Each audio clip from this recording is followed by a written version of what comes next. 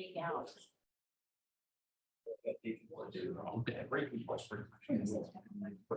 Okay. Okay, I understand. You ready, Matt? That's fine. Yeah. Okay. Yeah. Yes. This party started, right?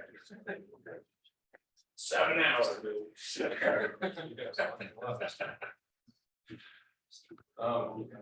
Thank God they're not here yet. So, my name is Jim Asabrink. I am the program director of the AFRL Small Business Hub. Just by show of hands, how many people in here have ever been to a collider? Newbie students. All right, cool. So, how many of you were at the last Hangar 18 collider? You got some new ones there too. All right. So now that you're here, you'll be getting stamps from me daily. So, but you will be getting collider invites from me for future colliders. I've got some really good ones coming up. The next one's going to be a partnership with Women in Defense. It's going to be workforce development. We have Miss Kathy Lawton is going to be presenting, the keynote speaker, and she's going to talk a little bit about workforce development on base, and then we have a panel also talking about that to handle your workforce development and future. So that's on March 14th. So I'm sure most of you probably got that invite. But some other stuff I wanted to just talk to you about is just some basic logistics of the facility. Okay. Here we are. The drop mics that you see on top of you are all hot. Okay. So if you're having a conversation in the back, everybody's going to hear you. Okay. Online. So be careful. That's what I'm saying. So we've had some people so just be careful, okay? And because I will get a message on chat saying we can't hear because there's people talking. All right, so that's how sensitive the mics are. But it's all about collaboration in this facility, because if you're asking a question, we want to make sure that people online can hear the questions here like they're here in person also. Okay. You'll see one guy walking around today, Jake from Creative Views. He is going to be taking just some still shots and some short video snippets. I'm right in the process right now of redoing the AFRLSBHub.com website with Creative Views. I'm going to make hype video. I can't wait. I love hype videos. So I hope you can tell. Yeah. So yeah, so I just want to let you know, is anybody in here uncomfortable about getting their picture taken or being in a picture? Raise your hand if you are. All right, cool. It's good. I mean, it would be a problem. On all the tables, you'll see a little square piece of paper. That's the QR code. If you would like to reference the agenda today, so you want to keep up with the speakers and stuff. And then also with the link there also to the Hangar 18 website. It's actually a really good website. Check that out. The Wi-Fi. There's also a piece of paper on your tables there in front of you, and I put it up here on the whiteboard too. If you'd like to use the Wi-Fi here. The slides and links to the recording for today will be sent out to you tomorrow. So please be patient. It might be Monday though, because I got a lot of stuff to do tomorrow also. But you will be getting all the slides. That's okay. Okay. That's what I thought. Big conversation here always when you come to this place is the parking. Just want to make sure is everybody cool with where they parked. Just as long as you're not directly right behind us in these first two rows on this right behind the building here. Is anybody there? Okay, good. You will be towed. You are. So today is a little different than the first Hangar 18 glider. We're gonna have demos, which is, I love demos, so it's gonna be more interactive. So please be patient with us because we're gonna be switching screens and stuff. I'm gonna be sharing my screen. So like Jeremiah is gonna share his screen, to get his demo to work.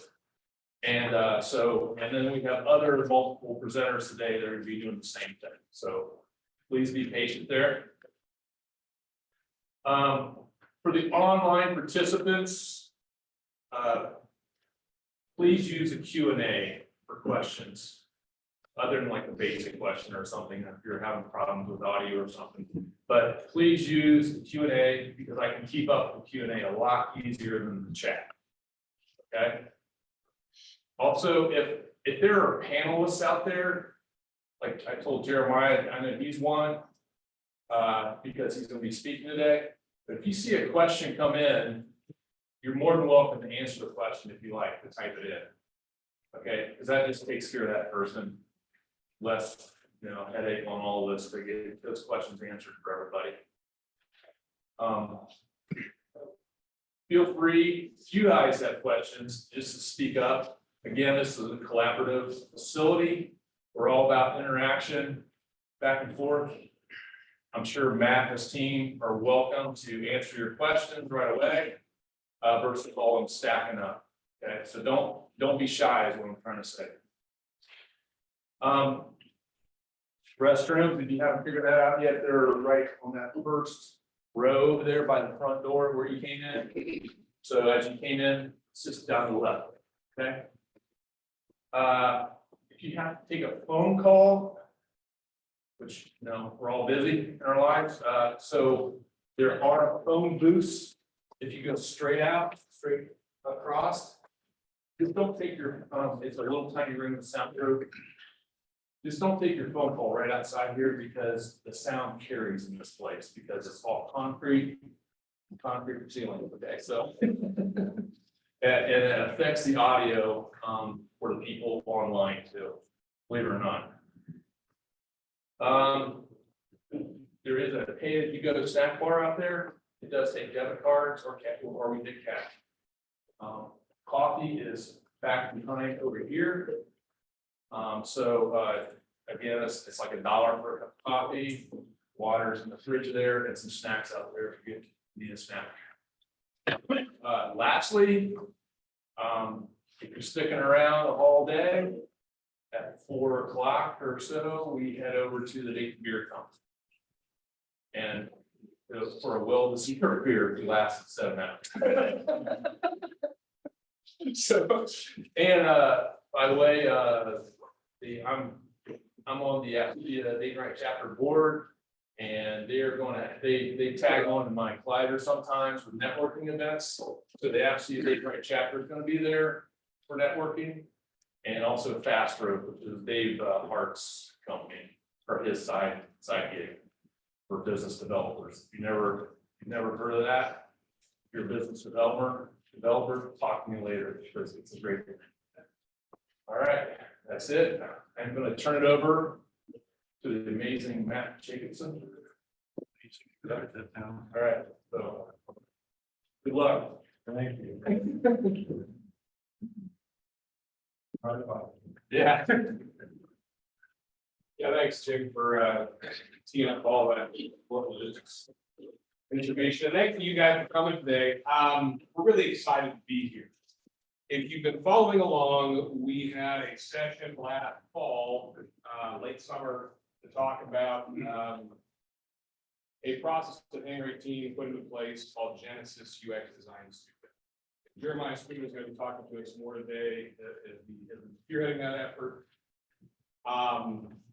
And what we're going to talk about today is how we connect a framework and a methodology.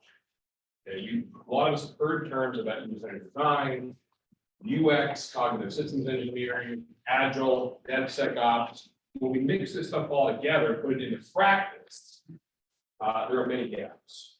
So a lot of you have been through, for example, Scrum training. How many Scrum Masters do we have? You know, you guys know that it's difficult when you look at a framework that's telling you all about the what and not necessarily the how. And we don't get into in your Scrum Master training, for example, like specific techniques for decomposing stories. It also makes a lot of assumptions about what a team needs to have to be successful and to bootstrap a product backlogs that they can actually start into the Scrum iterations. We're going to talk about that today. Today is supposed to be an applied presentation and hopefully a discussion with you all as well about how to put these things into practice. So we felt a very natural way to start this discussion in our prior session was to begin talking about how do we capture what we see in the landscape as we move around through defining a problem domain and propose the potential ways to address issues that we see and building a robust solution. Now what we want to do is take that to an even a broader perspective, next slide if you would, and talk about the complete life cycle, okay? A comprehensive agile development framework with a methodology that's paired with that's what Hangar Agile is attempting to do here. So again, we're taking a practitioner's approach to UX, UCD, cognitive systems engineering in the form of Genesis, which we focused on last time. And we're expanding that out and saying, now, how does that fit into a broader perspective where you go from an idea to a sustainable product? Furthermore, we're going to have this discussion. We're going to present our suggestions to you for your consideration, doing so inside of the DoD. Specifically. Now, I'm a civilian, and so I'm going to, during my presentation, I'm going to speak to fellow civilians and decision makers inside the fence and plead with you to walk down this road, to learn lessons, and to understand the importance of Agile. And that doesn't mean just churning out people who are certifications in Scrum. That means having individuals who understand what the culture and mindset behind Agile really is and why it's so important, and to look out for minefields as you move through that journey. Hangar 18 is a spaceship that we have built while we've been flying it in deep space. So it has not been without its hazards. So as I often joke with my team, in this landscape of minefields, I've lost my legs so many times I can't even count. Okay, and that could be something related to a contracting issue inside the fence. It could be something related to vague requirements. It could be something where we have product owners who aren't making their due diligence to show up to our meetings. All manner of things that are particularly magnified inside the fence. So over the next few hours, with a nice, appropriately placed lunch break right in the middle for you guys to regain your strength, we're going to cover these 6 top areas that support our objective, which is again to present a comprehensive approach as we've learned it in Hangar 18 to implementing Agile, not just from a framework perspective, but also the supporting methodology. Like Jim said, we're really excited to do a demonstration of what Jeremiah and the team have put together. It's going to be very hands-on. You're going to be able to walk through a process that shows how we do business in Hangar 18. We're doing this to hope to inspire discussion with those of you who are here today. But we assume are also practitioners in this field who can share ideas. What we want to do in the Dayton area around Right Path is help build a community of practice. Okay, and I want to emphasize that this is a community of practice, not theory. Right? So to support that, we're going to go over a quick Agile refresher and highlight where I have come to see and the team has come to see some specific problem areas to watch out for. So people take some notes there. Then we're going to go into an overview, a detailed overview of what Hangar Agile actually is. Again, going from that light bulb going off that somebody said that says, I need a data system. I have no idea what that's going to look like, and I have no idea what it's going to look like in 6 months, let alone 5 years. How do we walk that road and without losing our legs in the process in this minefield? Then we'll talk about actually topics 3 and 4 have been flipped. We have Professor Ron Pitts from APA here. We've got a sneak peek at his slides. I'm so excited at what we're going to see today. So that's number 4. We're actually going to flip those 2. We're going to look at systems engineering and say, how can we apply Agile in a context related to what we typically more consider side of the warfighter, less so software specific. And then we're going to look at Agile in the DoD. And what that looks like from a practical perspective. So for example, how do we line up the demands of a calendar-driven schedule for PMRs, for IMRs, for FIDET planning? How do we do that and still be out? Is that possible? We think so. We're going to provide some tips to you on how to go that way. And then we're going to look at fine tuning our data collection processes, where we can look for opportunities for automation that reduce toil. One of the hot words right now in the AFRL digital space is toil. Mr. Bennell, our CIO, has been talking about this needs to be our primary objective as we move forward, is to be innovative and make great strides in digital, but to not add toil to the S&T community. And I would expand it even further to say, to not add toil to any of our stakeholders anywhere. That could be somebody in an inspection bay, I think our Air Force base, using something with deep builds and push over to them. We want to reduce toil while being innovative. Okay. And as Jim said too, as we're walking through this, if you have a question, throw up your hand, and we'd like to make this interactive. As much as like my kids know that I like to lecture, I can be legendary. I can do this for hours on end without breaking. Please do stop. You know, if you have a question, I'd be happy to try to answer. Excellent. As I said, we have two key areas that we want to talk about. First, I had a difficult time. I'm not the artsy guy. I probably should have asked Jeremiah for help with this. In here is a valley of death. Right? So imagine bodies falling into this chasm and perish. This is where so many projects go to die, because they aren't led through a facilitated process of problem area discovery and rapid prototyping. And they have a difficult time ending up again in a place where they can actually start a Scrum process. How do we go from an idea to a product backlog? The Agile coaches are at Scrum.org and Scrum Alliance are very clear that this model, the Scrum model assumes that you have an ordered prioritized backlog. And as anybody here who's done this knows, it is non-trivial. We go from, I need a data fabric, I need a data translator, I need a digital order checkout system for my apps inside of my tech directorate. We go from that to a backlog that the development team can work against. Too often, we move under the guise of agility, when in reality, we have people who are running heroic exercises day and night, losing sleep, and having difficulty delivering because they're working with a huge amount of ambiguity, with uncertain requirements and expectations. And then the second thing we're going to talk about is the fact that we have things like roadmaps. Now, of course, anybody who works inside the fence knows your acquisition professionals are not going to tolerate you saying, we don't know what's going to happen next. We don't know what's going to happen in a month. Just send us some money and we'll work it. We'll work on it and we'll let you know what happens. It's never, ever going to happen, especially when you look at how money moves from Congress down into the lab, into the different centers. There's an expectation of rigorous forward thinking and planning. Additionally, it makes it difficult for us inside of the mothership space, which is our cloud environments, to do estimation for cloud utilization. Pay as you go is a difficult concept for us to wrap our heads around inside the DoD. Because when you look at the FAR, for example, oftentimes we get wonderful examples about buying copier paper, for example. That's not what we're doing here. You're not planning reams of paper in the next fiscal year. That's a bona fide equal according to copier paper. How do we address these really difficult topics to maintain our ability when we're talking about digital capabilities? So this is really the two key areas we're going to focus on. And so again, just kind of preparing us for the agenda for today, we're going to do Hangar Agile specifically is going to address this problem space right here, work through the Scrum framework, and then at the end, help us understand how we can position ourselves for success long term with sustainability. And then this afternoon, we're going to take a look at these bottom two issues, which is how, using a couple of exemplars that we have in Hangar teams, where we've aligned the Agile cycles and sprint cadences to agree with our reporting requirements inside of the community. So super excited stuff. Next slide.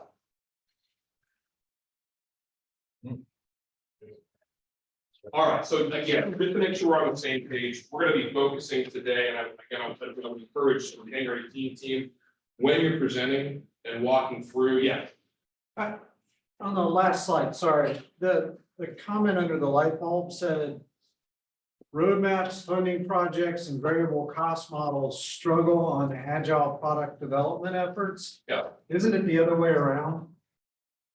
Well, what do you mean? Don't agile product development efforts struggle with those things? Well, I think, those are reasons why. Well, I guess I would say.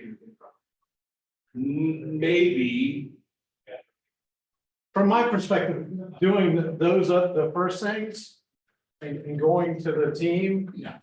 The team's like, what are you talking about? You know, like, we get, it just seems backwards, sorry. well, what I would suggest that the way that I would look at it is this, the reason why I say that those areas struggle. Is because what we don't want to do is force the Agile framework to mutate, to accommodate what are problematic areas inside of our company, like variable cost models. The need to have calendar-driven reporting. So what I would say is, for example, and part of it maybe because I'm somewhat antagonistic about this. I disagree strongly with calendar-driven reporting inside of my organization. I consider that to be problematic. It's a requirement.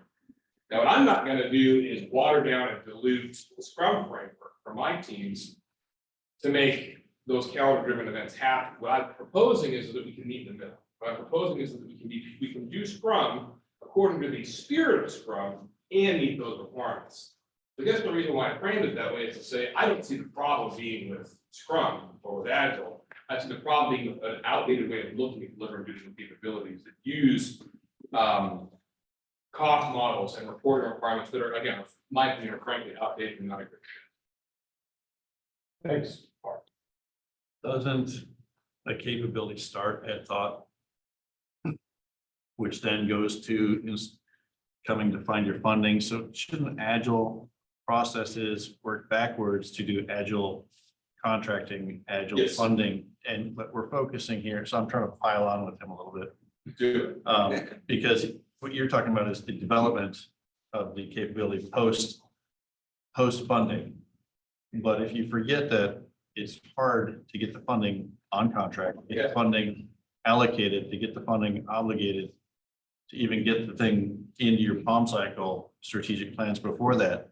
If you could shorten those timelines by using different ways of doing it, granted, the big engine does what it does. Yeah. That's, to me, that's the whole picture as opposed to just trying to accelerate at the end with the agile cycle. And that's where I think they go together. Yeah, I agree. So what you're going to see today, sneak peek, is we're going to attempt to take the cyclical and iterative delivery of value increment and push them left to be earlier addressed in the ideation process, just like we do in Hangar 18. So what many of our customers in Hangar 18 would prefer to do is spend an inordinate amount of time defining a requirements package, agreeing on what the scope and define all these terms, come up with a funding value, and then get after it for 12 to 36 months, let's say. What we're suggesting is that we do, just like we do with Genesis X, right out of the gate, like you guys are doing with AFOSR and ATPI and those projects, start iterating through a 2-week cadence of discovery until we have just enough to get our arms around and say, we think this is a good concept, we'd like to incrementally fund this. Starting now, so we're going to try to grease the skids with contracting, with finance, to work towards an incremental funding model. And we'll talk more about that later. That is one of the things that I think we don't do enough of, is pursuing incremental funding. And a lot of our vehicles and a lot of our contracting folks, for example, just don't think in those terms. Whoops, you can't charge any more ODC to this claim you're interested in. Now we have to wait months to mod the contract, right? These are things we need to anticipate early on and to establish a good relationship with these gatekeepers to make it easier to actually do something. That's managing your risk. Yep. Yep. Dealing with your enablers. Yep, good question. That's a foundational challenge in this space. But again, if I have to answer it one way, for us, with Hangar 18, the way we've attempted to do that is by taking the tenets of Agile and pushing them left. Again, pushing them into that valley of death. You guys, if you recall, and Jeremiah will cover a little bit of this today, but if you recall Genesis UX design, that's exactly what it intended to do. get early delivery of value through structured facilitated problem solving and problem domain discovery. Okay. All right, so to again get us on the same page, we're going to look at these 4 key areas. The roles that we look at, we have product owner, developer, and scrum masters. You're going to see, generally speaking, we walk ourselves as a term project manager. Let's look at Apple all the time. Who's the project manager on this? We're trying to help adjust the culture inside the fence. And these duties are now shared amongst these different roles. Okay. And one of the reasons why you can see what I've done here is I've highlighted in red the areas that inside of these 4 key areas, we see some major hotspots. Product ownership is a unique role inside of Scrum, and it's one that in particular inside the fence we see our stakeholders struggle with. Par and I were in a meeting last week where we were, how many product owners do we want? Well, let's have 5. Let's have 5 product owners. And what Par and I said is, listen, you guys figure out who you want. We need one voice. We need one product owner to represent all the different voices in the room. You need to work out, and we can help facilitate that. But you guys ultimately, that's only one of many issues you see inside the fence working in this area. So again, we have product owner, developers, and then we have a scrum master. We have with our artifacts, we have our backlog, our project backlog, our sprint backlog, and our increment. And as I said before, once our teams have an ordered prioritized product backlog, they tend to be very effective in implementing Scrum. To get to that point again, you have to walk through this very uncertain landscape of discovery to define what should be in that backlog according to your goals.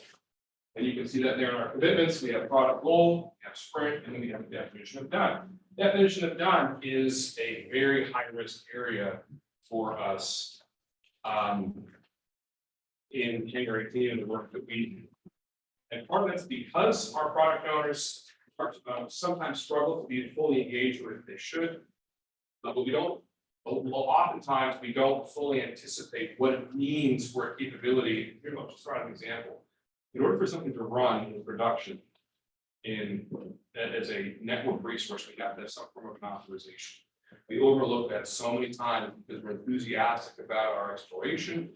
We're excited about the problem domain discovery that we're doing. We overlook the fact that we're going to need an ATL. Who is responsible for that? How does he engage in that early enough and run these key areas in parallel?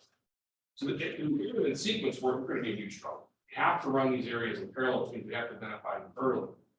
And one of the challenges we have inside of and specifically the AFRL space is it's very rare to find a PM inside of the AFRL who understands anything about cybersecurity compliance. We're an S&T organization. By nature, S&T, if you look at the way that the approving official chain works in AFRL, they work with S&T. Their goal is not to build mission systems that if they go down, result in a lot of broken glass. They're trying to avoid that.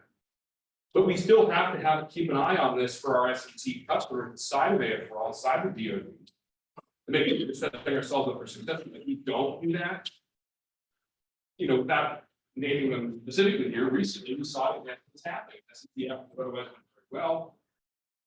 public the wrong way and drew a whole lot of bad attention to the fact that it was not looking at its cybersecurity compliance early on. It's a mistake that we don't want to make. So that's one area where the definition of done is often overlooked to the peril of the project.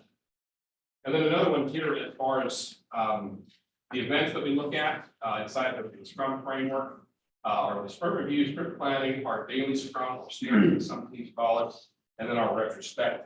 Retrospectives are also one of those things that I think a lot of teams overlook. They don't spend enough time looking at what should we be doing, what should we stop doing. And some of that comes down to tooling. It's difficult for us to be focused on more of maybe these softer elements. What behaviors is our team showing that we want to capitalize on? What do we want to stop doing that's hindering our progress? But again, we'll talk more about this today. And a couple of things here at the bottom, you can see, you probably already read these reality checks. I talked a little bit about this already. Project management, we split those roles out. So we need to be prepared to have a conversation with our stakeholders and say, well, who's the PM? Well, actually, the duties here are going to be broken out over between the product owner, the scrum master, and the dev. And that really does matter because at the end of the day, somebody has to be building it, for example, spend. Somebody has to be reporting procedurals back to finance. Whose job is that? And I'm not telling you who exactly it must be on the Scrum team, but that does need to be defined. Cross-functional teams, another thing that we've spent a lot of time in Hangar to talk about, is we've employed the Scrum framework, according to scrum.org, where we've got a lot of our folks certified, is that a lot of teams, although we do say cross-functional, these teams are cross-functional, they have a lot of autonomy, you still need specialty expertise. And I don't think that's something that we should be afraid to say and afraid to do. So for example, we have UX specialists here today. We have developers, we have testers, we have cybersecurity people, we have IT people who are all part of this integrated team. We want to give, like, so we can, this would be a great thing probably today, either here or when we're out later for beers, is the idea that the Scrum approach gives so much autonomy to the dev team. We see that in the material. The dev team needs to be empowered to make its own decisions, to not have sub-teams, to not have specific sub-roles within that team. You're going to see we've taken a little bit of creative license there while preserving the spirit of Agile, we believe. And then again, one of the largest single failure points that we see is the lack of product owner review. So again, if you're working with a project with the DoD, with AFRL, that arguably needs to be the most important priority. We do it at all of our first contact engagement meetings. Who is the person to talk to? Who is responsible? If you're familiar with the S&T community, they like doing that research. They really do. But having somebody who's in charge is often very difficult. Find that person very difficult. Paul. So in light of that, would you want to add to your events the demonstration for the product owner at the end of the sprint of what that sprint has produced? Absolutely. Absolutely. We push all of our Scrum teams to be very demo heavy. Because if you think about it, what an increment of value according to the Scrum framework from the Scrum guide, each increment of value needs to be tangible. For a lot of us, when we were going through our certifications, it's really irritating when they're like, well, because we like to do our research. They're like, well, we're going to create a journeyman. So that's fine. What can we touch? What have you produced that's tangible? A button somebody can click on. And for a long time, I was skeptical about that. This is hippie nonsense. This is redundant work. We're creating a button that we're going to have to throw in the trash can just to make ourselves feel better. But I'll tell you what, to your point, it makes a huge difference during a sprint review to see something that you can touch and that you can feel. And in fact, you're going to see this on the project, the Dell project. That effort was so ambiguous early on. We had to do a lot of exactly that, rapid prototyping, so that our product owner could see the art of the possible and say, aha, the creative juices are flowing. I like what I see here. So we use those button clicks, even though they may be redundant and may not end up being propagated into a product in the future. We use those to stimulate ideation, more ideation early on.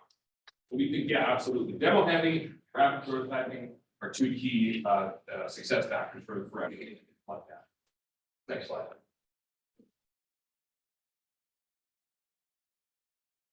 Another one too. You guys are, most of you are familiar with this, so I spent a lot of time on this, but I can't emphasize how important it is for us to be transparent, and especially in an organization like AFRL, which is getting its legs underneath it in the digital space. I mean, I'm not going to lie. Like, for anybody who's been following AFRL, we have the new digital capabilities directorate. We have a very empowered and thoughtful CIO with Ms. Manel. There's a lot of work that we have ahead of us in defining what our digital strategy is, what our architecture standards look like, what our cloud investment strategy needs to be, what our approval chain looks like to get ATOs into it effectively, what an API first design pattern looks like for all of AFRL to connect our subsystems. Where we start running into problems is every time the lack of transparency and communication. It sounds primitive, it sounds basic, but it's absolutely true. As I tell my teams, I never had to tell a Scrum team in my career, any team at all, hey, you guys need to chill with communication. Too much language going over the wire. Chill out. It's always the opposite. What's the latest? What's the status? What's the reality of this? What's going on in this project? And like I said, you can see the first thing, what is and what is not. That is really important for us to learn. We're doing this with our mothership team right now. As we work on our cloud investments, to figure out what, for example, what provisional boundaries Pod 1 is actually offering us. What gap exists we then have to fill based on what they are providing. So again, transparency is really important. And I won't read all these off, but in order for us to, for example, reposition ourselves to take out a component out of our software system or introduce a new component into our software system, it begins with the whole dev team having an understanding of how this product works, how the actual inner workings of this thing behave. And our product owners can also then understand what their request really is. So again, in a use case a little bit later, we're going to be talking about a major system that we built where we were asked to take the front end off and ship it off to another part of AFRL for experimentation. Well, fortunately, that team is very big on transparency, inspection, adaptation, so we've been successful in that. We're going to use that as a highlight for how we think teams should do business. And as we've said before, a lot of times it's overlooked. If Scrum does tell us what not to happen. But there are certainly wrong ways to approach this problem space. And we're going to talk against some of those landmines, and we already have. We're making an assumption through all of this. And I said it again, I said it before, and I'll say it again, that in order for us to have those product backlog items that a dev team can successfully execute, they have to be prioritized, they have to be ordered by the product owner. One thing I would take as a note, a really important note, is that the only way that a dev team, I think the developers would agree, the only way you can be successful is if the Scrum team has done its due diligence in defining what exactly that data look like, they're appropriately sized, and there's no ambiguity. It's an unfair position to tell a dev team, hey, go be autonomous, figure out this landscape, but do so without having an understanding of what our priority, what our order is, and what these things actually need to look like. Next slide. Oh, actually, can you go back one, sorry. The bottom point there, spikes are something that we don't talk a lot about, but that are really, really, really important. Which is a structured way to approach research during a sprint. You're not giving a developer the key to the app and say, hey, go have fun, we'll get back in 2 weeks to do this research. We can talk more about those later, but I would highly encourage everybody here to allow room in your sprint backlog for 2 key things. One is facilitated discovery using, in our case, Genesis UX framework. And the second thing is allowing your development team to conduct an appropriate amount of research, setting themselves up for success in the next sprint. Is that the other shortcoming of the Scrum model that you'll see is that what we assume when we look at that model of iteration, and we take a product backlog, we load a sprint backlog, we let us get after those, we do our review. What comes next? Well, more items from the product backlog. But how are those defined? If we're not careful, we end up in a waterfall scenario where we spend an immense amount of time defining the requirements so that we have a backlog filled with enough goodness to keep us going for 10, 12, 15, 20 sprints. That's not agility. Agility requires that we take time during our sprints to do discovery and to use those spikes. So again, if you haven't, I don't want to get on a tangent here, but do take a look at those as part of the Scrum model using a spike methodology to allow you to review appropriate discovery. Next slide. So as we said, these are quotes from AFRL stakeholders. This is the reality of where we find ourselves. And that, of course, that big idea does not equal a product backlog. And so that's again, what we want to highlight today with Hangar Agile. And you guys helped me out earlier when you asked these questions by taking the iterative approach to problem discovery and ideation and moving it further along. Because otherwise, as you guys have all seen, we spend an eternity merging to get all through. And we don't get to a point where we're doing prototyping, when we're working towards an actual MVP. We see so many efforts fizzle out in this phase. And in fact, AFRL, under the guidance of Dr. Pam Coburn, has implemented an entire methodology under the Defiance program to do just this, to help with that facilitated discovery early on. It's what it suggests is that we can apply rigor and structure to our discovery process. It does not need to be a draining through the weeds.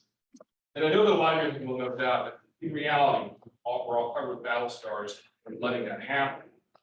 Not holding ourselves to time. We'll talk more about that, how we do that in just a second. But ultimately, again, I want to highlight this, that the Scrum methodology traditionally starts once this is built out. So how do we get there? Excellent. We talked about this too, but what we have to be focused on, and it's never too early to do this in an effort in AFRL with the DoD, is to figure out how this cycle right here feeds these requirements that you're going to find that are unavoidable. And as I said earlier in my response to that question, my position is that really our problem is at this level and how culturally we think about reporting. By way of example, I got out of it, but I was asked this today. Today I was asked to do a full program management review to review a spend plan for $50,000. Okay, that's a problem. That's a big problem. Rather than having transparency and reporting the way that we should, if we're doing it right with our Scrum teams and we're using some amount of facilitated tooling, we should be able to provide reports that indicate that the amount of work that's gone in and what it's cost us, and we can make projections. It's not that big a deal. Now, again, we understand why leadership, Essence leadership wants us to do these things, but there's an opportunity cost. Of course there is, requiring somebody to go in and spend hours producing unnecessary documentation to fit what we've got engraved in our head. It's a calendar-driven annual requirement. Or if you're really unlucky, maybe a quarterly or God, I appreciate yourself.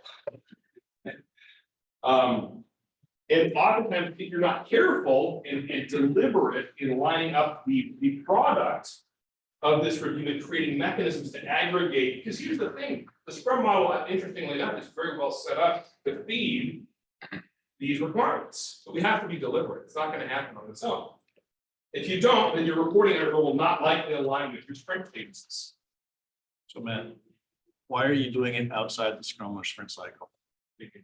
Those bottom things, generating your roadmap, updating it, building out your spend plans, updating them, expenditures, your PMRs, why aren't those in your backlog? Why are you keeping them separate and creating a different chain? Well, mostly because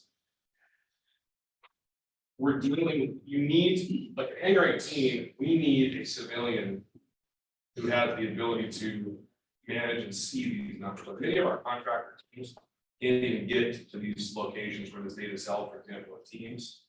So what I do is work with, James, for example, and the Microsoft team to produce a report of what's been done. And we aggregate, and again, I don't want to steal too much thunder, we'll talk about this later. We need to create summaries. My leadership won't tolerate a 2-week cadence inundation. We need to summarize that and then prepare a right-sided report. I guess that's what I'm saying is that it's somewhat of an auxiliary function. The data exists in the backlog. As we close tasks, as we scope tasks, LOEs, we get plan versus actuals. All that data is captured within the tools that we have. Yeah. We could take the action to retrain management to understand here is the art of the possible on a dynamic path, as opposed to doing tomes of data or slides, right? Which is what they've expected because that's the big monolithic engine that moves. If we start working Agile backwards in the process, kind of what I said before or brought up. Who do you proposes trains management? Him? You want him to bring that up? Well, I mean, he looks trained. I mean, Hey, boss, you need to be trained. it's a grounders effort. Yeah, no, It's not just one person, Matt Dickinson against the world, it's all of us. Yeah, right. Our management, talking to our stakeholders. As a Govy, I was trying to do the same thing that Matt's doing on a different scale for an MSA. And it's even above that, the active outreach process is really oppressive because they have specific things that they need. But if people are not shouting about, it's never going to happen. Well, I mean, it's so high, sorry, man, it's so high. Jim, is anybody from Congressman Turner's office here? Because this is about acquisition reform. Yeah, right, yeah. Well, not the So- acquisition reform of Sivers, but Yeah. that's. Yeah. different. But there are tactical touch points, like for example, we can, April has made great strides to use Jira as a reporting mechanism for branch and division level. And we are slowly getting. It's a big victory for us that, for example, my branch chief, if he wants status, he wants to understand where the projects are that Hangar 18 does in the life cycle and what the funding status is. There's a place you can get there. Now, I'm not gonna send a PowerPoint slide, I refuse. What I can do is send a link and help him onboard Jira training how to use the tool to do that, so he can get it real time, anytime he wants. These are baby steps. To your point also, I think part of it's meeting them where they're at. When you think about what we're saying, like from a buy plan perspective, when I go in and I say, Hangar 18 under the OBSS effort is gonna deliver a neutral tech data package. And they're like, great, we love it. We have no idea what that means. It sounds awesome. Get after it, dude. So we do. The challenge is that is at a level of abstraction that vastly exceeds what we're gonna be reporting out of an actual sprint. So we have data engineers who are coming up with approaches to topological optimization and, step file format conversions, all the stuff that Nate's doing, right? They don't care about that. They want to know the money that's being spent, how close are we to that neutral tech data package? So I guess I'm in agreement with you guys, and I'm saying that I think we've made huge strides. Jira is not necessarily the exactly the right tool, like ROI, for example, is you can make Jira service now, cool. Get after it, and we should definitely have this discussion, and maybe we'll do another collider in 6 months and invite some of those folks here to talk about reform, because you're absolutely right, we're not lying, I just said before on the outset, we're not lying for everything. It's a very mixed, okay, awesome discussion, next up, I want to give time, I don't want to hit 3 o'clock and hear about it, what are you doing? Shut up, man. Okay, real quick, Jeremiah, this is his product, he's super awesome at creating these types of visuals. Couple of things that we said that we want to stretch our definitions in Scrum a little bit. We see our iteration, we like that. But we're having a deliberate set of conversations between 3 distinct functions. That we're not in violation of creating roles on the team. We'll say we have some functions or behaviors that we see we need to implement from a development, research, and design perspective. I'll let him elaborate on this. The thing that I wanted to make a note of is, again, we push this process to the left. So as soon as somebody comes to us and says, I have an idea, I'd like to create a data modeling capability in the cloud. Cool. We're going to start this process day 1. And you're going to work with somebody who can help facilitate that, create mind maps, concept maps, and what quickly trickles out of that is work that a development team can promote. And that can bootstrap other ideas, but again, it's facilitated. As many of you have probably experienced, you get a requirements package, a statement of work, hard to know what exactly is meant. A lot of time going back and forth with this. This to me is where the Genesis UX process really shines. Okay, and we apply a tight amount of rigor inside of this process. You'll see I've got this set of steps here. It's my belief that in Hangar 18, the way that we practice is that ideation, going from ideation to development, we do a Kanban process. However, that Kanban process is not unbounded. We do put time boxes over that Kanban process to prevent runaways. We've all seen the tasks that during ideation have spent weeks or months really in progress on a Kanban board. So what we've started to do is to impose time boxes on top of Kanban. And yes, indeed, that ends up making it look kind of like Scrum. But the nice thing about the Kanban process is it doesn't demand the same level of rigor in an ordered, prioritized backlog of PDIs. We can handle ambiguity in that process. We often do. Like, for example, defining what the cybersecurity requirements are. That's pretty vague. Or define how many users. Define what kind of data we're going to be dealing with. Those are excellent items for a Kanban backlog for the UX team to work through with our customers. Now, once we get to the point of actually development, by doing actual development. Now we're using a Scrum process and then also in sustainment. We find this also happens too often. It's like defense after we've met our objective. Hangar 18 has had to resuscitate many technical efforts that achieved what the statement of work said, and then it went dark. There was no funding or support for the TDP, for example, to be hosted in a cloud environment. There was no funding for a team to continue doing sustainment and feature development on the product. So we encourage the use of Scrum to maintain rigor during the sustainment product, even if it's tuned down, One thing I want to note here also that we want everybody to do, and I will say this to anybody inside of any civilians here, any PMs, decision makers here. If you care about your data, if you care about your digital assets, make room for them in your sustainment plan. So that they don't end up in a portable hard drive inside of things. We've seen this with software tool sets, stacks of CDs holding the source code inside somebody's desk. Work with organizations like the Digital Capabilities Directorate to build an out-year plan for support of your data, of your software. It's not that difficult, and those tails don't have to be that huge. Okay. Next slide. Okay, I've got 7 themes I'm going to walk through that we're going to see today in Hangar Agile. First is structured facilitated discovery. Again, one of the shortcomings that we've seen in UCD, HCD, and those processes is that the big minds in that process sometimes need to have some rails put on, as do the customers. We need to quickly get to some concrete ideas, as we said, in our increments that produce something tangible.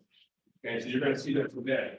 And we work through a lot of those long-term planning elements by asking the right questions early on. It's requirement solicitation, it's knowledge discovery.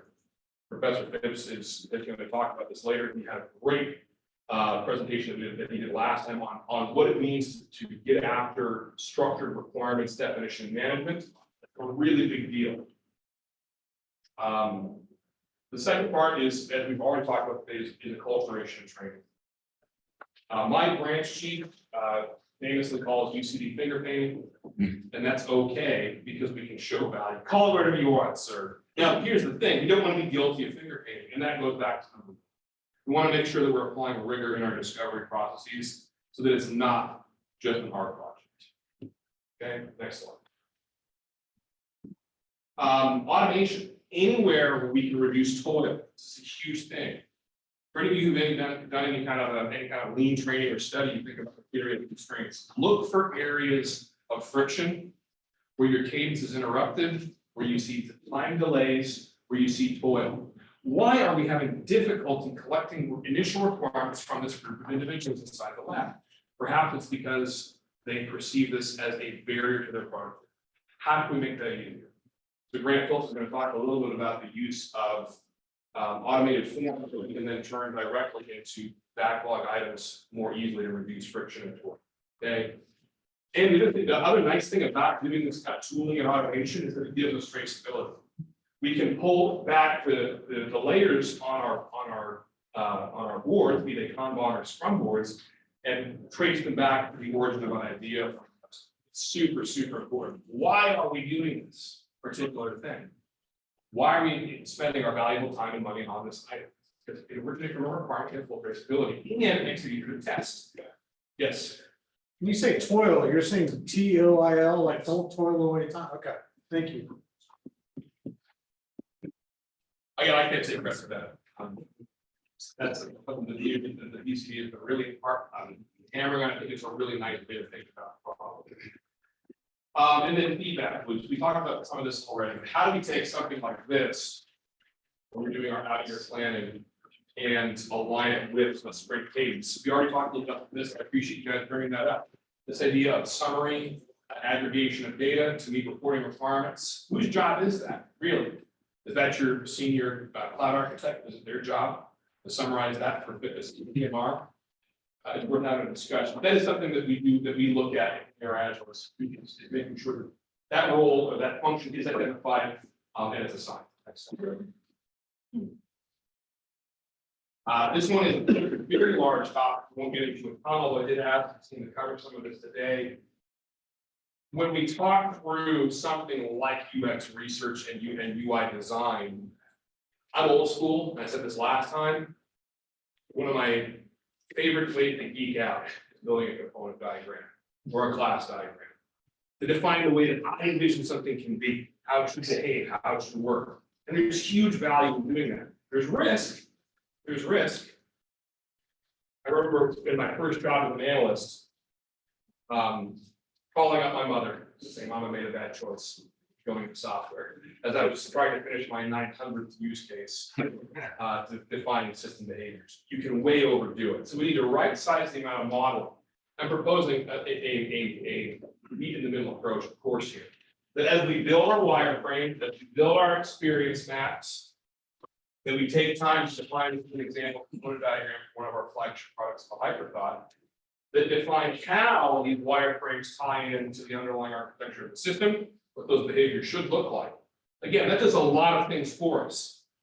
As I said before, in order for a development team to be really successful and have the level of autonomy that Scrum promises, they need to know what's expected of them.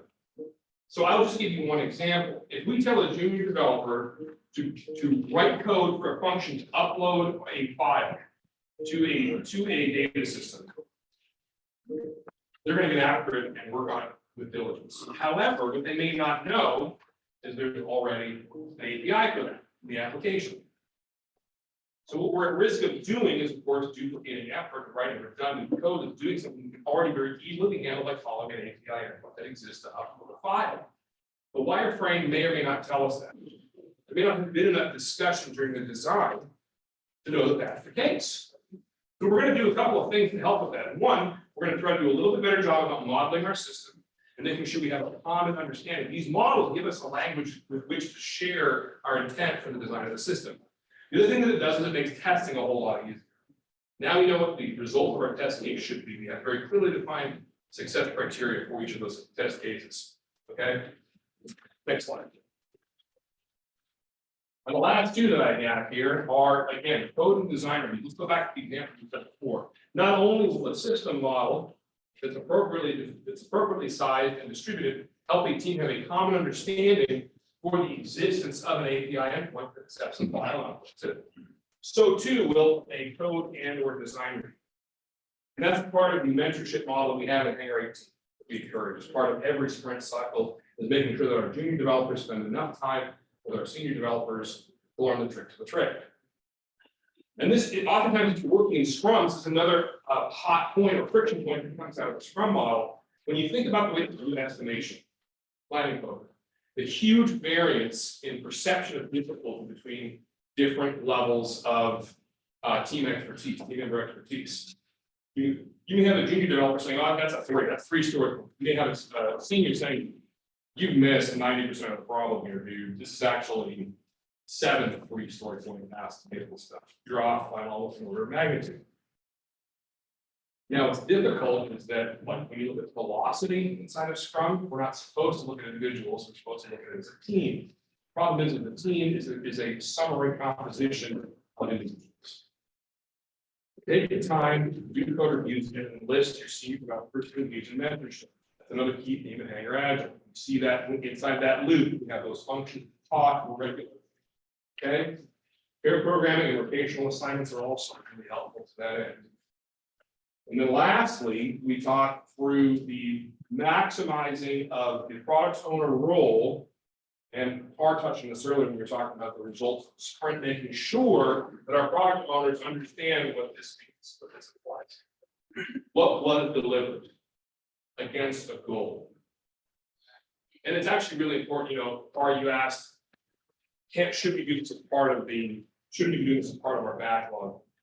One of the things that Hangar 18's teams have really tried to focus on over the last few months is having a singular sprint goal. Not a huge list, a single goal. That's consistent with the Scrum guide. Do you find that difficult, Evan? If I ask you to summarize what this team is doing in a single statement for a huge list of items. Yeah. It's hard to do, but it's a useful exercise because that helps us communicate value back to the stakeholders. what did we give you, boss? You paid us some money. And my use of my team, I'm like, stop, I don't need to know stack trace, stop, I'm lost. Summarize, okay? So using the existing tools and processes we have, good reporting to show value. Another major theme in Hangar. Next slide. We saw this is actually copy paste from the last presentation. Jeremiah has this awesome flash-like graphic that he created. This is often overlooked in Scrum. As I said earlier, we have to allow time inside of our sprints for this process to naturally occur. It's kind of like, it's a funnel, it's like a Kaizen funnel. We have high amount of ambiguity out here that gets refined and decomposed into something that a team can get after. That Scrum doesn't tell you how to do. So we're going to see that today with Hangar Agile, what that process actually looks like. It is highly iterative. Next one. Did you bring your reindeer? Nice. We often liken these, I will say, we often liken what Jeremiah and the UX team do is deep sea fishing. Like the Gordon Fisher, okay, out there facing the treacherous Bering Sea, do something about it. It is very difficult to do. So get your rain gear and use a tool like Hangar Agile to do it. It's not super fun to deal with that kind of ambiguity. Because I remember Jeremiah one point, like early on, maybe a year ago, you're like, you want me to reflect? That's not my job. But he's done it beautifully, and I thank you for that, because it's what we're here today, to share success in having structured discovery to get us to a point where we can actually start to do this one. So when you take a look at these two, as we said, a huge problem that we have is this project management frame of mind. Moving that and massaging it to where it can be more appropriately allocated into a product owner role, and a Scrum Master role, and the role of the day. Okay. So next slide. I did also touch on this before. This is a theme that we're going to talk about a little bit today. So I encourage you guys to discuss this as you're going through your demo. Talk about what that looks like. How do you go from an idea, even if it's a high fidelity mockup, to something that represents system states and behaviors. It's really important to do. We've covered a lot of this already. Oh, and also one other thing too, one of the why modeling the third major benefit that we want to highlight again is for your cybersecurity compliance. Okay, in order to get an ATO, you're going to have some form of documentation proving how your application behaves, what system it's connecting to, how the data is moving, some data flow, system structure, composition, and all that. Very, very important to do. Now, I will make a note, we are not talking about like a CATO process, we're talking about how AFRL does it through its AO change, what they expect. We don't need to do this, a heavy amount of model. So may as well get started early. Next slide. Yeah, and we've said all this already, I'll leave this alone. I think that's it. You ready? What's the last slide? Yeah, nice, cool. Well, thanks again. Oh, yes. Let me just ask one question. Program increment planning, is there a place where you do that, where you have, three teams of developers developing an individual solution, and that conversation of bringing those together? Yes. Is that, That is something we're gonna look at. It's new Scrum's approach, yes, and we're gonna look at that after lunch. So Okay. that's the hook. We gotta stay today if you. But yes, we absolutely do that. It can be potentially high risk, as I'm sure you'll appreciate. Yeah. Yeah. again, I just feel like if you have all of those teams and they're actually all working towards a solution, right? A capability. Making sure that you understand that all of those are connected together, and Scrums will get the communication part happening, but the planning portion that happens in MPI plan is valuable to, when we talk about the programmatics that are due back, how do you know where you're gonna be in 3 months or 6 months based on a PI plan, Yeah, so, and where you're gonna get risk? I'll steal some of the thunder from later, but with that Scrum's approach that we use on our data factory project, we've got 25 team members that are broken into 3 teams: data, development, and UX research and UI design. And there's a very deliberate reason why we do that. But it's almost like an anti-synergy. The context switching between those teams that are planning is going to cost a lot of time. We deliberately build advantage into the script to do that. The other thing that we do that the Scrum guide tells us is that those three teams have to have a shared vision and a shared picture for the definition of done. Yes. Yeah. They have to. So one of Tessa, I'll call Tessa out. Hi Tessa.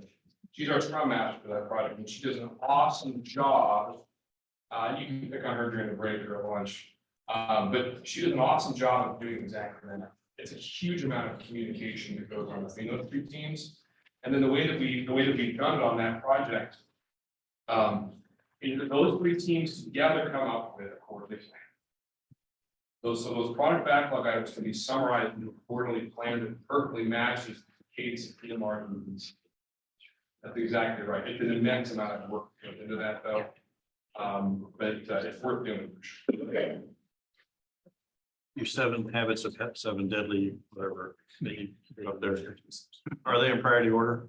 No. Are they all equal? No. Which one has the most? Okay. It's just like a backlog. Yeah, it's just things to look out for as walk Hangar Agile, things that we like to highlight that we say that we're trying to do. I would throw this out that it's customer focused. Sure. No question. The priority becomes priority based upon the customer or person you're talking. Yep, agreed. You guys ready? All right. I have something way cooler. Jeremiah, I think I want to start walking through this. Significance.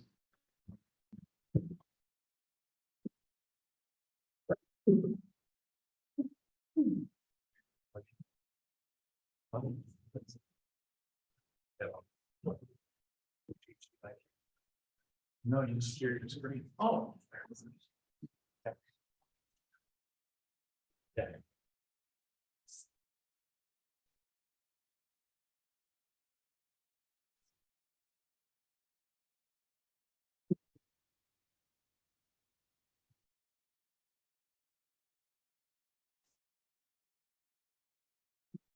All right, good morning, everyone.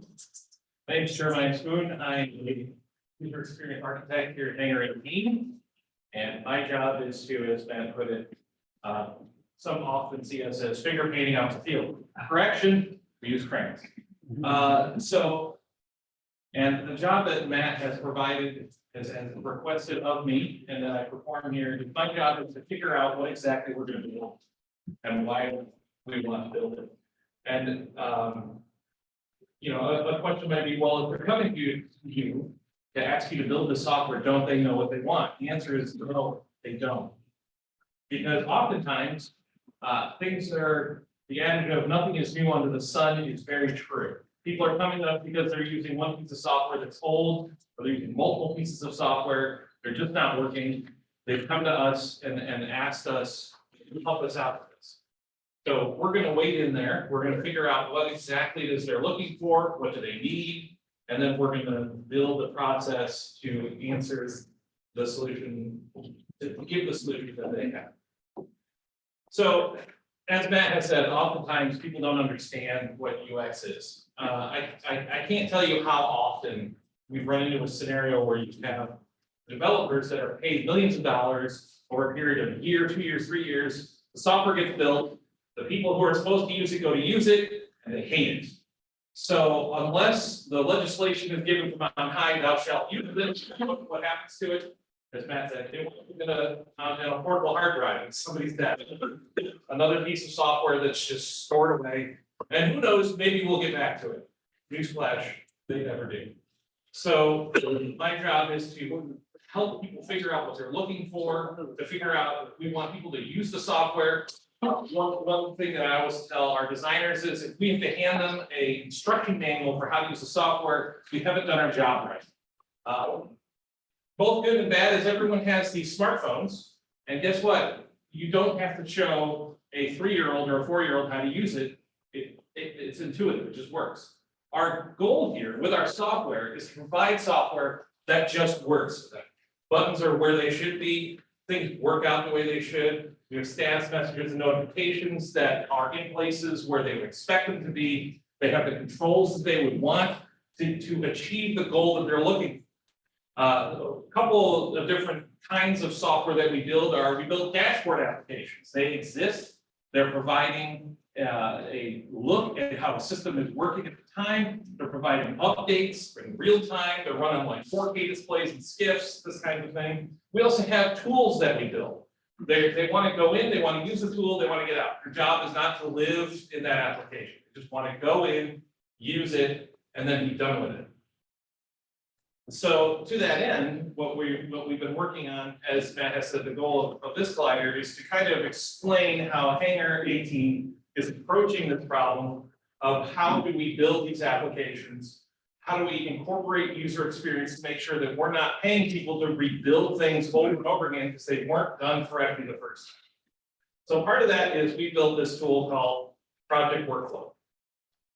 Now, workflow, the goal of this is to show product owners where they exist inside of the current project that we're working on, and to provide a place where some of the artifacts that we're building are stored. It is a you are here map in the process where it's supposed to be easy to understand. Now, again, what I talked about is the goal of UX is to help focus developers. I did have a kernel tell me once, why should I pay you to go finger paint the field when I can just have developers plan this? Well, unfortunately, a lot of times developers they're a little bit like these guys here. They're stormtroopers, we have lots of them, they're trying very hard, but unfortunately, they're missing the mark a lot. And then what are we doing? We're doing add-on because we didn't get it right the first time, or the actual people who are going to use it sit down and use it, they hate it, it's not what they wanted. Why? Because like what Matt has said, we've had mixed messages from product owners, things like that. Because when you're playing a game of telephone, someone might say, I need a button that's blue, and in the end, the people building it are like, why do they need swirls on this page? I don't understand. So at the same time, one of the things that Matt has mentioned is that in the DoD, Agile has caught on. Let's do Agile. Agile's great. But there's a problem. We're just going to scoot over here a little bit. Agile is a framework, and no one wants to live in this house. There's no walls, there's no ceiling, there's no floors, there's no furniture. If it rains, you're hosed. So what are we here for? What is the purpose of this collider as a whole? Hangar 18 putting cladding on the house. We're deciding where the furniture goes. We are making sure that this framework functions to the utmost peak of efficiency to make sure that at the end of the day, the house we build for our clients and our customers are houses they want to live in. And not only that, but with this tool here that I'm going to show you, we're providing a blueprint for how that house should function, where it should go. And like any good tool, it's a living, breathing entity. So for some projects, the tool may look a little bit different, but we customize it on the fly to suit the needs of them. So let's go through it here. So where do we kick this off at? So project workflow. 80% of the cake can be automated. It's the frosting that can't. So if you go ask for cake, cake is a scientific mixture of flour, eggs, water, butter. Lard if you're crazy, but those kinds of things. And they put it all together. And then at the end of the day, what do? They shape it, they frost it, they do all kinds of different things to do whatever it is for birthdays and stuff like that. We want to automate as much of this process as we can because, it's. All right, so I'm trying to put things in order here. For the actual software development in the DoD started in the 70s. My father used to work for the US Army, and he was part of the initial team that was helping take care of computers that the US Army was buying. And it's taken 30 some odd years for the DoD to understand the basic tenets of how software is built. So right now, there's an understanding of we send all this army of developers in, they make things, we use things. And now what you have is in the last 15 years, the nascent field that I'm in is called user experience design. We used to be called web designers, but that's not really 100% of what we do. Our job is to focus those things. So there is this misunderstanding among the DoD that we're just a bunch of arts people that are there who are just designing things and they don't understand the purpose of what we do. So we want to educate folks, help explain to them how we help folks these things. So I put on an Gordon Fisherman hat And we weighed in to this project. So how does it start? Initial customer contact. It can come in through our project engagement checklist. It can come by just someone knowing someone in Hangar 18. It's happened through people know who we are, so they'll come in and they'll talk to us. Sometimes they come in and they use right here our project engagement checklist that Grant's going to be talking about. We'll get these notifications, hey, so-and-so filled this out, someone needs our help, what can we do? Now it's at this point that we want to talk to them. And we have a project required to meet. We may have to meet multiple times, because oftentimes we're going to ask questions that they don't know the answer to. So they might say, well, I have to go figure out who knows the answer to this question.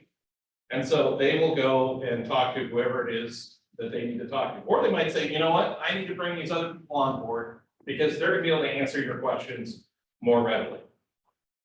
So we have general questions. Just general development conversations. Those are something that you have some people that are maintaining this. Where do you want this to live?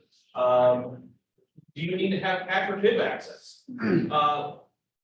We can instantiate this locally, probably on Mothership or on something like DLE, but is it only temporary? Like we have some projects where they want to run it locally.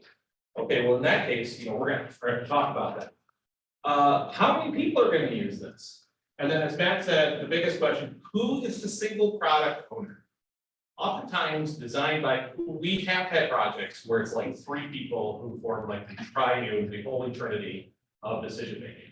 And sometimes that works, but sometimes, a lot of times it doesn't. We need to talk to one person, and this person can, if their job is to facilitate when we ask questions, if they don't know the answers, we ask them, please don't guess. That's not a recipe for success. Well, I mean, if I had to guess, okay, no, go find out if there's someone you can talk to who can answer that question. Yes. The one you sent me? Yeah, so we did have a question on that product owner topic that came in. Someone asks, have we experimented with trying different stakeholder types? We've always had challenges getting enough energy time from a USAF person. And typically product owner is an additional duty. Yeah, 100%. We prefer, if possible, to call somebody on the customer side of the product owner. If we need to, Hangar 18 also has certified product owners who can work as a surrogate in those cases. We don't think it's ideal simply because if it's not the actual stakeholder or champion from the organization that's sponsoring the work, that fill-in can struggle to feel like they have the authority to properly order the backlog. My perspective, we would typically use this process that Jeremiah is showing us to make it, so kind of level the playing field, which would look like this. We would say, okay, sponsor or powerful voice in the room, we hear you saying X, but the people that you represent in the S&T community are saying Y. We want to challenge that assumption. And my perspective on that is that could be a contractor can be empowered to do that as a fill-in product owner. All they're doing is stating a fact, which is that here's what we've learned from our UX research. You want this feature. Here's what the users are saying about this feature. So we've seen that where, for example, on the project we talked about with Delve earlier, our sponsor is very, very busy. So I am acting as the product owner for that project, helping to aggregate the voices. Now, I feel personally, and I mean this, that if I were a contractor, I could do the same thing. All I'm doing is reconciling those different voices in the room from leadership down to the bench level researcher and saying, here's what our research has shown us. You can do that if you're a Govy or if you're a contractor. So I guess to answer the question from online, yeah, for sure. It's better for sure to have somebody acting as a product owner from like Hangar 18. Than it is to not have a product owner at all. And the other thing too, I'll say is that, and I won't take up too much more time, I promise you. I'll let you finish. But product owners have specific roles. They need to know how to form a product vision. They need to know how to form a product goal. They need to know how to work with a Scrum team. That does take some amount of training. So simply putting the sticker on somebody and saying, hey, government person, you are now the product owner. How do they know what they're supposed to do in that capacity? So in that way, sometimes we actually prefer to have somebody from Hangar 18 as a trained, experienced product owner to work with them. So rather than that government person that you're referring to being the product owner, they are a part of the voice of the customer. They represent a powerful voice of the customer. Then they are one of a multitude that a trained product owner who's on the team can work with to aggregate to actually build that prioritized backlog. Hopefully that makes sense. So all these voices in the room and whoever the product owner is this process you're displaying how you track all of that? Yeah. And then so there's no attribution later, like who made that decision? Well, 3 weeks ago, this voice said, do this. Well, I mean, that's the trade-off. The product owner, that's the expectation. You have the authority to prioritize the backlog, but indeed, if the director shows up with a broadsword, Right. you are responsible for the ordering of that backlog. Yeah. But like, how do you know what goes into that backup? That's the question. And so we're using this tool here, this project workflow tool, to figure out what goes into that backup. So Matt has mentioned that we do have folks at Hangar who do deep projects. And how do they know how to represent that project? Well, they are going to be naked bulldogs, and they're not going to accept no for an answer. They're going to do whatever is necessary to find the people using this application and do whatever is necessary to talk to them, hopefully very regularly, to make sure that the decisions that are being made for that project are apropos what is necessary to make sure that this is. So anyway, we go through must-haves. Needs versus wants. These are not the same thing. UX as a whole is like a team of people in your yard with a water and mining rod. People will tell you a list of a bunch of things they need. I was once told, I have insisted to me by someone who's going to be using this piece of software we were building. I actually need this button. It has to be here on the dashboard. It's got to be big. Well, we found out that it's a button he clicks on literally once a year. Okay, I'm sorry, this does not mean it's a living, breathing dashboard. It's going to exist on. We use that space for other things. So our job is to help make that list of needs versus wants. And of course, we're not just legislating how this works. We explain how our thinking methodology behind it and provide resourcing and examples for why we're talking about prioritizing things in this way. But we work very closely with our product owners to make sure we've done this. We want to clearly define scopes and milestones. So project scope creep is something that always happens in every single project. Our goal is not to just put the kibosh on things, but if you have a $100,000 vision and a coupon book from Burger King, I'm not sure how far that scope's going to creep for us. We don't want to do that. Also, follow on contracts for future releases. Oftentimes people come to us because the piece of software that they're using doesn't do what they need it to do. Why is that? Because it doesn't grow, it doesn't breathe. Oftentimes, you could be a victim of your own success. If you have a piece of software that's so good, other people want to use it. But as with like what happens on one of our projects Evolve, they'll say, hey, we want to use this. Can you guys add this feature to it? And now what we have is a project that might have started out with one project that has multiple people and teams that are working together, putting money into this project, and it keeps growing and growing because now we're supporting multiple uses and multiple needs. We want to talk directly to those stakeholders, like we said. Stakeholders are people who are going to use it, but it's also who here is the developer, who's going to be the UX designer. We introduce them ahead of time to the people, our product owners, because we want there to be that familiarity. We want to bring up our product owners on Hangar 18 procedures. We want to introduce everyone. We want to establish clear lines of communications for answers to project questions. And then once we've gone through this and we think we're in a good spot, we have our decision-making tree here. Is there an MVP that's decided? Yes or no? If we still don't have an idea, a clear idea for MVP, we're going to stay over here until we figure out what that is. Because we're not going to build things unless we know exactly what it is we're going to build. as close as we can. Now, Matt has talked about how we might be doing prototyping. Now, for it, we do have projects that have come in. Dell, what's the art of the possible? We have no idea, this hasn't been done, what are you gonna do? Well, the decision-making paradigm is gonna be a little bit different than this. This is a standard SLDC project workflow here. We are able to build custom variants of this tool that fit whatever the project is. What is in the art of the possible? Well, we're gonna actually have to have developers that work on things to try to figure that out. But we're gonna pretend for a minute that we're not talking about Dell, and this is a standard application. So we're gonna finalize our project requirements, and you'll notice these are all these white fields here. Our product owners will have access to their version of this, where all this stuff is listed. This also helps them when they go to talk to their bosses or their bosses' bosses. It's one place for them to go look. There will be a mark on this that says you are here. They're able to see exactly what's been built, artifacts are listed, linked to, descriptions are dropped in there. They understand exactly what it is that's going on, and they're able to report to whoever they need to report to. Now, at this point, they're gonna finalize their timeline and their funding. That's basically us agreeing to build X amount of Legos for X amount of dollars. And then, once all of that stuff's taken care of, we get to discovery. So we're gonna have our project kick off. We're gonna fully onboard everyone. Codes are handed out for us to charge against, things like this.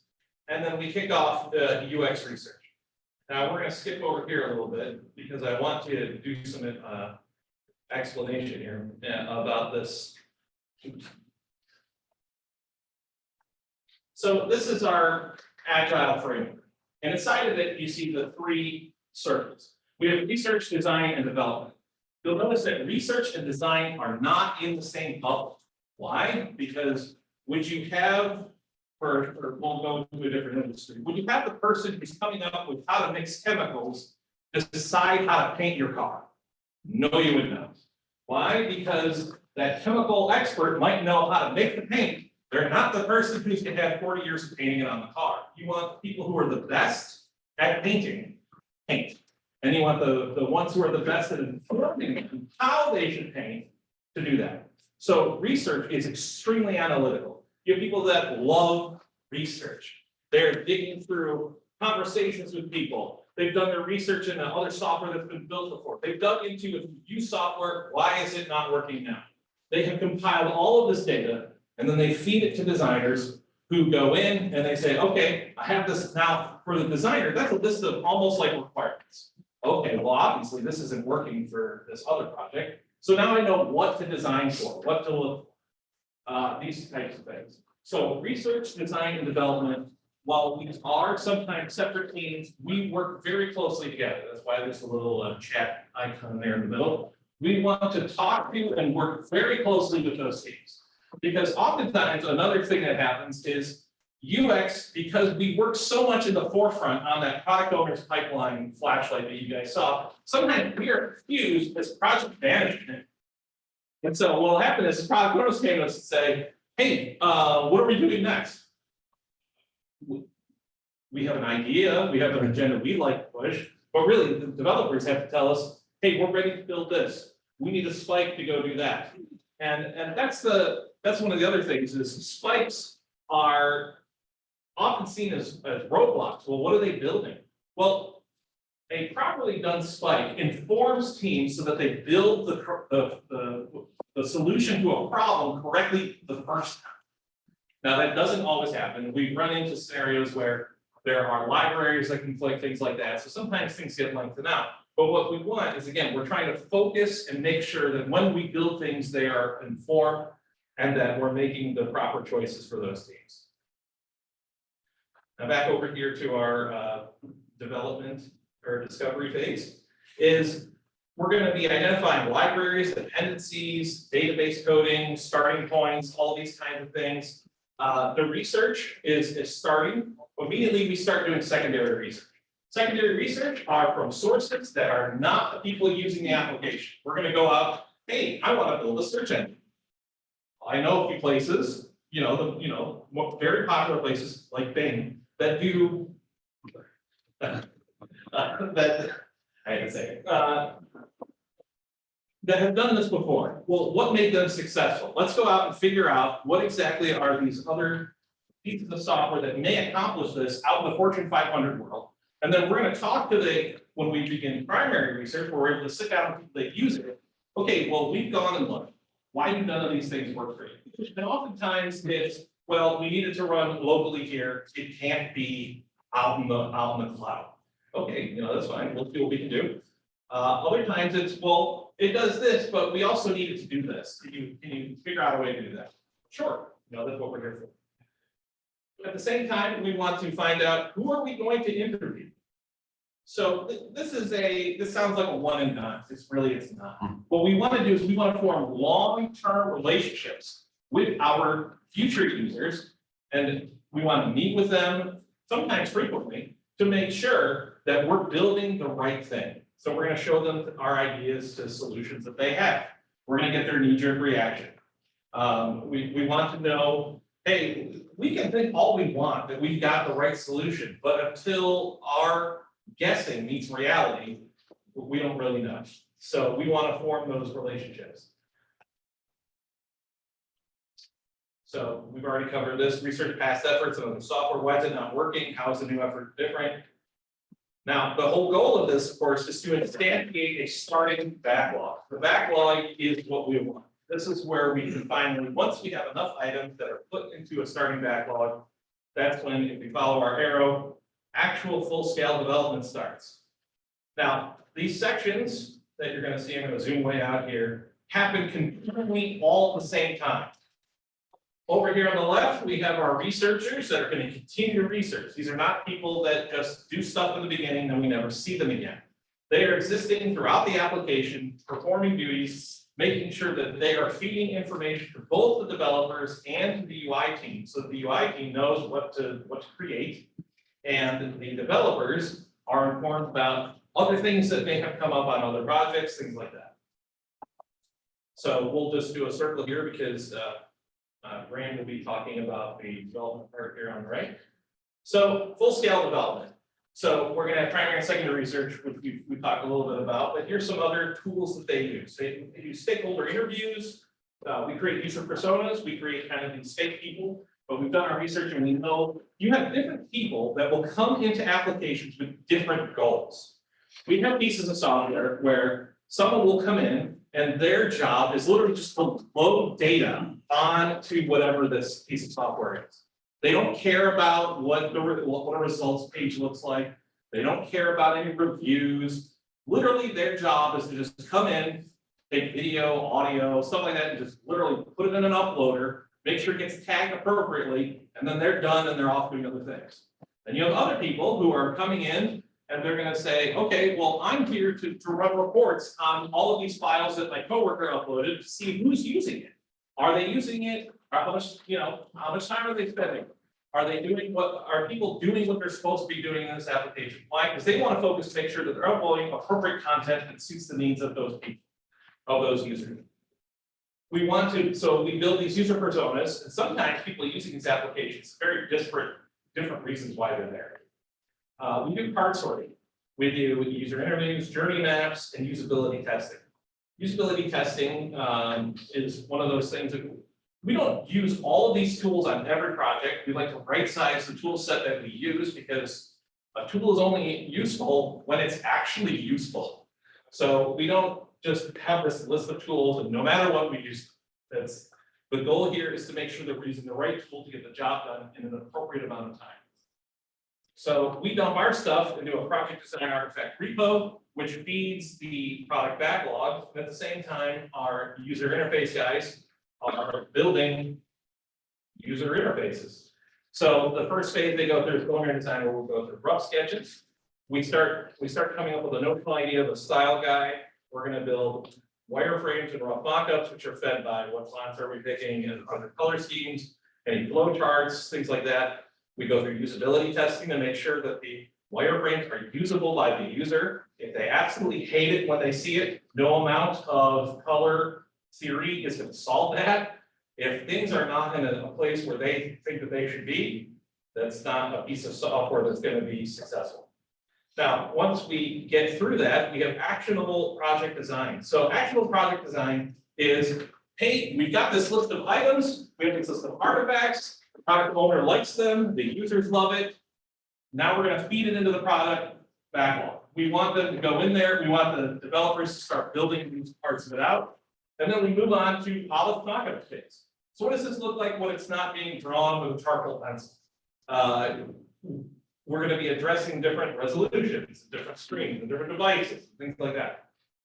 We're gonna wanna finish our style guide, which is fed by any library components. We use a lot of libraries. Why reinvent the wheel if you don't have to? We'll build custom icons when we need to. At the same time, we want to provide a little bit of personality to it. We want it to look like it's like different projects have personalities. It's not like nobody's waving or anything in it. It's just they have their own colors, their own logos, things like that. We're gonna finish the style guide. We're gonna look for user feedback. We're gonna do layout testing to make sure that again, we want the buttons and the menus and things like that where a user would expect them to be. And then if there are custom interactions, which are not contained by a library, that's when we work very closely, right over here.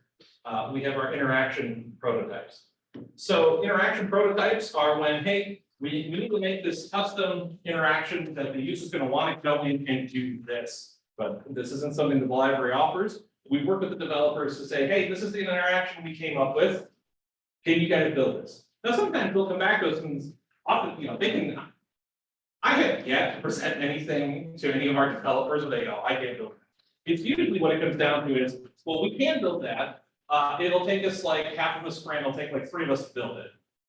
But then they'll say to me, but hey, I kind of see what you're going for here. There's this one option for this library, it doesn't look exactly like this. It'll take one of us like 4 hours. What about this? And it's a conversation that happens. UX is not legislating from on high, thou shalt.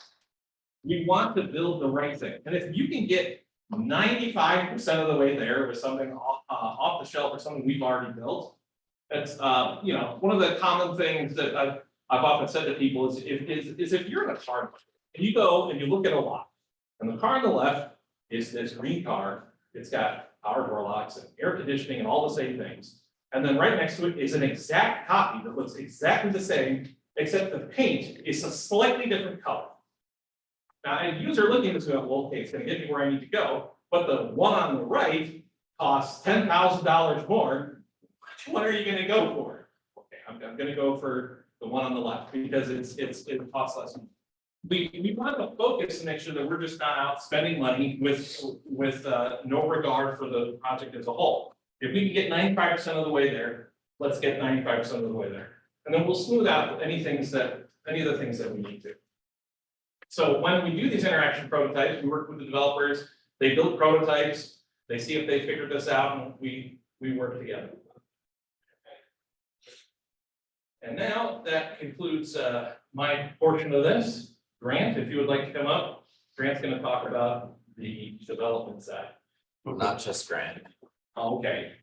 Oh, don't forget about me. Well, he told me it was just him. Oh, see, he's incorrect. He has 2 parts. All right, so Grant Phillips and the important. We'll tag team this part. I gotta. Well, and because it does take both of us as part of the team to be able to accomplish this. Is it agile to have multiple people doing the task? About what? Is it really agile to have 2 people doing one task? We could have 3, we could have many. But there's only a few bidirectional arrows. That was my question, Jeremiah, that you missed, you ignored. There's only a few bidirectional arrows in the overarching flow of this. So is it truly more of a workflow or a tool that has feedback loops built in that are not necessarily documented all the time? So are you referring to the UI portion or? Just in general, I see 1, 2, 3 bidirectional arrows. Everything else seems to be unidirectional. So it is a forced process to go through it in a specific manner. It's not, there's no backwards in some of these things. So sometimes there is room to go backwards, but oftentimes we have these procedures that we go through to make sure that things being fed into the system are not being fed in willy-nilly. Like if we have, like for instance, we've had times where we'll show something to someone and out of all 10 people, it's like one person isn't sure. I get it. It's not a consensus question. It's Oh, just okay. You are doing things, you're creating products or deliverables, whatever you want to call it, small widgets. And for showing the people in the UI world, the research is a product in of itself type thing. Yeah. Is it always a one-way push, or is each one of those really bi-direction because no, that research is not the best? Let's go back and look because Oh, it's, yeah, that was not intended. That a lot of it is bi-direction. It's just, it's hard to use one of these if everything looks like if you can go forwards or backwards through the whole thing. Like, I want to, hey, why spend the money? We can just start where we've done product launch. So yeah, the idea is that it's a living, breathing entity. Or like, for instance, we've had projects where we've gone through multiple product owners because they've moved on or funding has changed or something like that. And so at any point in time through this tool, there's room to hop in kind of almost at any point, depending on where we need to be. fair enough. All right. Yeah, can I add one thing too? It's, when you, Greg, can you go over to the Agile, the Hangar Agile circle there? I was thinking about this when you were presenting, Jeremiah, that like planning, this suggests, kind of part of your point, this suggests a single direction inside the loop. But in person. But the reality is that the team is planning and designing, as we said, if this, inside of a sprint, the team may be planning and designing while they're also getting after stories for development. A lot of this stuff can occur in parallel. I just asked, well, not just, a couple months ago, I asked the Hyperpod team to start exploring an open source backend option. And it was back to the drawing board. So this, what you guys see here, went all the way back. Now, they didn't have to define who their product owner was, still me, but this idea is, if that light bulb comes on, and now they're starting back at the beginning. So they're doing that while they're executing. So, and I think you know that, but just for everybody's edification, it's even this, these can occur as either sort of smaller increments or in parallel. I kept wanting to see a Venn diagram here with like some chicken, some pork and meat. The hot dog gets made in the middle. You can have it But all. reality in my mind, I blew these three circles out and I shrunk the outer ring in because the outer ring goes through each one of the three circles continuously as opposed to outside as a traffic cop. So now I want to put like spherical course somewhere. Yeah. So what we're gonna talk about is kind of, I am, is my role, I am a Scrum Master, I got my certification, but I also sit on the Scrum teams, I am a developer. Along with, I do DevSecOps, along with system administration, along with cloud architecture, but what we're gonna go through is we get a lot of our product backlog items from Grant Online Hyperpod team. And I'll speak kind of from that perspective, because it makes it easier on my job. And sometimes we'll get requirements that are high level. I would love to do this on this thing as part of my job. Well, that doesn't help me as a developer implement that. I could take that, I could run with it. It may not come out the way you want. But I can put those puzzle pieces together. I know 16 colors. I don't know how to make it look good, how to make it necessary flow, but you give me a wireframe to put stuff on, I'll make it look like that. Or I'll find a library that try to make it look as close to as possible. But this is kind of the process I might go through, because I'm like, I don't understand what you're talking about, so I need to break this down into more tangible pieces. Not only for myself, but also for the other developers that may want to take on. The part you talked about jokingly, how can we do one thing with two people in Agile? I break it down. Well, I don't necessarily research how we're gonna talk, maybe we do that, but think that as an idea. I have this idea, it's a big task, it's Matt asked me, what's the story point? I'll say 80, he'll go, no way. So what that tells him is it's not well defined. It needs to be broken down into much smallish parts. I need to go through this spike, and that's the snow path. You go to the spike, and that's my research. And we usually time out it no more than a day, but it can take as little as 1 hour. It's really in between there. The results of these spikes is it now well defined? If it's not, go back to the loop, do another spike against it. Keep going until you get to something that's smaller, easy, tangible, we can put something to. And then, once you've done that, I could probably do an era of the sprint system models We want to link it to system models, because we want part of our research. To understand how it's gonna be done, at the end of it, it's our way of the developers painting our picture. But it's gonna be a lot of system components, it might be, any relationship diagrams, it's what tells us what the system is going to do before we actually do it. What percentage of this goes into the no cycle? You know, where it's not well defined. Right now, as Matt was talking about, we're going through the system, we're trying to replace the system backend. We've taken, like, first step, we've said, how many can we do to do the part of backend? Great, now we need to break those down, we need to pick something for each one. How are we gonna pick them? What's our criteria? Now we've picked them, can they actually do what we want them to do? We notionally seen that they say, or on their brochure says, we can do a lot. Great, let's put it to the test.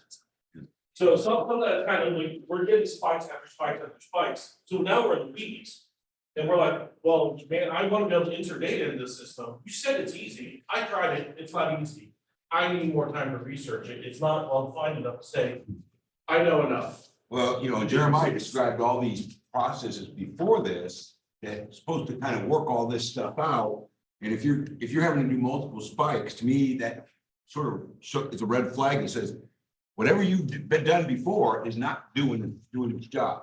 Well, It's inadequate. what we're doing is different than what they're doing. So we're trying to make sure that what's in that product backlog to build is well-defined and the correct thing for them to build. But if I figure out that you need a red car and just say to James, we need a red car, James is gonna, what is rubber, for tires and things like that. So the developers are now gonna go figure out, we have the list of scope of what they need to achieve the project goal. We have to make sure that we know how to accomplish that. So the software map and the UI map are not, usually we're very intertwined, but they have different methodology of how they get there. But we're providing a framework of targets for them to hit, and we're focusing that down, and now they're figuring out how they hit that target. So the what versus the how? I would hazard that's Agile. Yeah. You want to fail. It's just the way, it just is the question is the product backlog item well defined?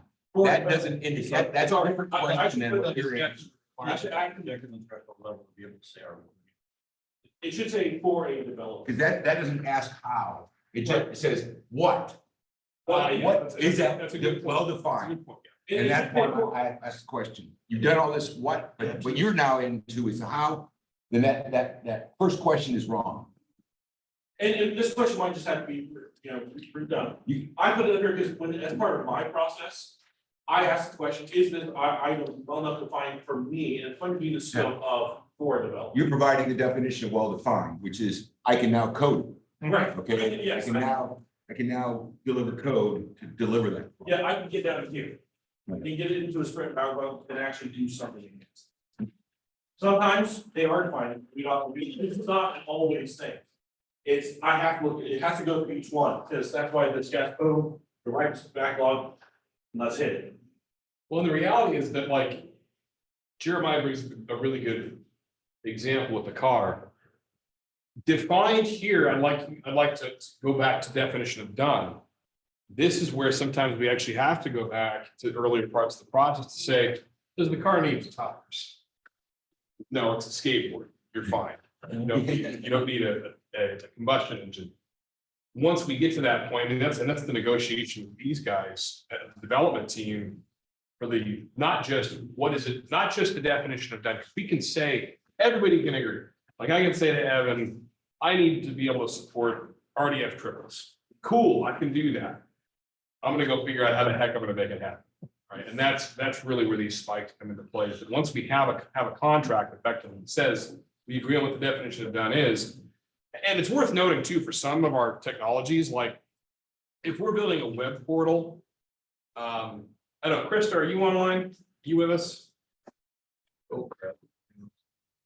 Yeah, there you go. Krista is dealing with a portal for workforce development, and the developers working at a technology that's pretty well understood. Features aren't that ambiguous. There's not a lot of spiking needed. The definition of that, he just needs to get after it. In other efforts, like in our data fabrics, in our semantic stacks, in hang on, data, there we go, tech data package conversions, there's a lot more research that has just turned advanced. And, oh, and one other note, this is not in the Scrum Guide, none of this, except for this light blue level block down here. They don't tell you, they expect that backlogs to be able to pull from it and go. And I remember we actually asked our instructors, what do you do? They're like, it's actually not planned for, it just happens. And when we like to plan a sprint, we're like, well, we have a certain velocity we can hit. But if you're trying to put unplanned work into a sprint, how does that affect the velocity completely? So now it's like velocity is worthless at that point. But once we get all to this, so we'll move on, especially if we take time, we'll move over to this, we kind of made like this loop. This whole system goes over and over and over as we go through all of this. Yeah, each is kind of a sprint cycle as we go along. The light blue are all just Scrum Guide, just want everybody know. As far as what Scrum Guide says, all you have to do is start your sprint. You get your belt of those backlog items you put in there based on the sprint goal. You complete that item. And that's it. It goes, and it goes right back there. Over and over and over again. Well, we're like, well, what happens if, is anybody checking to see the actual developers are doing what they're supposed to do? It's that verification validation step. Well, you verified, you didn't do what you asked for, but you said to add stuff together, we did that. You didn't tell me 2 + 2 is 4. You just said to add 2 items together and get the result. We did that. But that's what this goes through. So we usually have our senior developers do this, that's not necessarily specific to this, but there were some other blocks that were way over, we don't have to necessarily scroll there, but before you get into all of this, you identified coding standards. You've identified how you're gonna be doing your code source, whether it's GitLab, GitHub, those are both popular ones. Where does that go? What are your breaking strategies? So you're not stepping over one another, which we've done before. It's not a pretty sight to try to, uncouple all of that code. And then there's a 4th block back there, but it was more like, what's this process you're trying to do? So for us, we don't let anything go in the master branch unless we review it. Why?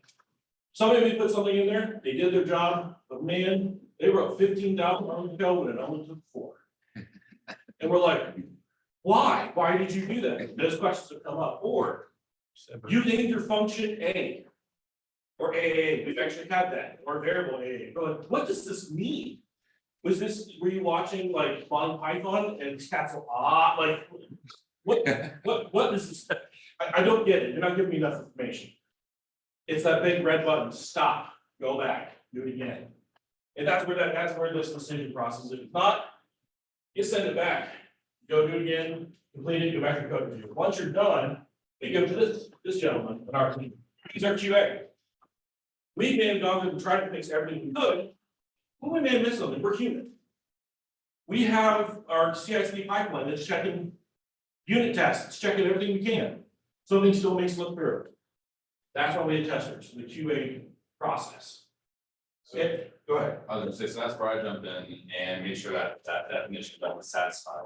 Not just on a positive test case, like does it accomplish what we say it would do, but also in the negative sense. I'm also acting as the most malicious user. I'm trying everything I can to make sure this will not break. And if it breaks, then I send it back up to the developers and they go back to that process that James highlighted there. Yep, I've done this. I'll say this from my own personal experience. I created something, you can give it a name, you can go. Great, that was what was asked for. But you didn't tell me that if you put nothing in there, what's gonna happen? Grant tested that. If a user can do it, a user will do it. Developers have to know that ahead of time to be able to code against all of the stuff that can happen. So all the barriers you gotta put in, that's what the negative testing is. My favorite example was Hyperthoughts workflows with model processes. I decided to make a blanket board of decisions, and this was early on, and it broke workflow. It did, because the decision, as it was going through all those yeses and nos, it got lost. I was like, when I did my unit tests, it was go to the decision, it was a yes, go this way, it was a no, go that way. Tested, great, worked fine. You put 15 of those together in multiple different ways, it lost a 10. Like it didn't know what to do. So we had to go back and fix that. But that's why that QA block is so important. If it can be on the team, it should be on the team. Yes, so once all the individual stories have been completed, tested, that's when the story backlog items are complete, and we move on to the next step, when a more robust series of tests take place. So this is where we're testing the full feature against the set of test cases that we built, and those are informed from fundamental requirements. They're informed by integration testing, regression testing. Not only does the feature that we just built work, but also it works within the system and it didn't break anything else. So if it was not successful, a bug will be submitted for that feature, and then that'll be passed on to developers to resolve, and then we'll eventually get to the point where the entire system is performing as expected with no errors being encountered. Just make sure I covered everything here. Yeah, so we do testing on a small and a large scale just to make sure that we are fully covered. And from there, that takes us to our review and completion. This encompasses several Agile ceremonies, the sprint review, the sprint planning, the retrospective. The review is where we take a look at what we made, and it gives the developers or anyone else on the team the chance to demo what they made and get the approval from stakeholders. And once we've completed that process, then we'll go on to planning to figure out what are we going to do next sprint. That could also be informed by the previous / current sprints spikes that are being performed by developers. That could inform later sprint tasks or stories that we'll be working on in the upcoming one. And then once we're completed with that, we'll do a retrospective, like Matt mentioned, where we kind of review our processes, what works for us, what doesn't, and pivot from there. And at that point, we'll complete the sprints and we'll begin the planning and research cycle over. A fifth process or fifth sequence in all this that isn't necessarily tied to the sprint, but is important to developing software is releasing the software. The big thing with Agile is that software releases do not line up with the sprint cycle. They're dependent on the completion of the items.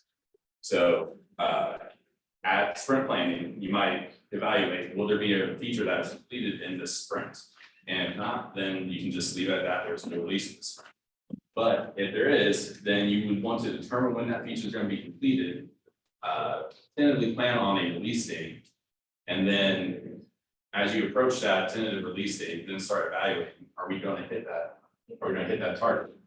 No, then you renegotiate the release dates, speak with any stakeholders that might be involved, and plan towards that due date.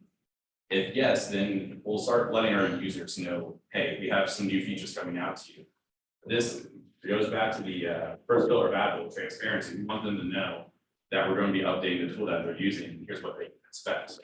So we'll continue development as we approach the release date.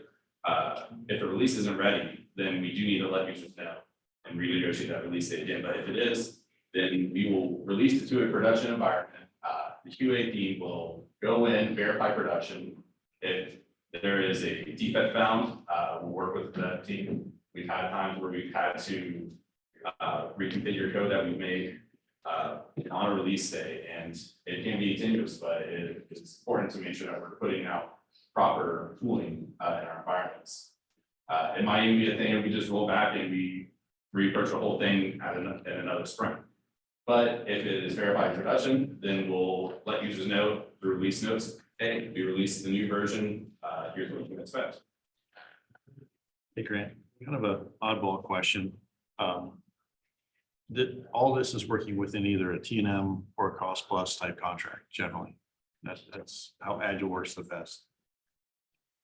If this was underneath a firm fixed price or even a cost plus incentive fee or incentivized contract, and you start slipping releases, you start getting into the contractor's dollar or bottom line that they're trying to win or get those incentives.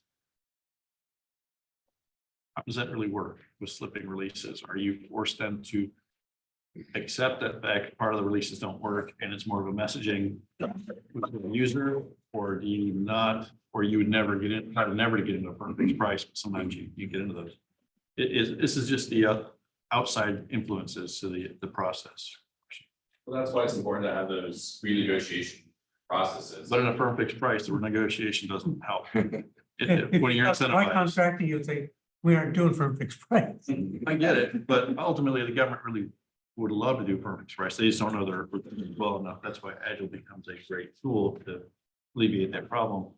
But even a cost plus incentivized contract is very similar to a time and materials, which you start moving or renegotiating, you start getting into the contractor's bottom line and they're going to push back and it starts to break down the Agile process because you're having a lot more failures, which is a good thing, but it's for different reasons. Influences that are just not inwardly or in the team driven, externally focused. So It's an oddball question. ordinarily, developers aren't involved in the money conversation. They're What'll happen effective- is if we start running out of funding, then Matt or product owners will come and say, hey, funding's getting low. I know, as someone who's worked in the team, then we enter the triage That's not situation. the question. The question is, if you are coming out to a gate Yeah, that is incentivized to the contractor and they get $1 million to hit that gate, and you're negotiating a release because you're not ready as a developer, you're gonna cause the contractor to lose $1 million because they didn't hit it. mhm. What's that do to the development? How do you deal with that type of outward influence onto the developers? Don't care about money. The definition of done is when you run out of money anyway. That's you're done. It is a deal.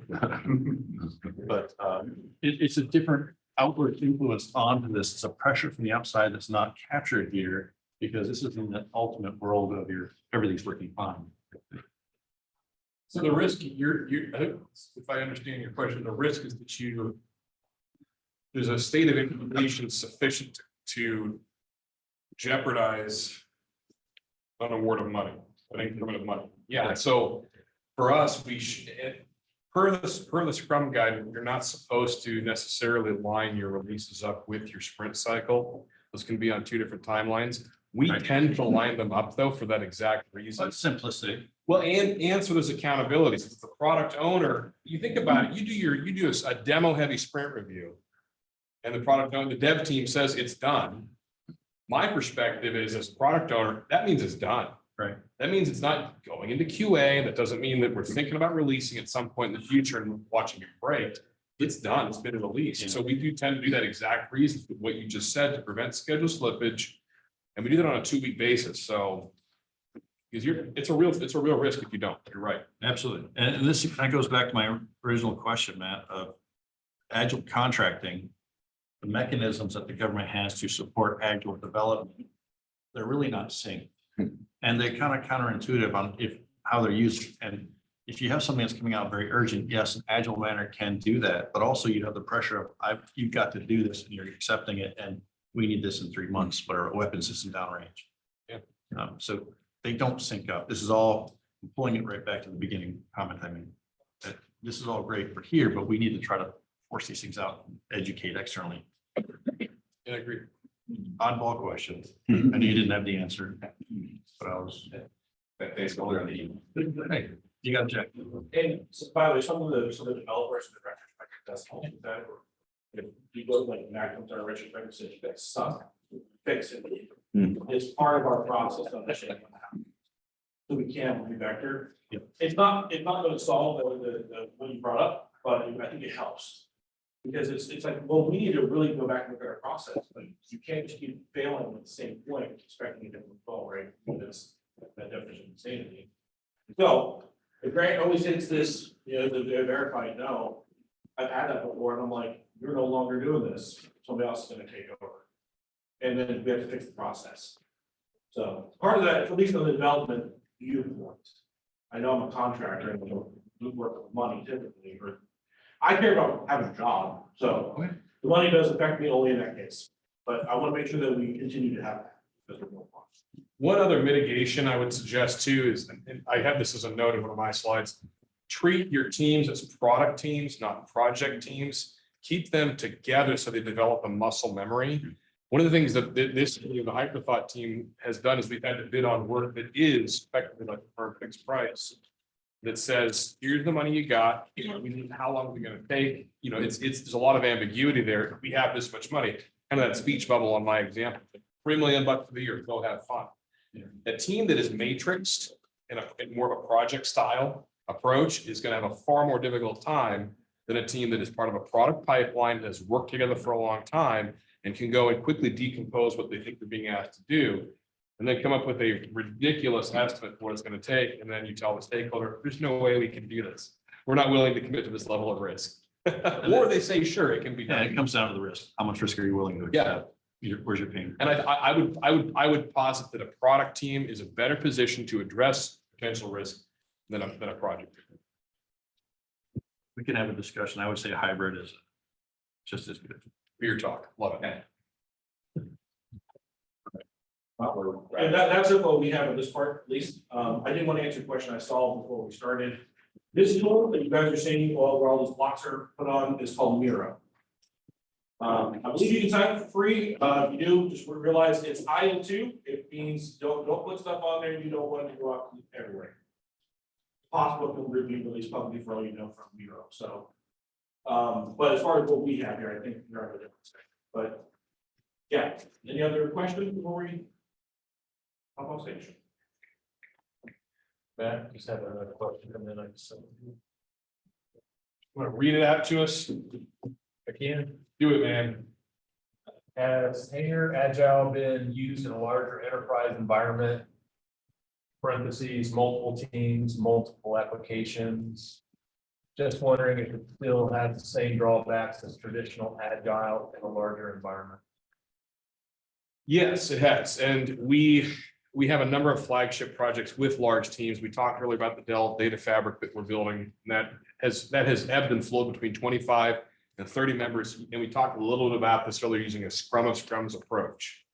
There is efficiency loss in doing that, but as long as you factor that into your planning and you have really good coordination with your scrum master, it works really, really, really well. Especially, and we'll talk about this afternoon, when we line it up with the expectation, for example, of quarterly milestones to report in something like the PMR process. The Hangar team uses at least some portion of what we've seen today on all of our projects, be they a single developer working on a prototype or a team of 20, 30 people plus working on an enterprise application.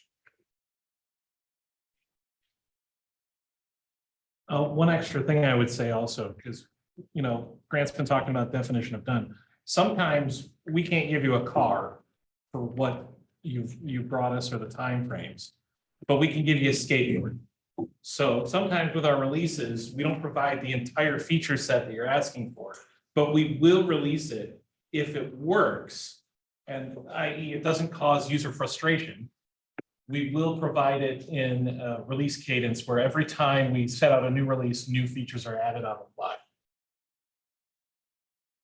Yeah, and last comment on that. Thank you for teeing that up. I love that. The skateboard and Ferrari, we literally quote them that in Hangar 18. We say, here's the cost of your skateboard, here's the cost of your Ferrari, and perhaps some amount of scale up in between. One quick note, it's really important to understand the potential accumulation of technical debt in the development of that skateboard, and which components are reusable and which are not. But the team has transparency and is not afraid to say, we are making a conscious choice under the guidance of our product owner to build something that we may be throwing away later. We accept that as part of our workload.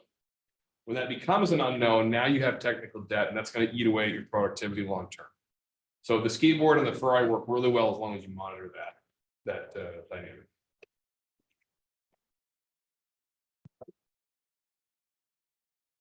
Cool. Okay, good. Some more questions. We're gonna hand the stage over. And I'm sure you're.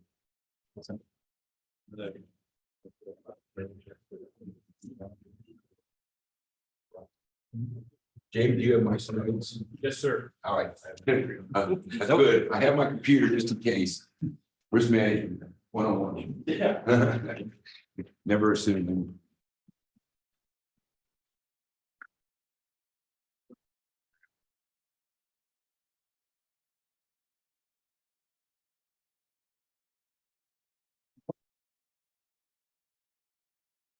Right, I'm gonna get through this. I had a workshop that I was supposed to teach at one, so Thanks again for inviting me.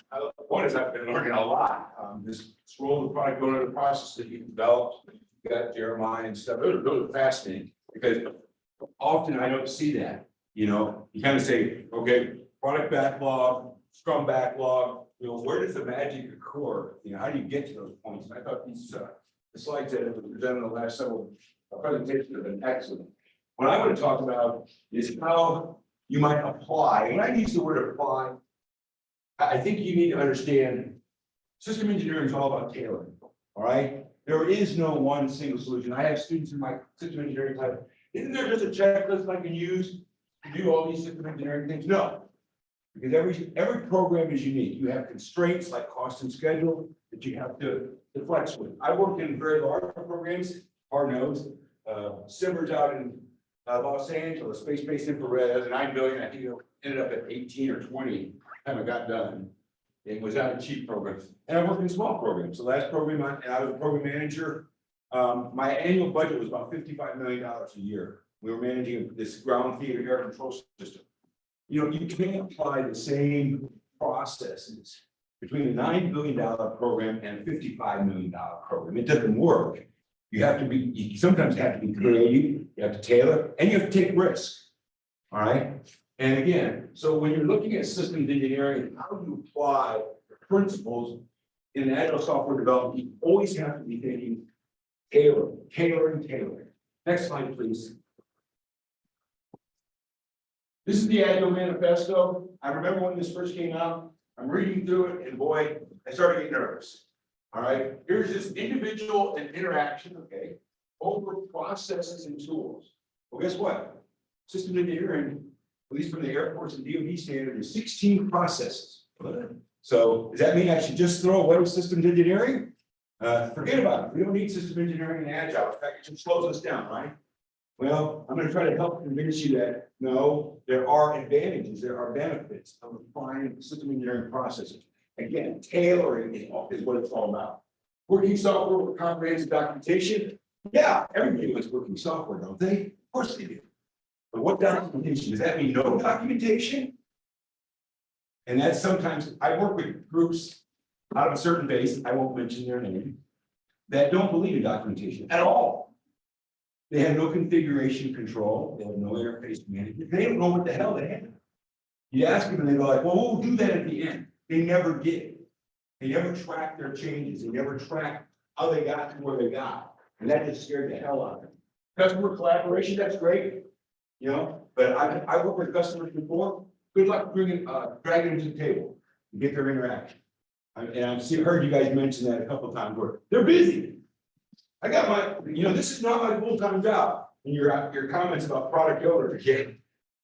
Good luck trying to find a dedicated product owner out of the program office. Now, you know, if we start developing digital ecosystems as a separate system, then maybe that's a lead engineer for new requirements development. All right, but right now, if you made a program person a product owner, I wouldn't expect them to be very focused about it. But again, and again, this customer collaboration is sometimes very hard to get buy-in on because they're busy too. And then responding to change, that's what it's all about in my mind, was this gives you an ability to be more flexible, more responsive, etc. Smaller bites are better. I've always been a firm believer. I've seen too many programs that the Air Force has tackled where they go to Burger King, they buy the triple Whopper and try to eat it all in one bite. It doesn't work. We choke on it. And by breaking it down into these individual small pieces, it makes it very manageable. But how do you tailor system engineering for something like that? Because system engineering, again, the key word there is systems, right? How do I factor that in? How do I adapt? Next slide, please. Like I said, there are 16 system engineering processes. I'm going to just touch upon a few of these today.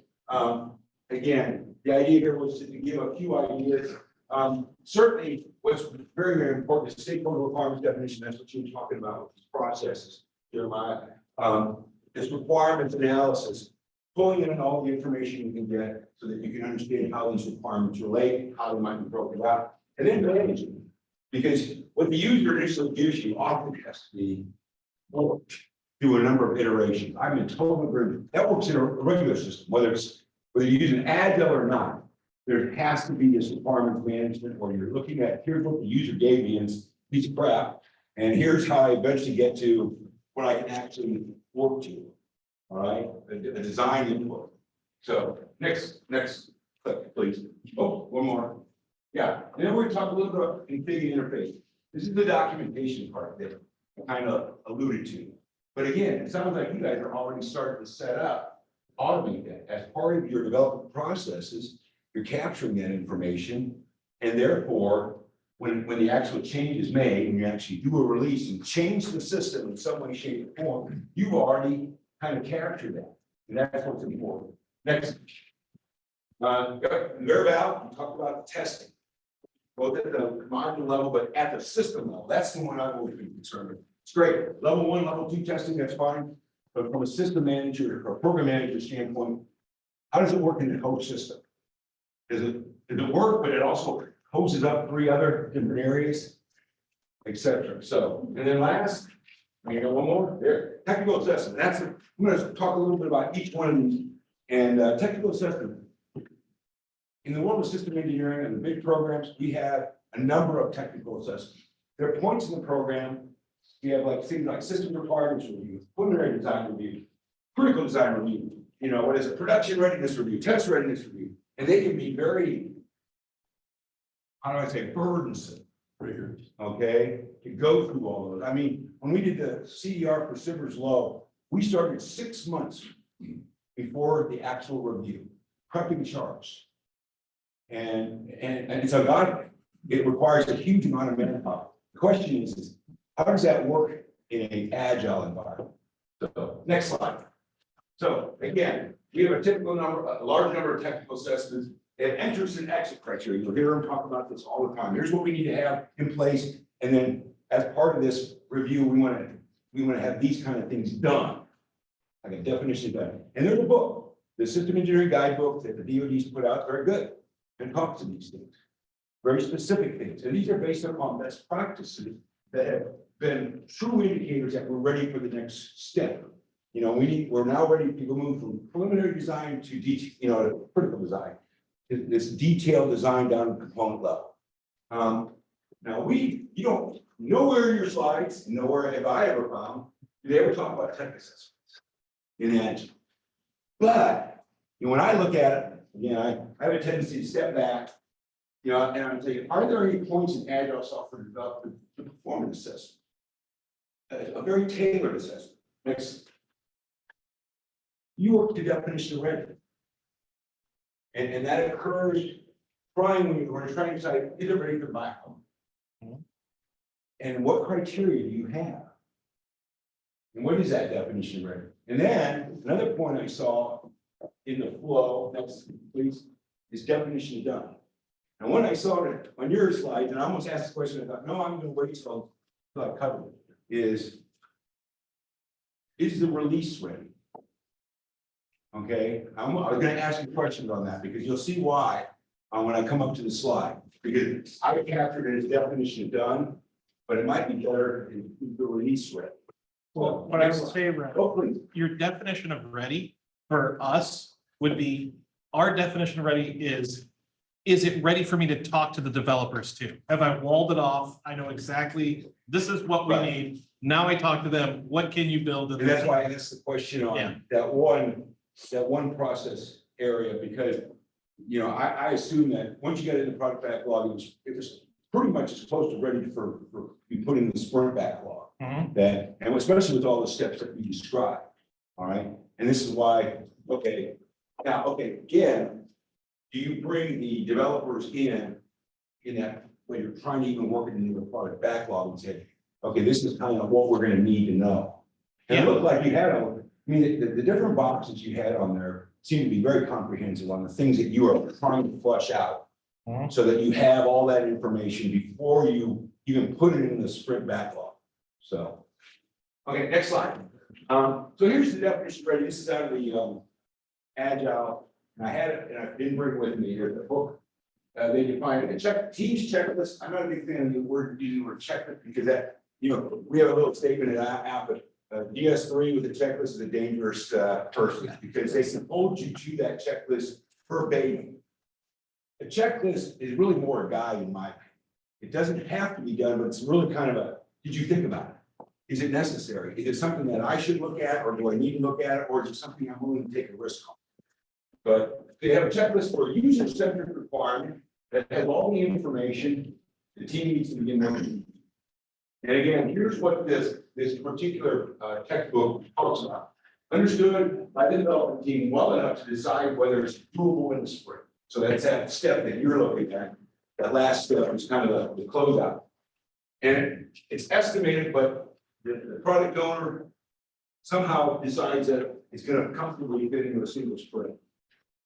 And it's free from dependencies that will block it from being implemented during the sprint. Now, that's a tough one.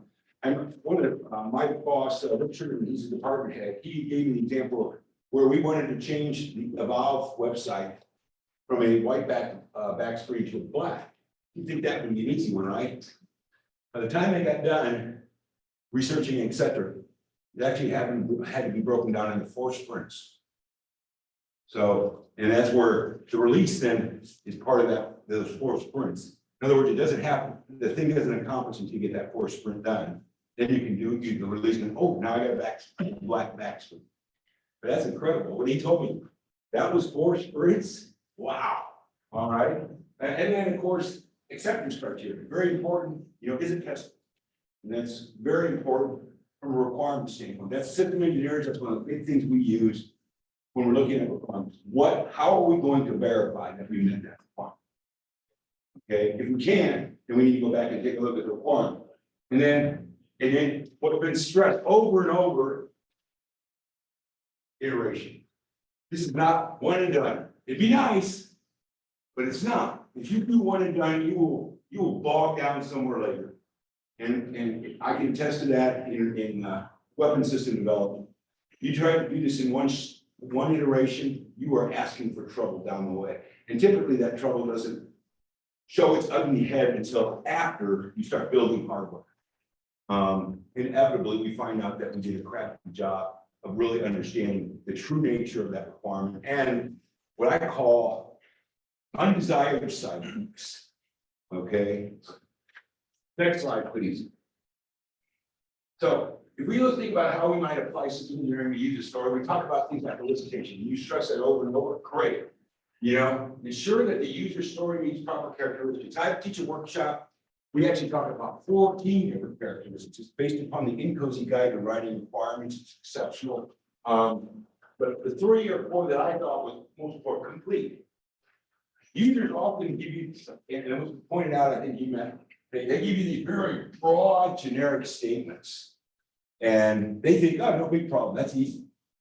They know what they want, but they haven't articulated it well. So sometimes you have to go digging and shaking the tree and a few other things. Sometimes you feel like you want to take the user out with what we call the after remediation hose and beat it out of them. Correct. Have you made the correct translation? The users have their own language, okay? And they're not, a lot of them aren't software developers. I certainly am not. So I'm not going to be able to communicate in your language. You're going to have to figure out what I'm really saying. And again, there's no translation guide for, dinosaur programming or dinosaur chief engineer. Unambiguous, that's always important. That's one of the biggest challenges we have. One of the other things you might do is establish important. We talked about, prioritization. What do you use? What are your criteria for prioritization? Well, the user should give you some idea of how much benefit they need to have, maybe even a user need date. Why do they need it now? Is it just because they just thought of it last night, or they're watching TV, or is there some other thing linked to that and driving that need? Analyze. I'm not going to get into story points. That is your side of the business. You guys have your own techniques, etc. But one of the things you need to do is often what the user gives you is way too broad for a single sprint. And this is what you can do. Somehow derive smaller user stories, I use that term, to fit the sprints.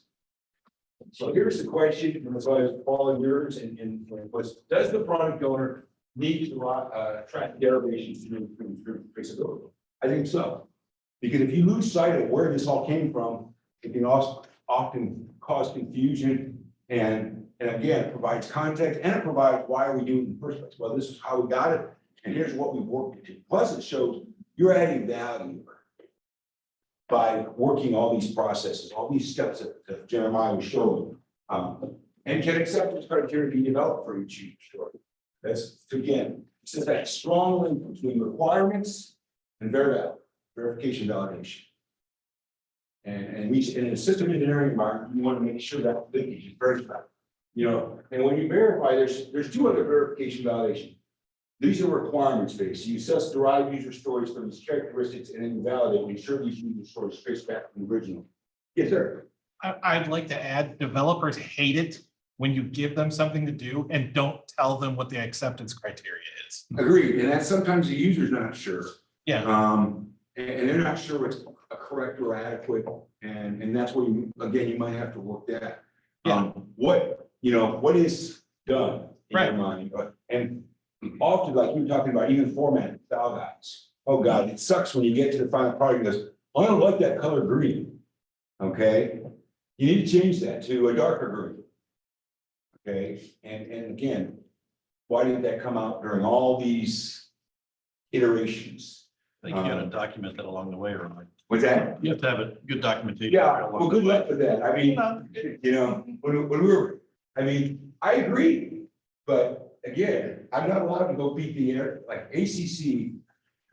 For 3 years, we bombarded them with a request for them to develop a style guide for our display scopes that documented symbology, colors, etc., size, fonts, whatever. And they would do it. And we were harassing them to, and like I said, this is where I thought, boy, it'd be nice just to take them in the back and say, you got one chance, you know, I'm gonna be this snot out. I'm sure that's. Tell you about that's the 17th system engineering is beating the snot out of the user because they won't talk to you and answer your questions. You gotta hog time sometimes. Yeah, I'll tell you how to work. So, but that's what I please. And again, this is one of the very generic chart, but you know, when you think about it, this product owner is really key. You know, we talk about systems engineers, especially like the chief engineer. We have a picture of Christopher Reeve in a system, or the Superman outfit, but instead of the S, it's SE. And we talk about chief engineers are really a jack of all trades, master of everything. And you know what? From all the stuff that a product owner has to do, and they have to be that Superman. They really do. They have to be able to talk about budgets and schedules, but they also have to understand what their scrums can do and how to factor out story points, how to derive smaller stories, but they also have to, then they also play the interface with the users when they're doing these iterative elicitation exercises, trying to totally understand, capture that correct, capture that complete, and make sure it's unambiguous. And that's a challenge. That's a challenge. That's not a skill that you can throw a newbie into. But that's, I will bet you, if you say, well, you need a product owner from the program, you know what you're gonna get? You know, who's gonna be the first one you're gonna get? 3-letter acronym, F&G. It's the fun new guy again. Why? Because they don't have a full plate yet. And this is what happens all the time. They will sign the newest hire they have because they don't have a full plate. You think they're gonna be able to be an effective product owner? Oh, hell no. They're gonna learn, but it's gonna take them months. You know, so that's the risk you run if you try to throw that responsibility over to the program owners. They're gonna give you an FNG. So, and they're key again, because they have this interface, sort of this go between the users and the customers and the development team. And they have to have a pretty thorough understanding of both sides. And that doesn't come easy. That does not come easy. So, all right, next slide. Quick question. Oh, please. So I love being an AFRL. I don't have to deal with, a lot of problems that come with working with the program offices. Hangar 18 recently started doing work with the F-15 program office. And I went down and sat in one of their meetings. And it was formative, let me tell you. coming from the S&T and landscape. I mean, it was a room filled with systems. It wasn't clear. I mean, I think Boeing was probably in charge. They were in the back nodding and shaking their heads accordingly. Do you, because what we were trying to do is introduce just a new data pipe, a prototype of a new data pipeline, working with Conjure. And they were like, check back in 5 years. Maybe we'll have a block that can accept the data over this new protocol. I mean, from your perspective, again, AFRL, it's kind of easy for us to lead, but in part you talked about, you guys both talked about it, everybody's so busy. Yep. Is anybody in that space thinking in terms of like, we're too busy to do things the right way? We've got to change what our approach is. Do you see any movement in that direction with the We program? always like to, I mean, but the biggest limitation is manpower. They don't, all these new initiatives, digital engineering, Agile, MOSA, enterprise architect. You know how many extra people they probably got in their program office today because of those new initiatives? 0. They're expected to take it out of hide somehow. And oh, by the way, we still need to maintain division capable rates, et cetera, for fueling systems, and also develop all these new mods that that we have to get in so that we can be competitive with the Chinese. A lot of times, these new initiatives have a tendency to take like a second, because they do the primary stuff, okay? And I hate to say that, because in the long run, the benefit, I'm a huge fan of digital engineering, have been for 14 years, okay? But, the long run, that's the smart thing to do, but again, it's one of these things where, when do I do it? I got 5 minutes after lunch. And how long will that take? Oh, maybe 20 years. And oh, by the way, the other thing that complicates things is the turnover in program staff. Unlike when I was a lieutenant back in 1983, civilians at that time stayed in the same program offices. And so they built up that graveyard knowledge and that depth, et cetera, and they could see the turnover on the civilian side is much like the military, every 5 years.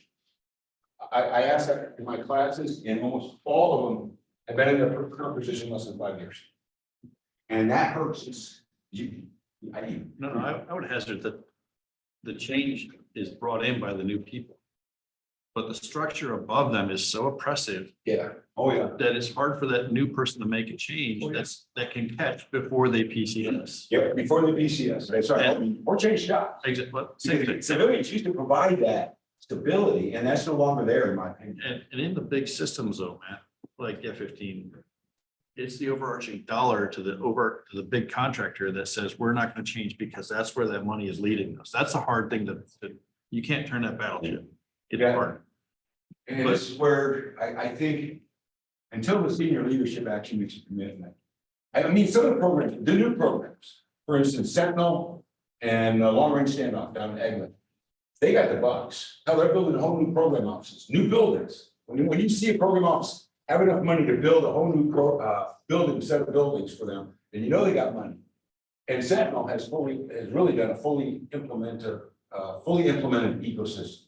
And they talk about that they connected all their dots, and they were able to run 6 billion permutations through all their requirements. They have 65,000 requirements. I think that's what it is. And I think it takes them all weekend to load it all up. By the way, yeah. And they have a cabinet. What's interesting, the architect of the Sentinel, multi-billion-dollar ACAT-1 program out there, is a cabinet. Why? Because he gets graduated from AFID, School of Engineering, in model-based in system engineering, and his thesis was primarily on MBSE and digital engineering. He's the one that's qualified. They don't have anybody else there at Hill that has those background. So I'm like you, Paul. I think it'll slowly but surely, as we start to get the young kids in there and retire as dinosaurs. I think you'll see that it'll start to become part of that every day.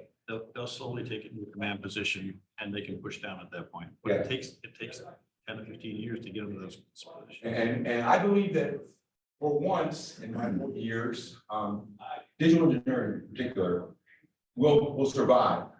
The first 2, 3, 4 years, you get pretty good support. And then a lot of the new initiatives, if you're anybody around when we did EQM, total quality manager, right? How long did that one last? 4 years. 4 years before it finally kind of, you disappeared. And we just did it wrong. But I think, and I hope, that digital engineering will still be around in 15 years, that we will have fully implemented, that will be a day, it's a mindset. Just like Agile is a mindset, so is digital engineering. It's getting away from document-centric management. Yeah, we now model our things that are connected to automatically, show what changes we'll do to them. Yeah, we're doing it in silos though. We have to expand it outside of your silo, Agreed. because if you can't share your models and pull in models from other things to make it faster, more agile in this manner, agile model-based engineering. Yep. You are just building a freedom cylinder and you're not doing any good for that overarching. Yeah, and that, like I said, we had models for decades. We had models when I was lieutenant. The biggest problem, they're not connected, they weren't connected. Right. That's I mean, the connection was the human who actually fat fingered the data in. They, if I wanted to run a power model, I run the power model and the thermal guy says, hey, I need that data.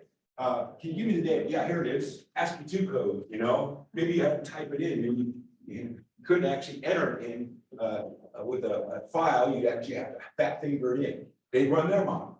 And then the guys in the structural area said, well, you're going to dump this into my structure. I need to plug what you're outputting into my model. And all that would be done sequentially, and it would be done in a very crude and caveman way. And it would take, to do a few data point changes, a few changes, it could take up to 8 weeks. And then you go look at Sentinel and they've connected these dots. And they did it in the course of a week or less, 6 billion permutations. I would never be able to do it on servers.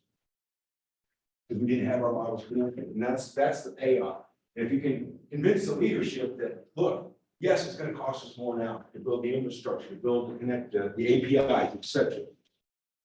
Then we can get that money and we can start doing it now. It won't, but it won't happen overnight. We're talking about a fairly extensive set of mods, and money is always gonna be tight. That's just a factor of life, so. But we talk about these, did we write them correctly? We talked about some of these verifiable, complete, correct. And then validation, when a requirements engineer talks about validation, it's that traceability. What did the user originally say they wanted? Okay, and this is where iterations often occur. You refine them, you do a lot of research, understand and establish context, and then you might eventually get down to the how. So where you find that last one where, do I have everything I need to code? So next slide. Just trying to watch my time. Definition done. Now, again, this is another one that one I thought was a great place to say, let's take a look at it. What do we have? And here we can talk about a team's checklist of all the criteria. Ooh, all? That always makes me nervous. Being a requirements guy, whenever I see the word all, that means infinite, required to be met so that a deliverable can be considered ready for. And see, this is why you guys had a definition done more for a sprint. I was thinking more definition done for a release. All right, and that's why I saw that one, and that's where I thought the definition done what it was. Is it ready for release? But suggestion criteria, have you passed your acceptance criteria? Well, duh. Have you passed your validation testing? That was a big one, because I was worried about that. Do you test at the system? Because there can always be side effects in other modules, especially if you're dealing with old code, like I was on GTAs. Cybersecurity has been mentioned. And this is a big one. The question is, certainly, the crows, the cyber resilience, what is this, something, weapon systems or weapon systems, they emphasize over and over again. Cybersecurity is about baking in cyber versus trying to bolt it on at the end.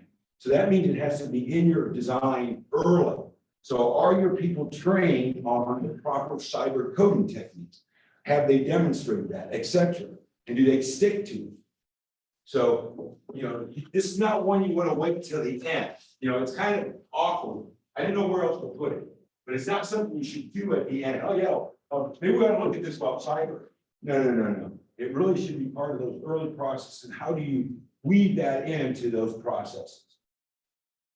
system specification thing. Now I'm gonna get in a couple three areas that I always ask you, what are your acceptance criteria for release? Or what are your criteria for release? You ask the question, is it ready for release? I was gonna ask you, what is your criteria? Does it just address the software that you prep, the API? Or does it include, I want to maintain my configuration control. I have these things called system spec, allocated specs, and product specs. I need to maintain that configuration. Because that documents what the system looks like and what it is, especially if you're going to keep changing it over and over in the future. How about user manuals? I'm not talking about Microsoft user manuals this side. Okay, I used to have mine. I started reading it one night and I fell asleep. So I threw it out. I said, I always ask for the Microsoft Word for Dummies. It can do a much better job than what Microsoft does. But when we were working the battle space, this command and control system, we could just build it. We developed software. We used this back in 2005 to 2009. So we're still using one. But I'll give you an example where today we're using Agile. But we always consider what happens when we're done. Do we just, put the disk in an envelope and send it to the units? We could. Okay, let them figure it out? No. We made sure it's in the user manual and we actually sent out a team to show them the buttonology. All right, so that they would start to use it and some of the other things that had been done. So user manuals, how about system test script? You got to update, you made a change. So the next time you make another change to the system, you need to have that updated system test script. So it's testing this new capability, this new feature you added, right? So who's doing that? See, this is what's not clear in the Agile books that I've been reading. Who is responsible for each of these tests? Is it clear? Which goes to the development side, the product owner or the scrum, and which maybe should be delegated to the user or the owner, users. How does it, anybody have any insight? I don't know. I don't know what the right answer to this question is. Is it the Agile team that's doing all this, including this, and this? Or is it the users? Where you say, look, we made these changes, you're going to have to update your specs. So and there's a derivation process for that. But these should not be forgotten. It shouldn't be one of these, okay? And I asked Captain Garland, who's our new guy, I said, how have you seen that? And he said, give the DAU super grad, hit the bunks. I hate that answer. Hate that. Oh, you're driving me nuts. I'm gonna take them out and beat them. It's the right answer, Ron. Well, I think if I could, what you're like, for a lot of dev teams, these end up being hidden costs. And I think that the product owner has to be clear. Take a weapon system. Clearly, the program office is going to expect that when a change is made, it doesn't ground the aircraft. It's assumed, I think. Right. And from a systems engineering perspective, I think to your point, these criteria are applied, I think, on the software side too often. Yeah. But like, take an ATO, for example. This is why I was saying earlier, I think system modeling is so important. Because the dev team, some dev teams may not know, especially junior level folks, the changes they're making are going to have ramifications on their cybersecurity certification. Yeah, and I had, originally, before I changed it, I had a question, instead of what proof would be required, I had, what would trigger an ATO? Okay, not all changes to software will trigger an ATO. Right. Okay, but what will? Well, the product owners, it's going to expect the dev team to know that. Yeah.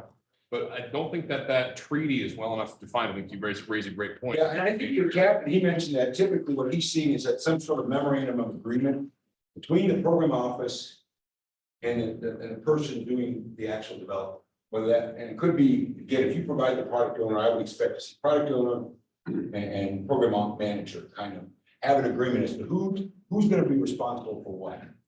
Now, again, I probably would think that these could be done by the program office.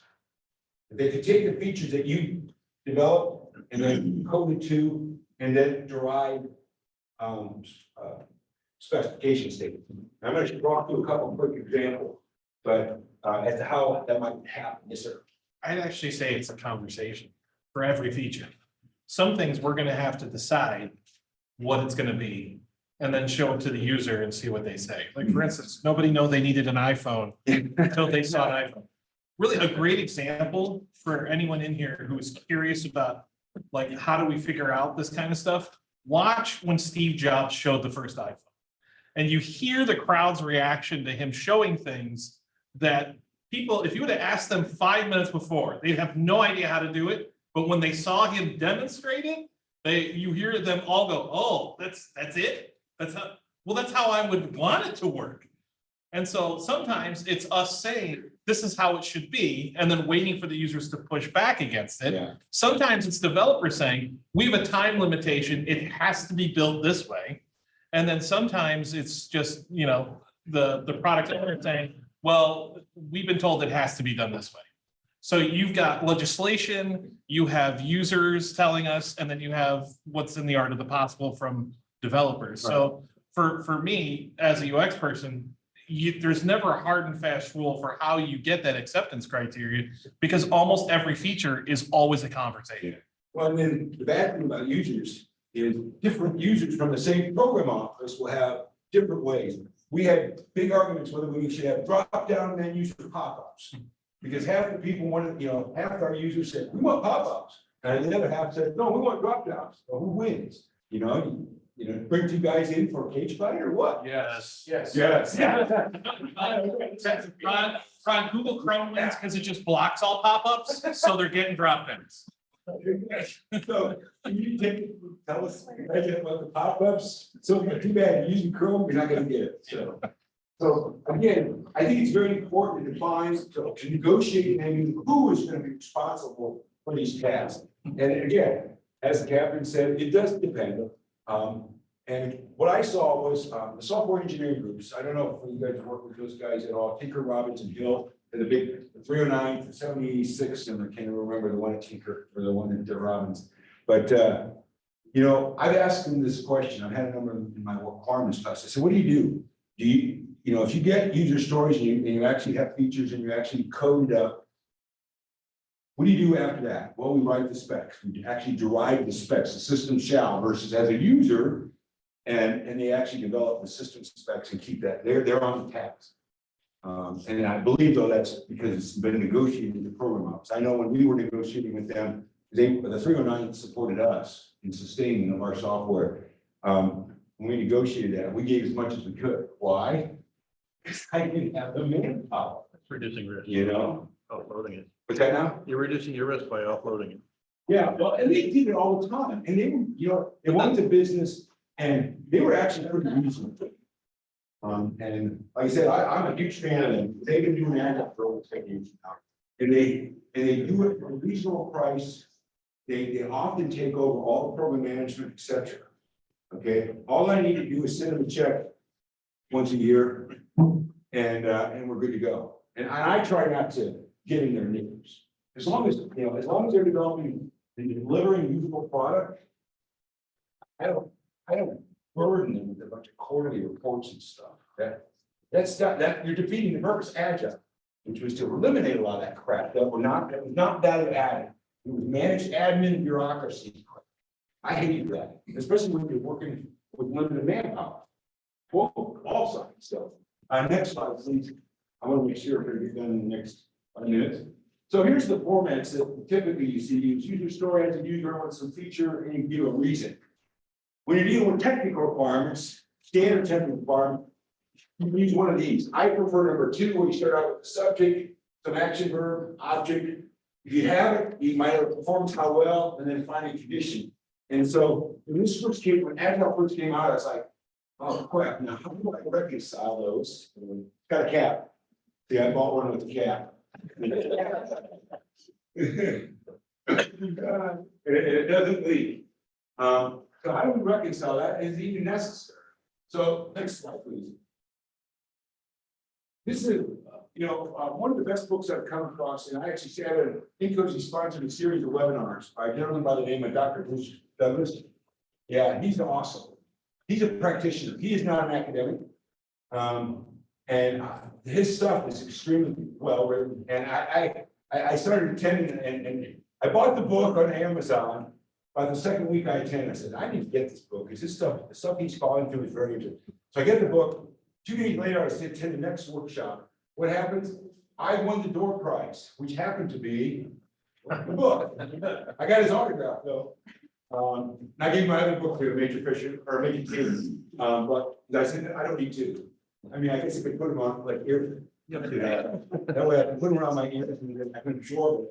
But he's very good. And he explained it using this kind of this flow. We have an epic or capability needs statement. You might have a number of different use cases. And those use cases can generate user stories, which have features. And then from those features, I can derive technical content. And then he made the interesting point was, but if you look the other way too, it doesn't have to work left to right. It can work right to left. And you can start out with a technical requirement. And guess what? When I talk to swags, the people that work in software engineering group, I ask them, how do they come in? How do your requirements come in? Do they come in with user stories? Or do they come in as technical requirements? He said about 50-50. He said, if we get them as user stories, we can start to put it through our process and development process. But if we get them in technical requirements, then we back out user stories. Wow. That for some reason I didn't see that you could do it either way. And then from there, you develop these technical requirements, then you can update your spec to keep your configuration management up. So let me walk through a quick example. Next slide, please. Oh, there, begin. This is one for the control and reporting center. That's what I used to manage, called PTAX at the time, ground theater control system. Some smart lieutenant decided that 5 letters was too many in the acronym. They switched to control and reporting center. But here, maintain data links. We used to handle like 7 different data links. You keep watching, you keep waiting for your follow-up.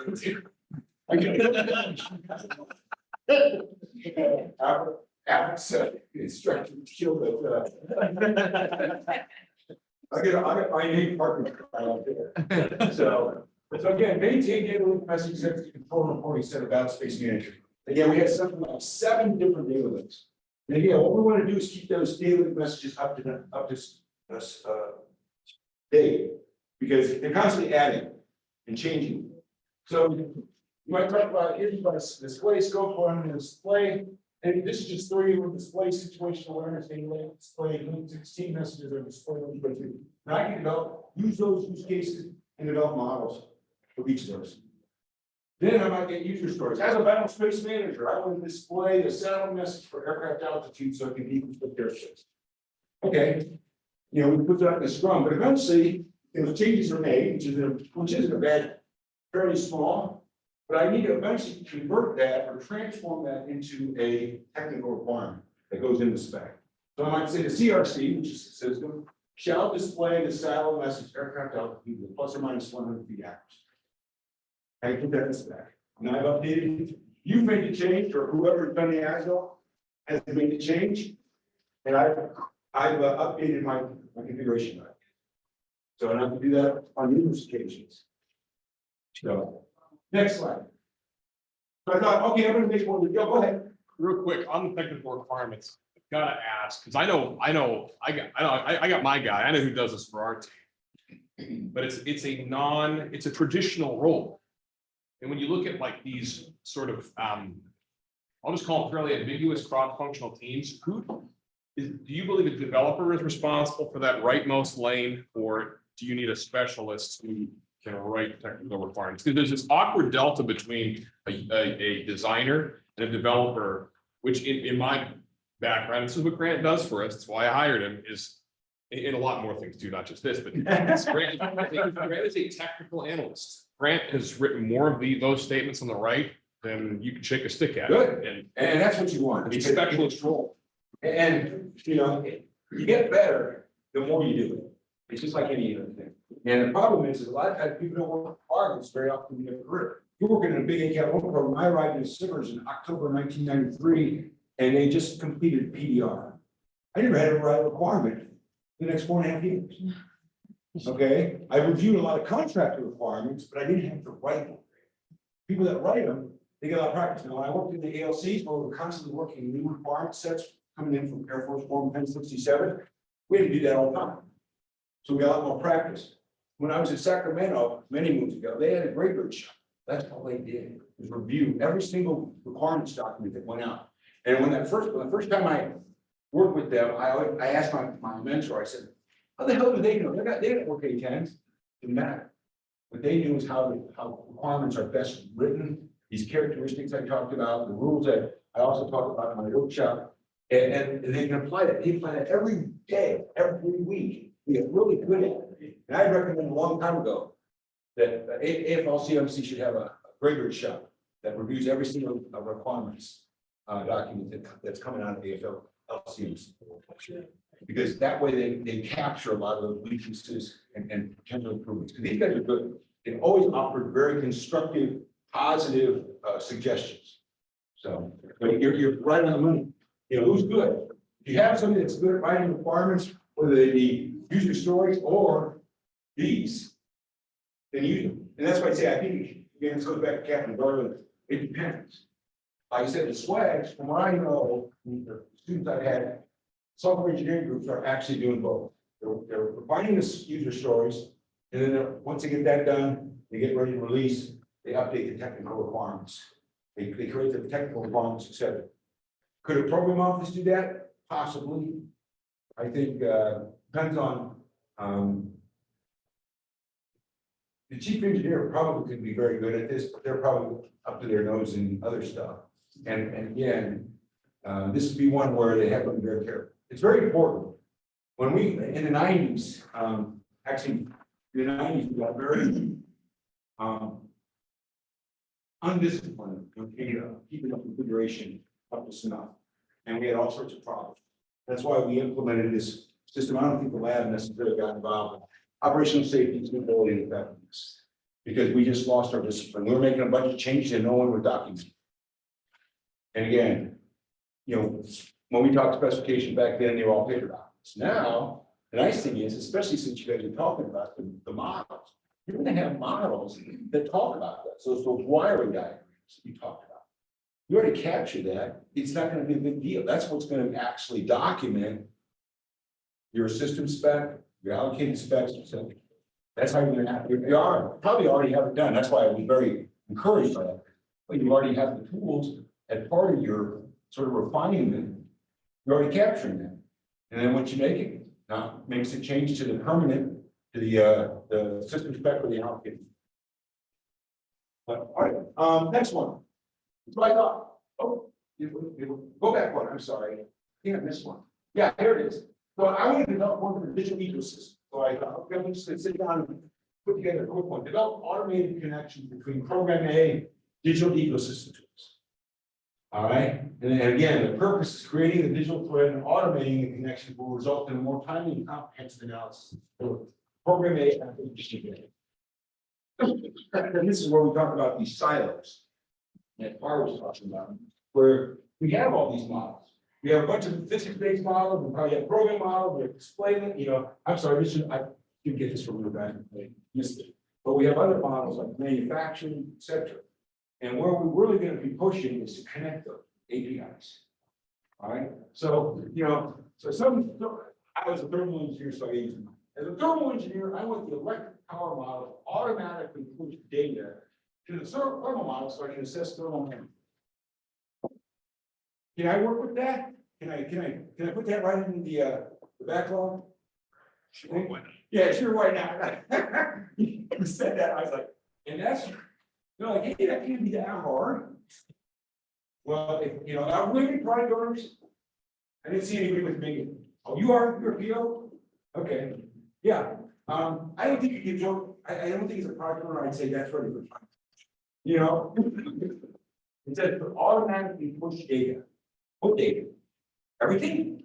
What's the output on that electric power model? Do I need everything? Maybe not. So now I need to go back and say, you need to be more specific.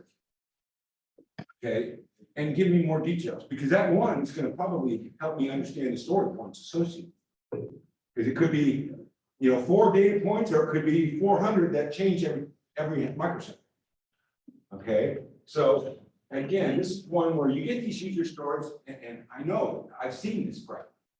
from even engineers that are very ambiguous, not complete, not well defined. And this is where this process that you described is really gonna help refine that thing so that it can be then developed into a product of backlog items and then finding a sprint back. And so again, I just create a couple of them, you know, but I eventually need to convert that, whatever happens, the program to digital ecosystems are automatically import electric power data from the power model. But I want to be more specific on that one too. See, the same thing has to occur, is that you get a user story, you're gonna have to work at refining, and you have the processes in place. I think that's fantastic. Most programs don't have a clue on how to refine a user story. All right, and you do. Yes, ma'am. So, this is all great. Are you looking at AI or LLM to get? I can't wait for him to mention AI. You know, I mean, this is narrow enough that you could put in enough information to train the model to help you define it in a way, not that you can rely on it solely, but it will move it a lot faster. You think over time that you could, you know, with all these different physics-based models, that you could start to use AI to help do that. I think I've seen a couple of papers that talk to it but it's still, I think, in a very early stage. But this is a use case. I mean, it's very specific, which you can train. I mean, I'm not, it's not broad, but I mean, from a technical side, if you put in the specification and all the stuff, it could actually give you a very elegant solution. You know, of course, you have to tweak it here and there and do a couple of iterations. Has that been done or at least gone through that process in your view? Have you guys gone through that process? We've actually done it differently. We've taken the statement of work Yeah. and we've reverse engineered it, sucked the requirements out, so we know what we're replying back to. We've used Llama for that already. So it wouldn't be very difficult to flip it and push the other way. But when you get these conversations, users and capturing conversations, and they have no idea where they're going, it becomes conflicting requirement. The confliction process probably where there's a lot of front that go. I agree with lay a basis in there. What's the level of effort once you get to that point on the PO side to deal with it? That's a return on investment.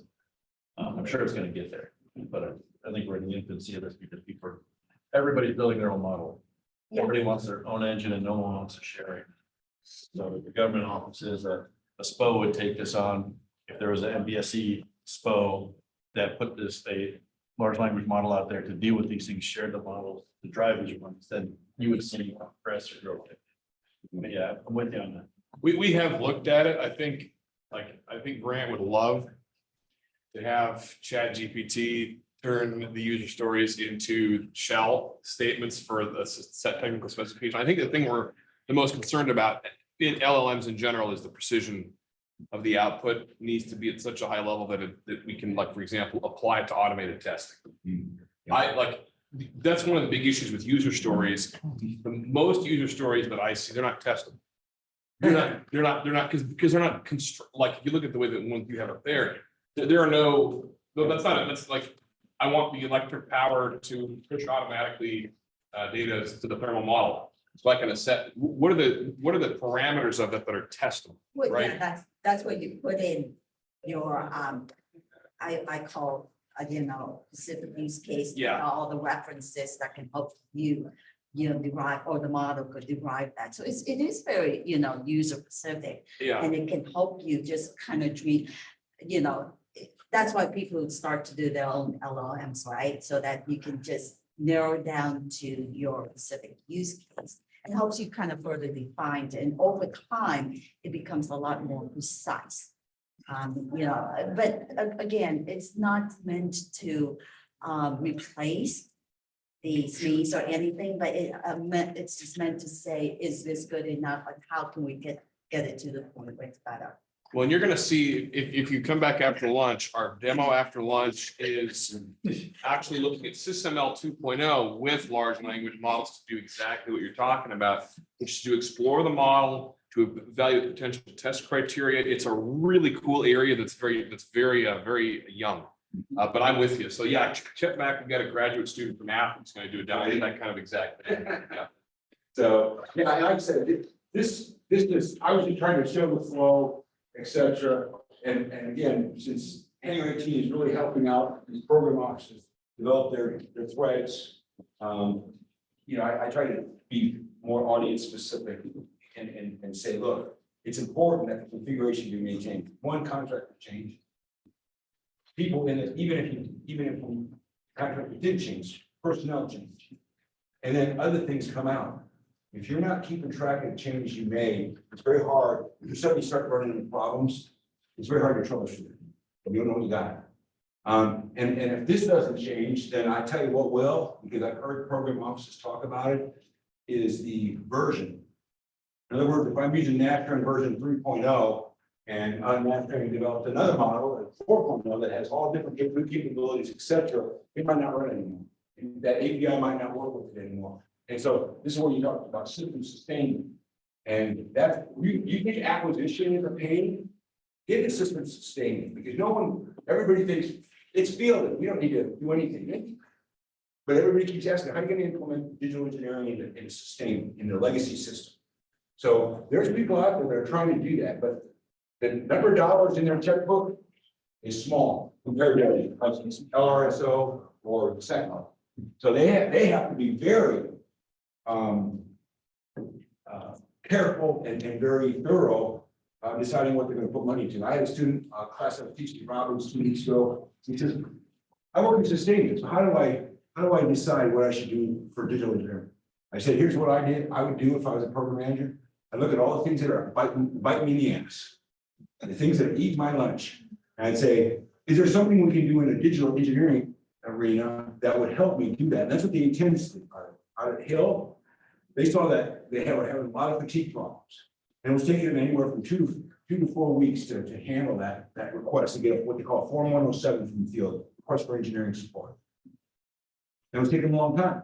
Well, what they did is they adapted, they scanned in a lot of the material parts, so they digitized in 3D, and that speeds up their analysis, and everything's now digitized, because before, I remember reading through the Fairchild Republic books with the copied pages with the free body diagrams. Hand drawn. This is before computers.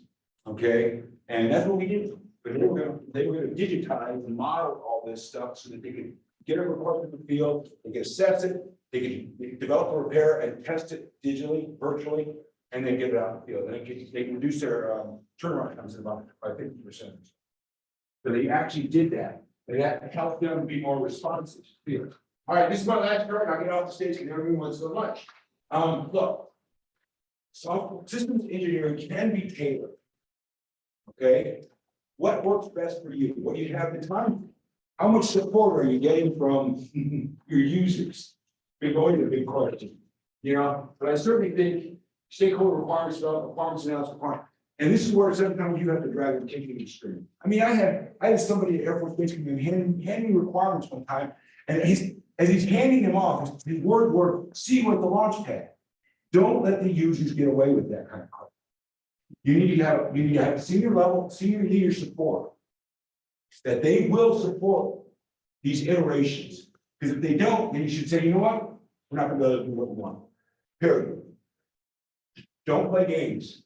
If you let them get away with that stuff, they will continue over and over.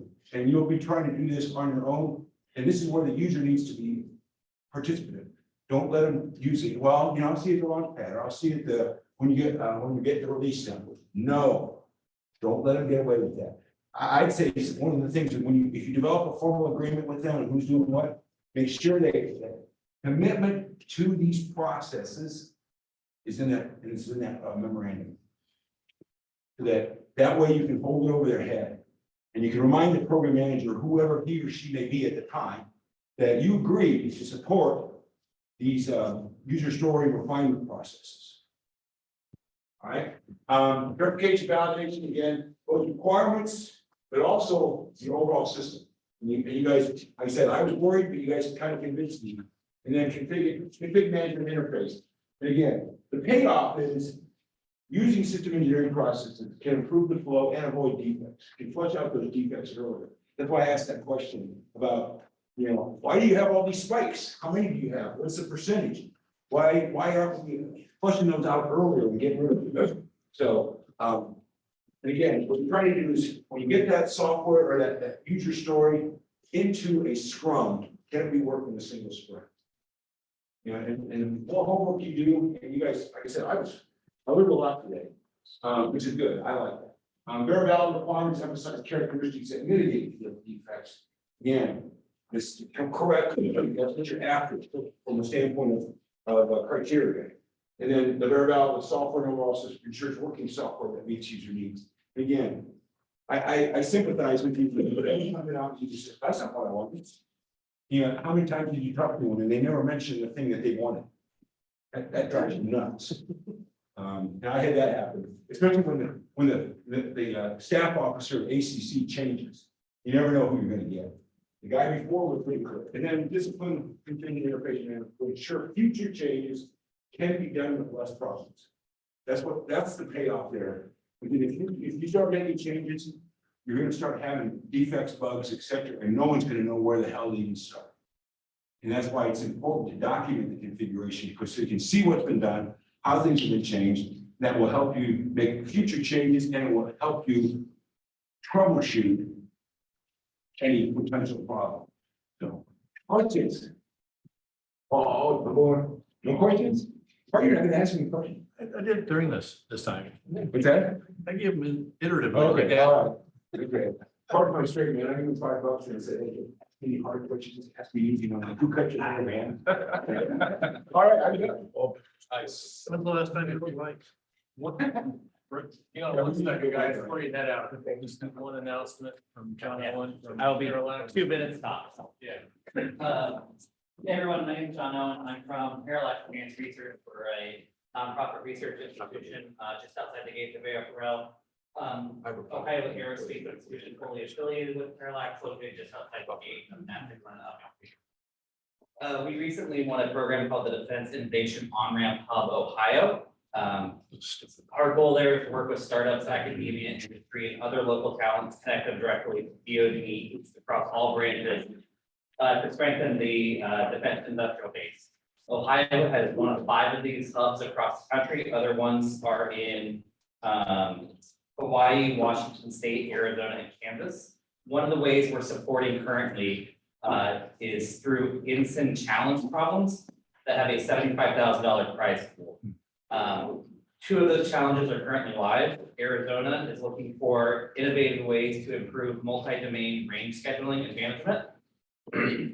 Washington is looking for innovative ways to assure communication during natural disasters such as volcanic eruptions, especially with Mount Rainier out there. Ours in Ohio is in the RF spectrum space and will go live in probably late March, early April. And then Kansas and Hawaii will follow that. They're going to be in the hypersonic space and operational energy space. If you want information on any of those or connect with me, geomac@parallaxresearch.org.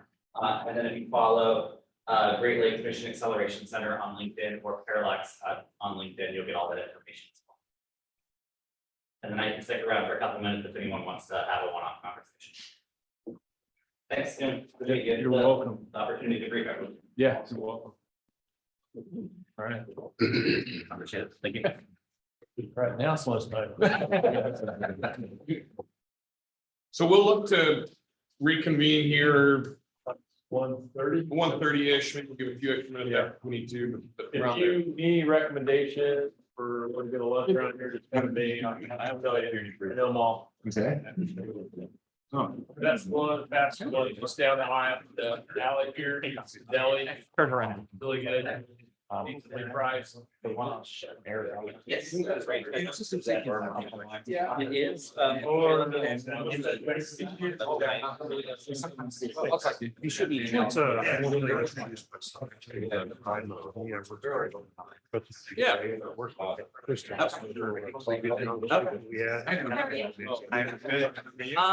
It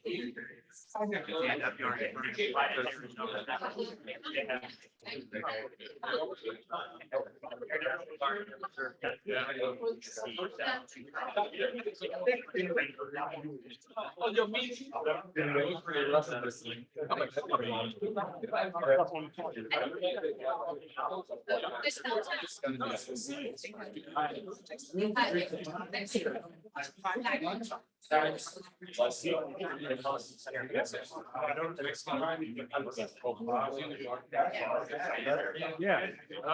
Everybody can leave everything here, it's all. Fine.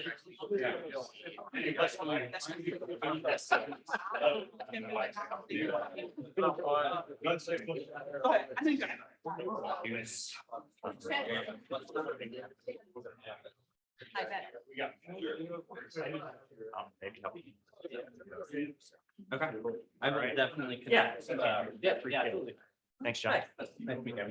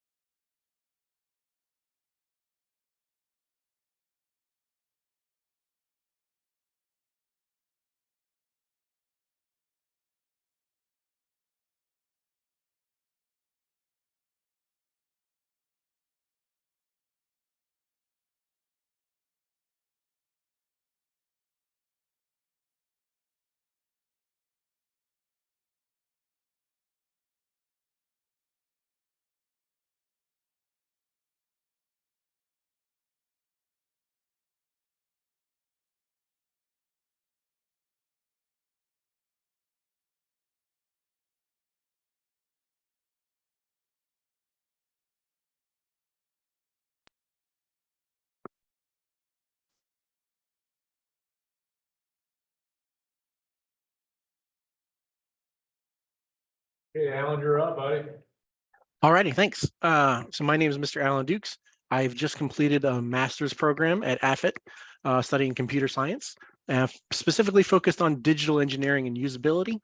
And my research project uses large language models and SysML version 2 to help construct and understand how models are developed in the digital engineering domain. Go ahead, next slide.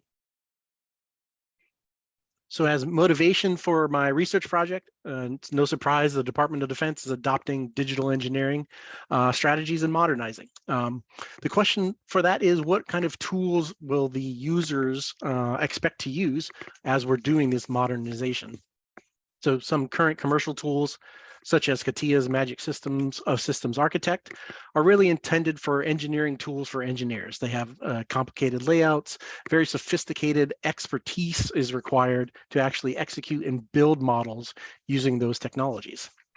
And not everyone on the integrated product team is an engineer, but they still need to answer questions about a program, process, or product using these system models and technical data package deliverables. So one of the early influences for our project was the deliverable of technical data packages, and how do we actually interrogate and investigate those documents to know if the technical deliverable contains the information of interest. And so one of combining that information with a good quote from an article by McDermott et al. And he has two really good quotes, actually. He says, first, few complete examples of actual measurement exist, primarily due to the lack of tools that can quantitatively track these measures. So if the research project goal, or one of the goals, is to develop and build a tool, we can actually integrate some of those quantitative measures into the tool as we're building it. And programs today can build the digital infrastructure to support tracking these measures through tool integration standards and features. And so our tool actually integrates a number of technologies together, including the SysML version 2 reference architecture, telemetry data, LLM support, and we call it Stitch. And it's an effort to research and implement a prototype web tool that integrates telemetry metrics to understand how users perform with virtual agents during a model building task. So since we're using SysML version 2, it's the way the systems engineering community is moving, and it's vendor independent, and we can develop the tool, then it's government owned. And so we can understand the fundamental digital engineering UI and UX requirements for working with SysML version 2 with those supported telemetry metrics.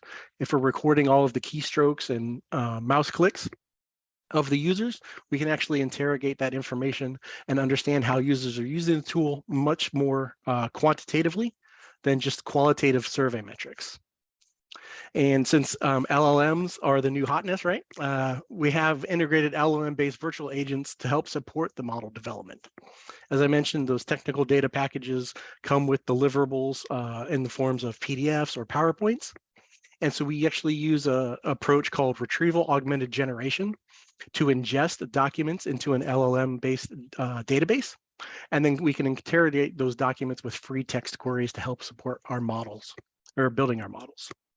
The idea then is to eventually tailor that experience to additional workforce roles such as program managers, finance, ops, T&E, so everybody's using the same data and information from the model to understand the product or process. Next slide, please. So as some sort of background research, I'm new to the digital engineering experience, and it's sort of unquantified in a couple of different areas in that what are the tasks of a digital engineer? And so I took that sort of research objective and wrote a paper that combined digital engineering and usability metrics. So for the digital engineer, they have typically 4 tasks: composition, digital twin, digital thread, and the authoritative source of truth. In the composition phase, you're building the model, defining your system of interest. And then with the digital twin, you're actually verifying that model against some sort of physical actual process or product. With your digital thread, you're tracking the changes to that model over time so that you know how it evolves. And with your authoritative source of truth, you're trying to find truth in those data models and authoritatively verify the content of the models and match it to the physical actual process or product. And so combining that with usability, it was a big topic this morning. what are sort of 6 characteristics of usability and some sub characteristics as we're building this product to understand how people use it and try to measure how people use it. And then and we can actually then understand the process of building models and how people use that with the new language of SysML version 2. Next slide. So to actually understand how people use this product or to drive its use cases, we developed 4 pairs of vignettes with a singular training vignette that walk people through different aspects of building a model, primarily based on some models from a AFIT Workshop 696. The AFIT Workshop 696 introduces model building with CATIA in SysML version 1. And so what we did is we took those models from that course and updated them for SysML version 2 to try and drive use cases in our experiment that we can then record and evaluate people's performance. So here we have those 4 pairs of vignettes. And as we progress through each vignette, we additionally add some SysML version 2 objectives, increasing the learning aspect of the learnability aspect of usability for our participants. And we kind of balance a number of other elements in that process as well. So one of the elements is a render style. Worked with Hangar 18 and some of their UI UX designers to come up with a visual style for our SysML version 2 graphical interface. And that visual style is defined by the SysML version 2 standard in that certain aspects of the visual design elements require square corners or rounded corners, but the SysML version 2 standard does not define any color elements or spacing elements or how lines are drawn between elements. So we sort of explored that space with the stitch style and came up with a custom render style, as well as we mimic the CATIA style with a style we call illusion sketch. So those familiar with SysML version 1 and using CATIA would be more akin or more comfortable maybe with that illusion sketch style that mimics the CATIA standard. Along with those render style elements, we actually have a couple of different ways to interrogate the documents in our document store. The first way is a standard file browser sorting method, tree-based file navigation structure that everyone's familiar with. But we also have this combined manipulation of comparing a single LLM virtual agent called Lilo against 6 other virtual agents with different areas of specialty. So Lilo is a sort of a general knowledge, has access to all of the documents, all the content. And we wanted to compare and contrast that against different LLMs and virtual agents that may have additional specialties. So that was a little bit less generic and more representative of an integrated product team that has different areas of expertise. So since we run an experiment for my research, we do have some results that were quite interesting and positive towards the usability of the system we developed. So next slide. So our overall results, we had 12 participants actually execute all 4 pairs of vignettes. And that totals 96 vignettes. The vignettes were designed to be able to be accomplished in roughly a 15-minute time frame. That was sort of the design. So 8 vignettes for a total of 2 hours. And what we found across all 96 vignettes, across all the participants, is that the median for their completion time was at 14 minutes. So our sort of design and the instructions led to a usability and a sort of a availability of productivity of just under what we designed for. So that's pretty good. A completion time under what we targeted sort of lends itself to the system being usable. A bunch of outliers as people completed the task, but generally right around 14 minutes was the average or the median completion time. We also used system usability score. This is a standard from a government standard that's available on usability.gov. And that's a set of 10 questions that compare and contrast different aspects of the system to result in a metric and a score in the end. And so the general accepted score for that metric is right around 68. And we came in just at 70. So our system generally usable across a number of different kinds of vignettes and a number of different manipulations just puts us just on the positive side of that usability score. And just as an example, with the telemetry metrics on the next slide, we can talk a little bit about the vignette one manipulation. So here, in addition to the system usability score, we also had custom questions that evaluated or asked the participants to evaluate, was the file browser useful? Was the order of files useful? How was the agent-based search? Was it useful? Did it return useful files? Those kinds of questions. And so this is just a snapshot of the first instance of users experiencing the difference between the file browser and the single agent Lilo. And so what we saw is that the file browser was generally useful on a scale of 1 to 5, and the order of files was typically useful on a scale of 1 to 5 for most of the participants. But we do think there is some room for improvement in the file browser in that it doesn't do things like maintain recent folder open history, those sorts of things. Just common usability things that we could add in the future. For our agent-based search results, the agent-based search was useful, and agents returned useful files. Well, 7 out of 9 participants responded that those things were useful. But with the inclusion of the telemetry metrics, we can actually investigate those individuals who found it not so useful. And actually those 2 data points there that found it not useful or it didn't return useful files, one of those 2 participants actually didn't fully implement or use the agent-based search. They typed in the query, they left the query, navigated to a different part of the interface, and never returned to actually evaluate the returned results from the virtual agents. So if we were just focused on the qualitative survey metrics, we would have had one story, but since we have that quantitative telemetry metric recording, we can actually go in and investigate more about how the users performed. And so the user performance is one thing. What we also wanted to do as a computer science sort of experiment is understand the performance of the virtual agents themselves. So this middle chart here has 3 graphs or 3 box plots. And so what it shows is those bottom 3 box plots of purple, orange, and green are 3 provided queries for the vignette manipulation that we asked the users to actually execute. And so what we wanted to see there is what was the performance time and the response time of the computer system to actually help in aiding in the usability of the satisfaction category. If the agents take too long to return, the user's not going to be very satisfied with the system, and they're going to ignore it like the one participant did who rated the agent-based search fairly low. But what we also started to see in other parts of the experiment, as well as this vignette, is that the users executed queries that we didn't actually expect. Things like help me understand more about the model, help me understand more about SysML version 2 were some of the other help me style queries that some of the users executed.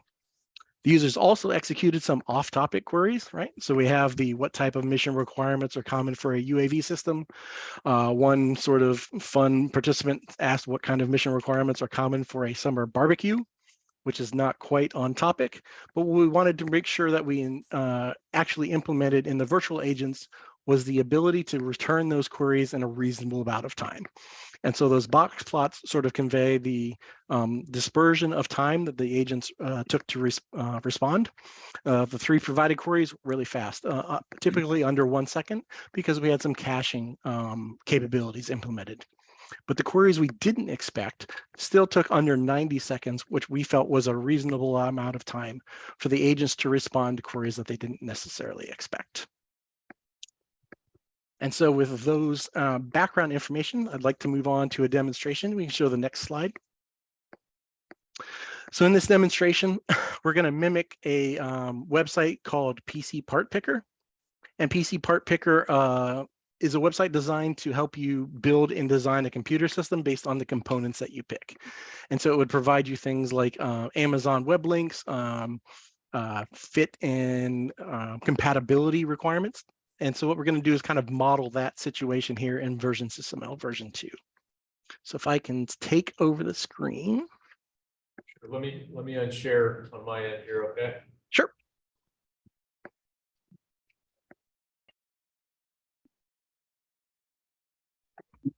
Got it.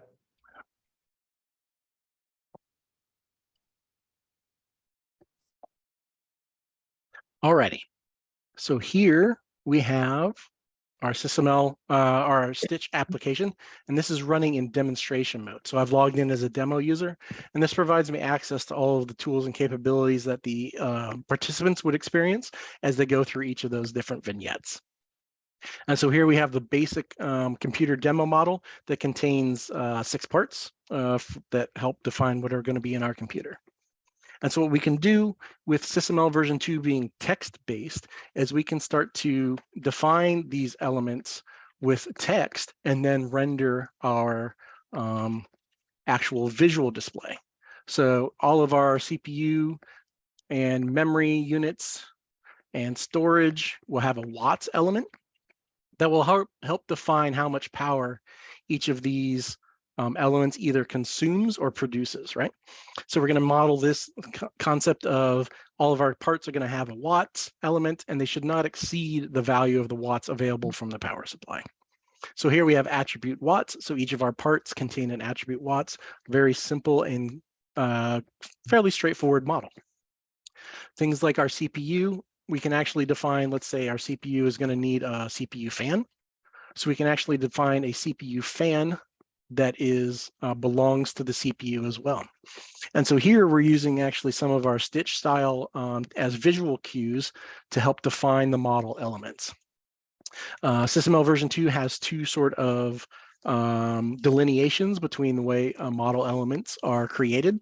One is a defined element or a definition element, and the other is a usage element. So here we have defined our CPU, memory, storage, motherboard, video card, and power supply as part definitions. But here we've actually implemented a usage of a CPU fan saying that every CPU that is defined will include a CPU fan to keep it cool. That sort of a concept. And so we have all of those pieces and parts to help define attributes and parts of our model. And this textual sort of implementation allows us a lot greater flexibility, I feel, in building our model. What it also includes is, as I mentioned, we have the virtual agents here in Stitch. And so what I've done in advance is provided a query that says, find me a SysML file that contains the power value for watts. So we have these watts attributes that are sort of generically defined. So let's actually refine that and start to apply units and measures to them. So here our first agent, Ohana, who specializes in airworthiness, says there doesn't seem to be a SysML file that contains a power value for watts. But they did find this power unit W and measurement unit W that may be of interest to us. And so if we scroll down here, because I've done this a number of times, line 77 defines our watts value. And so this library of SysML content actually defines a number of predefined units and measures for us. And so we can refine our model. It's to say that our watts attribute now is of type W if we import our SI units file that this content comes from. So if we import that, now this watts element here becomes a unit of SI watt. And we can actually apply that to all of our other elements, quick and fast here in this text editor, and they all become then a watts element as well. Along with the standard SI units, there's an ISQ mechanics library that includes additional specialties that help define not just a unit of watt, but an actual element called power value. And so here we're refining our model in specializing that watts element to actually be more descriptive and defines all of those elements much more precisely than just a generic attribute. And so what this can get us towards is the ability then to evaluate these requirements to say that if we have this computer with these types of parts in watts, we can actually refine them in a number of different measures to include things like a byte measure for our memory unit or our storage unit. We can add additional attributes like a USB port, and that all becomes part of our graphical model, but defined via text. And so here we have this final computer part definitions model that we can start to refine and say, okay, if we have this generic computer part or this generic computer defined, can we define a desktop computer that starts to assign values? And then we can evaluate that. And so we build out this larger model that contains that additional information So we have this computer calculations model. It imports the computer definitions that we saw in the previous tab, but it also includes this calculation called power. It includes a requirement called total watts. That is the sum of the watts element for each of those power values. And it requires this constraint that it be less than the available watts provided by the power supply.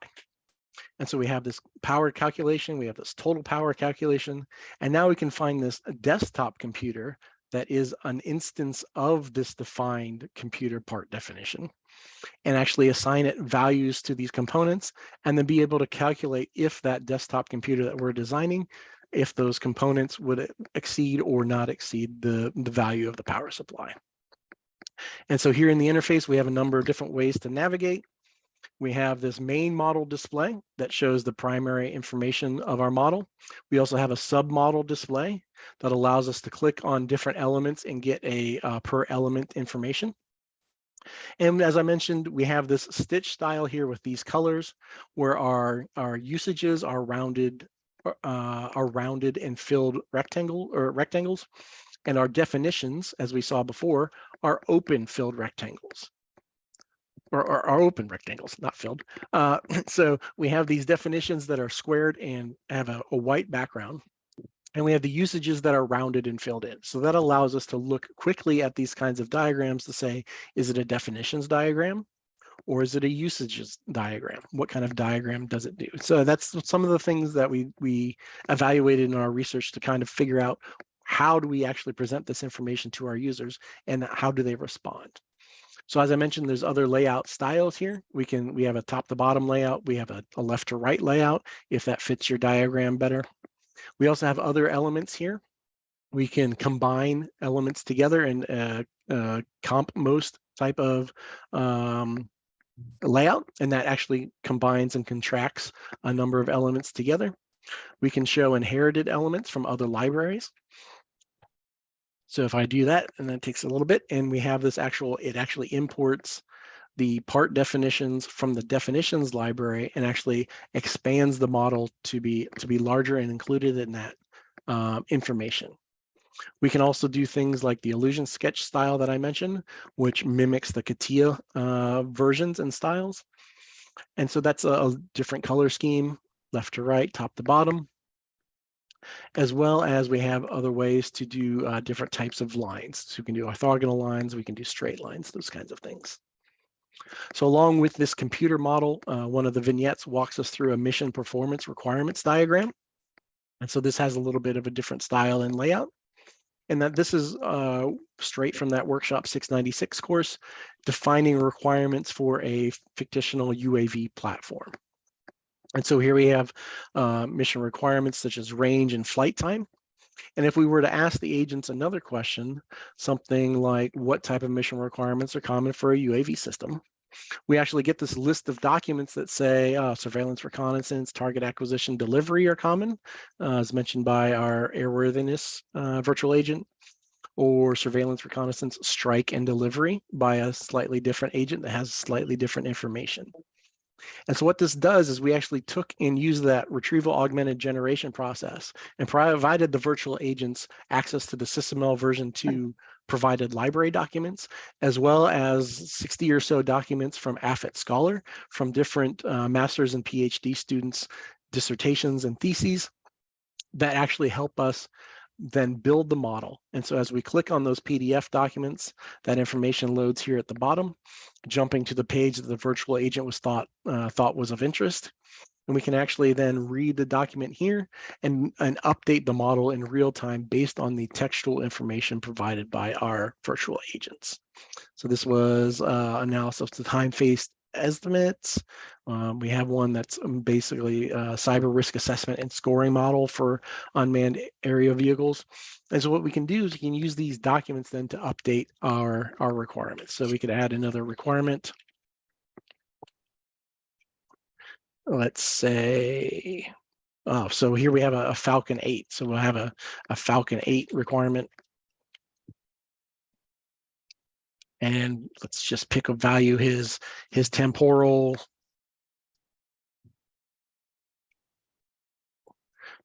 value is whatever M is 1. So if we can update our model with that information from the virtual agents, and it becomes part of the actual model itself.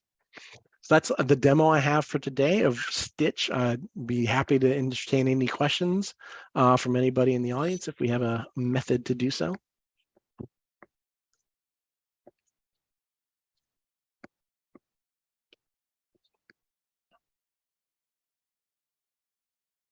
I don't think we have any questions. Any questions for Alan?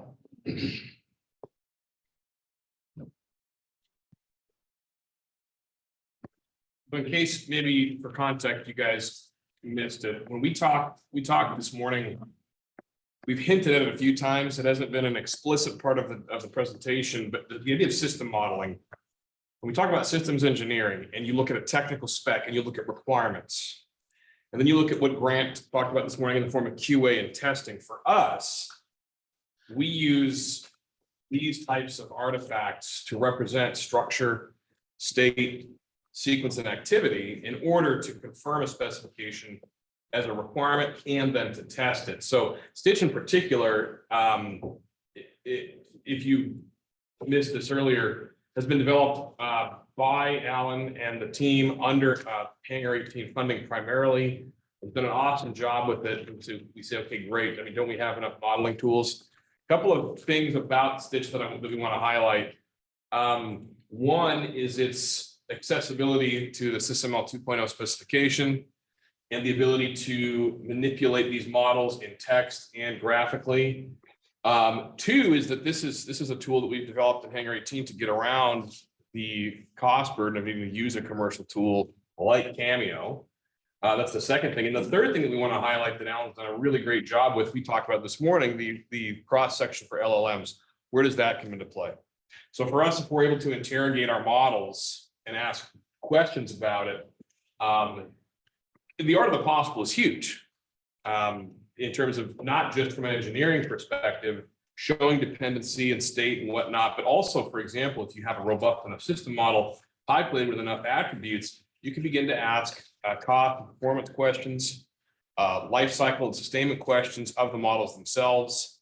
We also see a really exciting opportunity to tie what he's done here in with CAD and CAE data to provide a really robust tech data package. So really exciting stuff. So in case we're kind of scratching, they're going, what's the tie in here? Maybe you all made that leap already, but just in case you weren't, that's really what we're after here, is using a tool like this to fortify our SDLC so that we have the appropriate representation for technical specifications and robust system models. So yeah.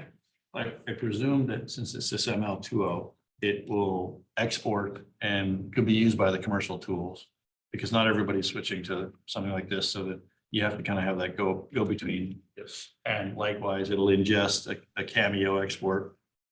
Or is there things within Cameo exports that are they tack on as overhead type stuff? So the SysML submission team, they have 12 or 13 vendors, including Katia and Sandia and a number of other like fresh startups similar to Stitch that are working with the SysML version 2 standard, integrating it into their current products, developing new products, and sort of supporting this interoperability of the SysML version 2 standard. So since it is text-based, this basic computer model that takes 30 lines of SysML version 2 code is actually 6,000 lines of SysML version 1 CATIA code. So that condensed and interpretable text seems to be a much more, as Matt likes to say, model-based systems engineering as code, and really provides that interoperability to interrogate the model as well as share the technical data as models in text form throughout the different applications. Is it able to interrogate existing software that someone's written to reverse engineer a model out of it? Not currently.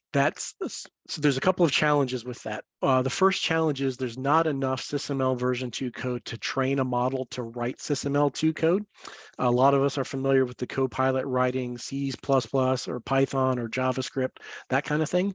But Microsoft's Copilot is trained on the billions of lines of code available from the public GitHub repos. And there's just not enough code currently to train a model to generate SysML version 2 code. There are a couple of attempts I know know of. Katia's working on a process to do that. It's just that the training data is not there to currently do so. That makes That's really sense. the biggest challenge. So that's why, so when my advisor pitched this, hey, let's use LLMs to create these models from the technical data packages, I'm like, we don't have enough training data to actually do that, but we do have this retrieval augmented generation approach that allows us to query that bulk content of documents, in the 200 or 300 different pages across a number of different documents to try and pull out the information of interest that we could then use to build the model. So that's sort of the emulation step that we took with our research. Kind of, I'm sure, I don't think you know the answer to this, Alan, but I'll ask it anyway. In a parallel effort, since there's so many different institutions, organizations proceeding down this path, is there an overarching effort to pull at the DoD or AFRL or whatever level a consolidated place where everybody can put their models and their information so that you can have the data to share and train, as opposed to doing what you're doing within your project here, so that it can grow, it can become something. Is that happening? Not to my knowledge, but I know that Matt Jacobson in things like his carbon effort, where it's aggregate all the data together, those kinds of things. This could be targeted at those document stores in things like Hyperthought to actually suck down and pull out that information. Thanks. One thing I'll add too, real quick, with Alan's work, it's kind of, not only is it relevant on the software lifecycle use case. In fact, Stitch was originally conceived in a completely different arm of Hangar 18's portfolio, which is the data engineering side. So as we in Hangar 18 started building data lakes and data fabrics, people from the engineering community started stepping in and saying, hey, we like what you're doing with pedigree for computation and experimentation. Can you help us with our tech data packages that we're getting from our OEMs for systems? So PLM data, CAD CAE data. We're like, sure, what's your biggest challenge? They're like, well, one of the big challenges we have is data neutrality. You were talking about being able to go back and forth with this in Cameo. That is precisely the idea with this part of Hangar 18's portfolio, is reducing the cost to the government to own its own tech baseline. Not just the cost, but also the level of effort needed to maintain a neutral tech baseline. So we have several different efforts that we are running using this type of a methodology for it. So it's something we haven't talked about at either Collider because we've been really software focused, but data engineering and data neutrality is a big deal for us. So when I go back, Matt, an organization I used to work with, it's not about architecting a system or engineering a software system. It's about other systems and things that those systems can do and putting those models together and being able to use those against other models. It's a different utility as opposed to software design engineering down. It's actually reverse engineering up, and it exists very close to us. We should talk about that. Yeah, so in this current implementation of Stitch, we have a static model and file browser service that hosts all the content that we needed for our research environment. But that could, because it's just a REST API call to a /models or /documents URL, that could be replaced and rewired into things like Hyperthought. So to pull that content and that information from whatever target of interest it is. So I show it from the front end, it looks all nice and snazzy, but there's a lot of complicated microservices architecture on the back end that actually enables all of the different pieces and parts for the front end.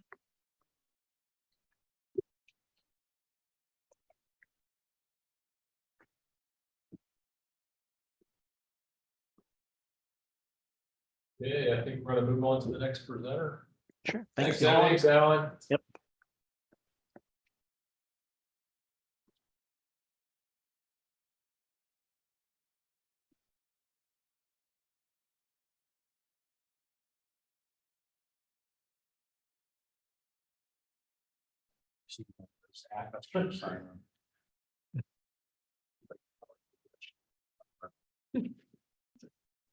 Oops, sorry, they didn't have a step from points and they're not trying to make money. They didn't say that. They didn't have a slide. I talked about the same.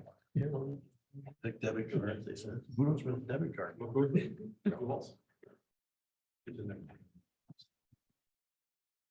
Going, there we go. Oh, back to Matt. Nice try, Grant. I'm up. Egress.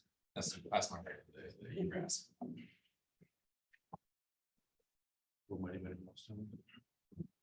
Okay, so I'll tie this all together. Today's had a lot of great continuity. As promised, I'm going to talk through a couple of examples of this we put into practice. This is a practitioner's approach to implementing Agile in DoD. I'll kick us off with some high-level summary of high-level ideas. And Krista Aiken is running this. She's living this day to day. She'll present what she's doing on an effort called OA and WD, which is onboarding and acculturation and workforce development. And then I'll talk a little bit about the data fabric the Tess and I are running called Delta. Next slide. We talked about this very early, that we have a mismatch between the way that we do tracking, reporting, we let contracts, et cetera, and what Agile promises us. We're looking for that flexibility. Already hit this on before that we're not buying paper. And so from our perspective, the more we can show the goodness of flexibility and agility inside the work that we do in our portfolio, the easier it's going to be to have these discussions and retrain ourselves, build that new muscle memory. And one of the things that we talked about, when Professor Pitt was up here that we talked about is understanding having a product owner that is equipped to understand unknowns.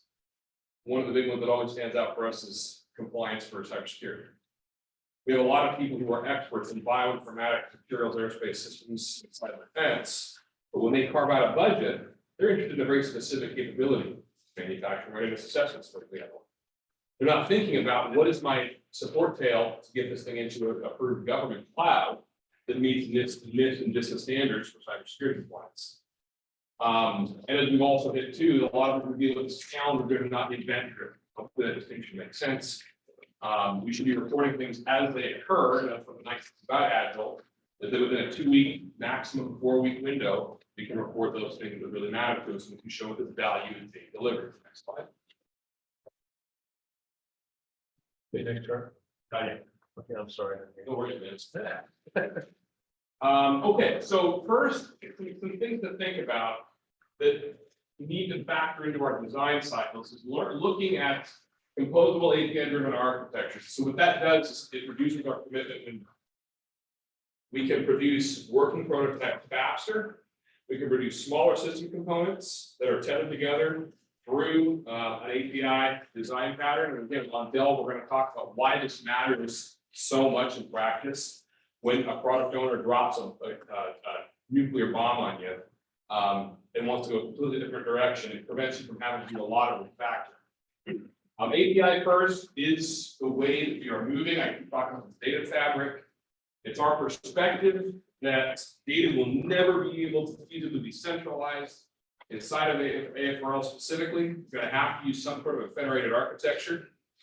And that actually makes a lot of sense. So given that we have a landscape littered with hundreds of different data systems, what we need to do is maximize our ability to integrate, not to consolidate. Also, what this does for us as we treat applications using container technologies and API for design patterns, it makes us makes it a whole lot easier for us to look at cloud deployments and again meet that cybersecurity set of mandates that we have in that slide. One of the things that I'll mention on this is that AFRL is in the process of developing a comprehensive, holistic API first design architecture. We are presently in the process of using Apogee as our API gateway layer. We're testing it out in a variety of different configurations and deployments. Not necessarily committed to this particular technology. What we're trying to do is work with the DCD, that's AFRL IZ, the architecture division and that leadership, Ms. Pinnell and her leadership team, to put in practice standards, be they for data architectures, API first design patterns, cloud infrastructure. We need standard approaches. So again, consistency is key here. And then this bottom one too, when it comes to helping ourselves, I won't cover this in detail because Professor Phipps hit this one out of the park earlier, talking about the need for documentation. And the fun part about this, and this is where these are great discussions to have over shuffleboard and beer and PVC, is, yes, we understand the Agile manifesto says we need to prefer collaboration over extensive documentation.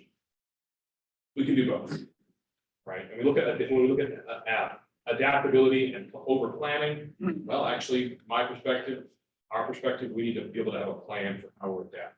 Okay. So, next one. 2 is very early in the project, figure out what those high level reporting requirements are, and what those aggregation functions need to be. So how can you use a tool like Jira and Confluence and tailor a plan to match a workflow that's expected by your stakeholders, by your sponsors? I put an example up here where if we consider what Jeremiah, James, and Grant walked through earlier, on that early 1 to 3 month time frame, you do have some prototypes, and you can work with your. This doesn't require any sort of, rocket science plan. This is expected. What we can do with this project is say that we're going to have some form of rapid prototype that will be developed along this timeline, so that we're ready for our first PMR, which then becomes a decision gate. And setting up decision gates for our stakeholders, we have come to value immensely in Hangar 18. That is to say, we prefer, rather than a 12-month budget, and we can work, we can add these up. It's not, again, super difficult for us to do this and get an idea. But what we really do prefer to do is take an initial slug for discovery. And we sick our Gordon fishermen on this problem with their deep sea fishing expeditions that get out and quantify a design package. And at that point, if our stakeholder like what they see, we can move forward. And that actually ends up really working well for us currently with our stakeholders. For example, with DCD, they're on a 3-month, they're on a 3-month cycle. And Bart talked about this a little bit earlier. I do want to go back and say we do need to meet our customers where they're at. The reality is that our government stakeholders are not going to be as participatory, especially at the senior levels of the tech directorates, as we would like them to be. So we create a meaningful touch point. Sometimes it's a 1 or 2 day workshop. We bring everybody together and do a free PMR debrief for those stakeholders. And this is another area where we talked about earlier. One of the questions came up: what do you do when you don't have a responsive product owner? For us in Hangar 18, we assign a product owner from our staff to work this problem. Because not only do they have availability, but they're able to help reconcile differences. They're trained and experienced as Agile practitioners. Okay. Again, I don't think I need to explain all these benefits that I have listed here, but it puts us in a much better position to be Agile. And again, you can take an annual budget and chunk it out into increments just like this, and plan to do quarterly execution. And then again, like for my organization, we do annual PMs in Air Force Mantech. We're doing it this week. I provided my input, roll them up, and send them out so that they can be analyzed. So whatever your cadence is, you can break them up in chunks. That tends to work really well. One thing to work very hard at, and again, it started to creep up a little bit during Professor Phipps's presentation, is watching out for this turning into a waterfall-like methodology, where you spend all this time and depth up front defining all your requirements, then you do design, then you do development. We're running that Hangar Agile framework inside of this. So on a 2-week increment, if this is 3 months long, of course, we're going to have 12 cycles that we're going to be able to report back. Okay, next slide.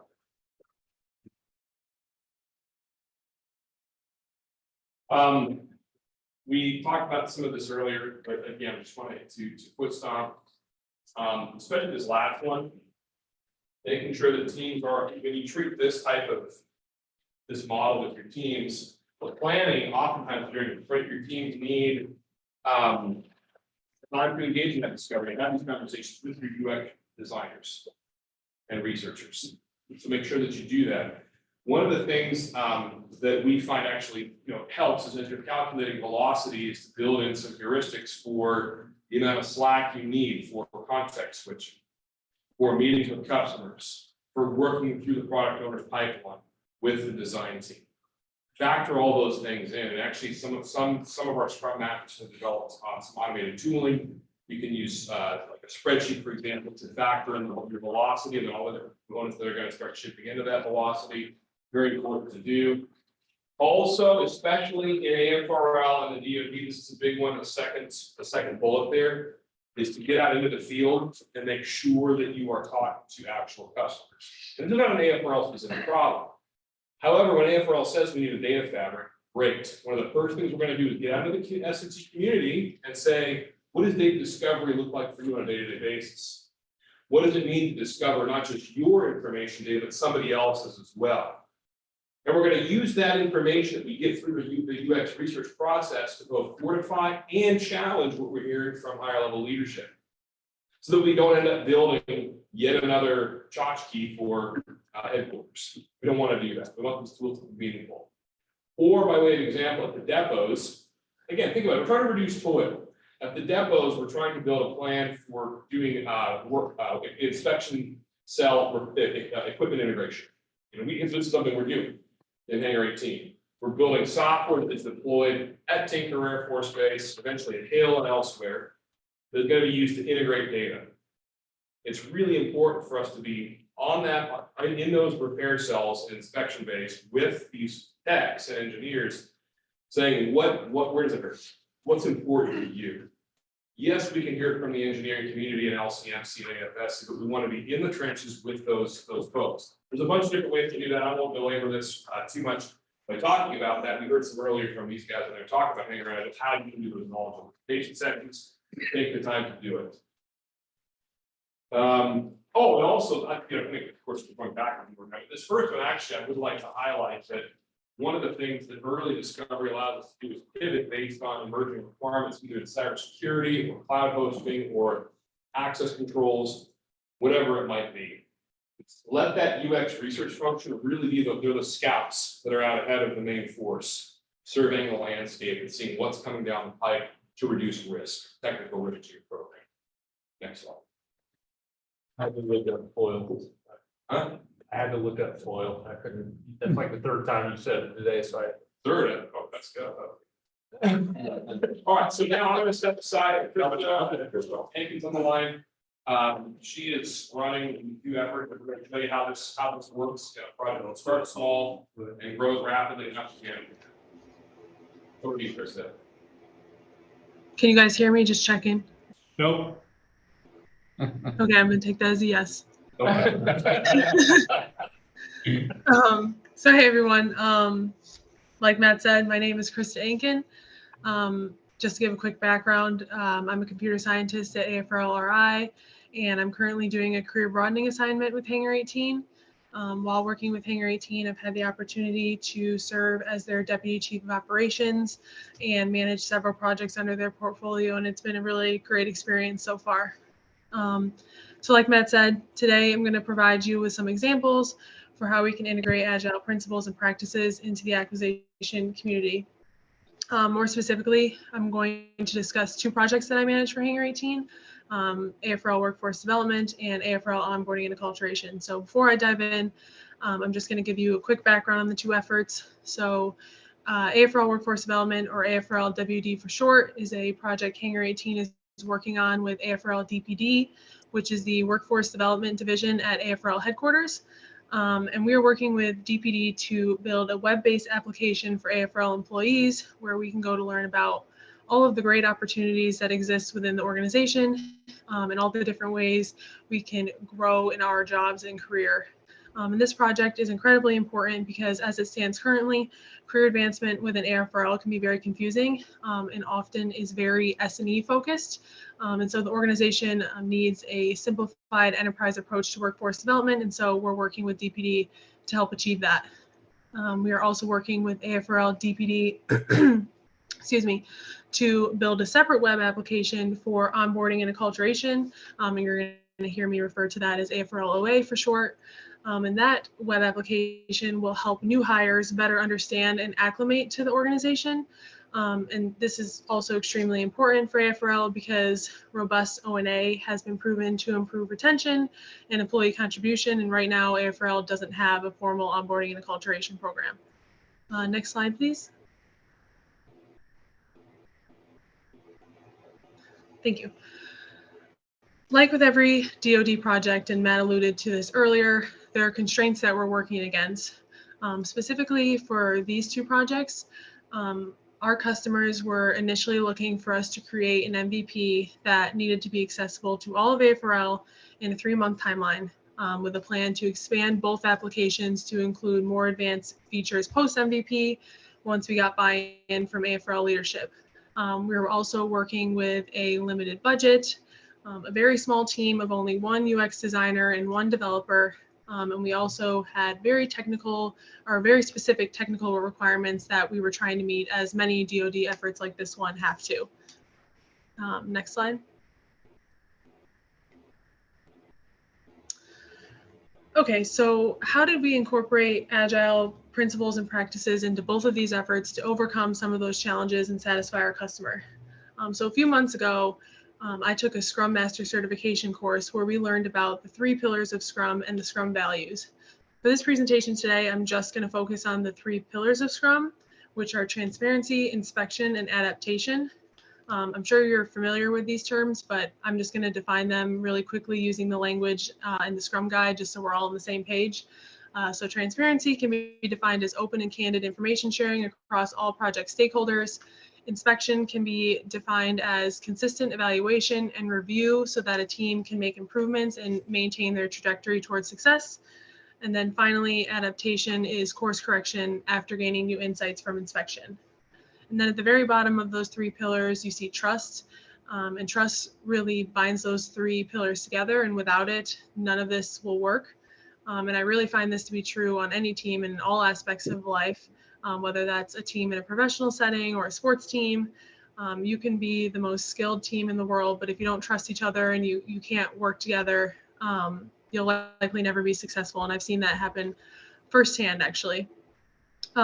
So our team has really embodied these 3 pillars of Scrum. And by doing so, I feel that that has enabled us to be flexible and easily adapt when changes arise, have really great team collaboration, and it also allows us to always be continuously improving on our product and our processes. So in the next few slides, I'm going to provide you guys with some example of how our team operates and how we use those 3 values and principles on a daily basis and the impact that they've had on our application and our relationship with our customer. Next slide, please. Okay, so I'm going to start with transparency. And honestly, I think transparency has arguably been the most important pillar for us for both of these efforts. One of the strengths of our team, and when I say our team, this includes both our internal Hangar 18 team and our customer, is that we have and will continue to have really honest and open communication.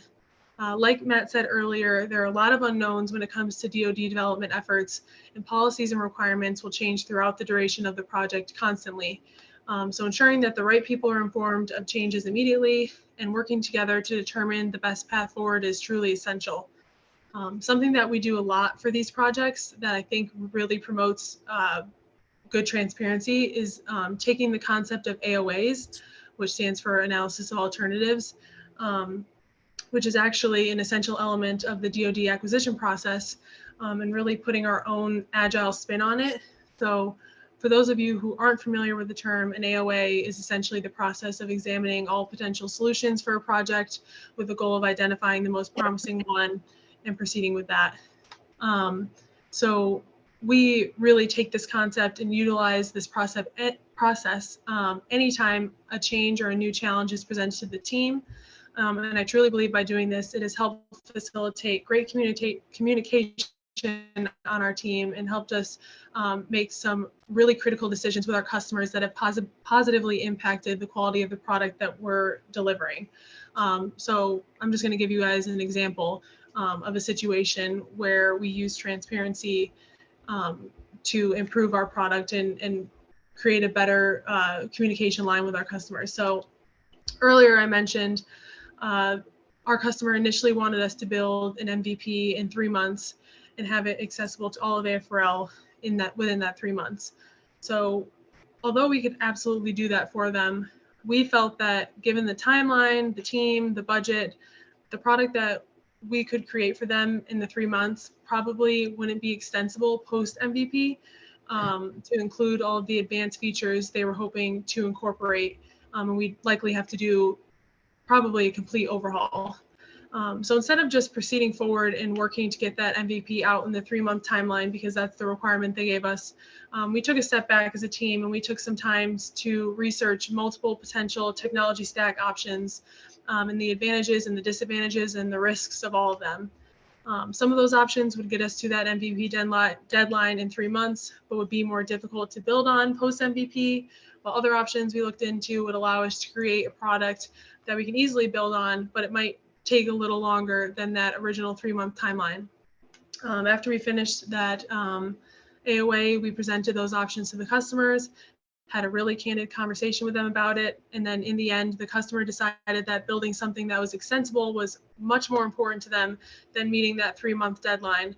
And they asked us to proceed with the tech stack that gives them much more flexibility and opportunity to create something extremely customizable that we can build on in the future. So all that to say, we were able to build a better product for our customer by being transparent about the constraints that they were giving us and how that would affect the outcome of the project. Other ways we use transparency, or we facilitate transparency, we use a sprint backlog, a product backlog, and sprint reviews as well. We track a lot of these things using Jira and Confluence, and you probably are familiar with these tools, but they really do allow us to easily document our sprint goals, track the progress we are making, track changes that arise in a very clear and organized way, which makes it easy for us to maintain transparency and also helps hold the team accountable for the tasks that we agree to work on. So being transparent really has many benefits, which may seem obvious, but still some people and some teams don't embody this pillar. For us, not only have we been able to enable our customers to make informed decisions about their product by being transparent, but it has also helped us detect potential issues early on in the project and find ways to try and mitigate those before they turn into larger issues down the line. Next slide, please. So the second pillar is inspection. We also, excuse me. We also practice inspection on a daily basis on our team. Our internal Hangar 18 team holds a daily Scrum meeting where we meet for 15 minutes every day to discuss the work that was done the day prior, the plan for the current day, and if there are any impediments that are blocking the team from getting their tasks done. We also hold your traditional Agile ceremonies such as sprint reviews, retrospectives, and planning sessions. And we typically do those on a bi-weekly basis. Occasionally, we have to change that, but typically bi-weekly. And then at these ceremonies, not only do we inspect the product that we're building itself, but we also inspect the progress of the project by getting feedback from our developers and our customers on how they feel the project is progressing so that we can make changes as needed and just always be continuously improving as a team. Sorry, I'm getting over a cold, and when I talk for a long time, I start to cough uncontrollably. Next slide. And then finally, adaptation really goes hand in hand with inspection. If any new insights are gained at sprint retros, our daily scrums, or our sprint reviews, we adapt our strategies at the start of the next sprint. Adaptation in Scrum has many benefits. Specifically for us, we feel it makes our team more flexible. It allows us to incorporate feedback on a regular basis. It allows us to consistently improve on our processes and product, and ultimately, because of our ability to adapt on the fly, we ultimately feel that we have a very happy customer. Next slide. So just a few lessons learned. I think the biggest lesson learned from these two projects is ultimately there's no one way to fit Agile into your project, and no project will look and function in the same way. I've learned that you just have to take these Agile and Scrum principles and values and apply them in a way that works best for your specific team. I'm so sorry. I also learned that figuring out what works best for your team is also a process, and that process is truly never ending. There's always going to be things that your team can do better, and that is completely okay. There are things that we started doing at the beginning of the effort that we're now changing 6 months in, and that's just going to be something that happens throughout the duration of this project. And then lastly, coming into working with Hangar 18, I was a brand new Scrum Master and product owner. So I really leaned on the Hangar Agile framework to help guide me through these efforts.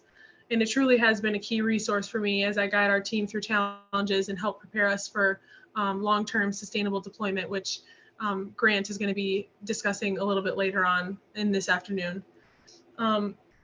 With that, if anybody has any questions, feel free to ask. Otherwise, I'm going to turn things back over to Matt, who is going to discuss how he integrates Agile practices into another Hangar 18 effort called Delve.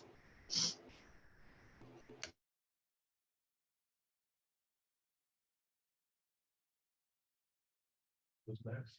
I know you want to do some control. No, hold back. I liked her pitch though for Hangar Agile. It's nice. Make it rain. Yeah.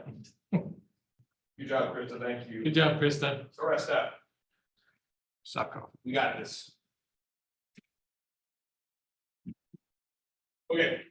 So the project, we're looking at our data fabric effort called Delve, which as we write about a lot of every acronym or every code name has to be a fully qualified acronym. Yeah, so data enabled laboratory fault environment. Yeah. So real quick, we're going to cover what we got there. The three areas really that I'm interested in covering are how we use structural problems to create an adaptive team composition. Working on this tension point between basically the corporate voice and the voice of the SAT user bench.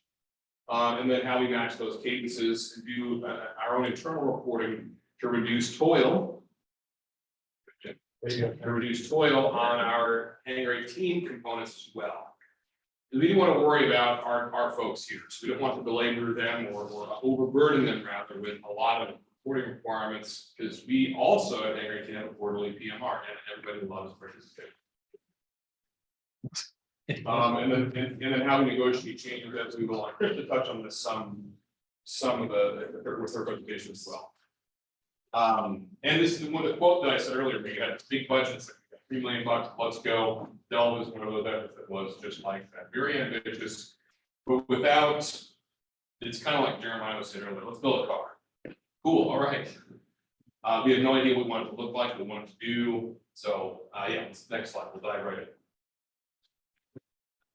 Okay, so Delve is very ambitious in the way that what it intends to do and is doing effectively now is pulling in data, and we have three here. We're actually looking at hundreds of systems that are pulled in and mapped against a set of lower level and upper level ontologies.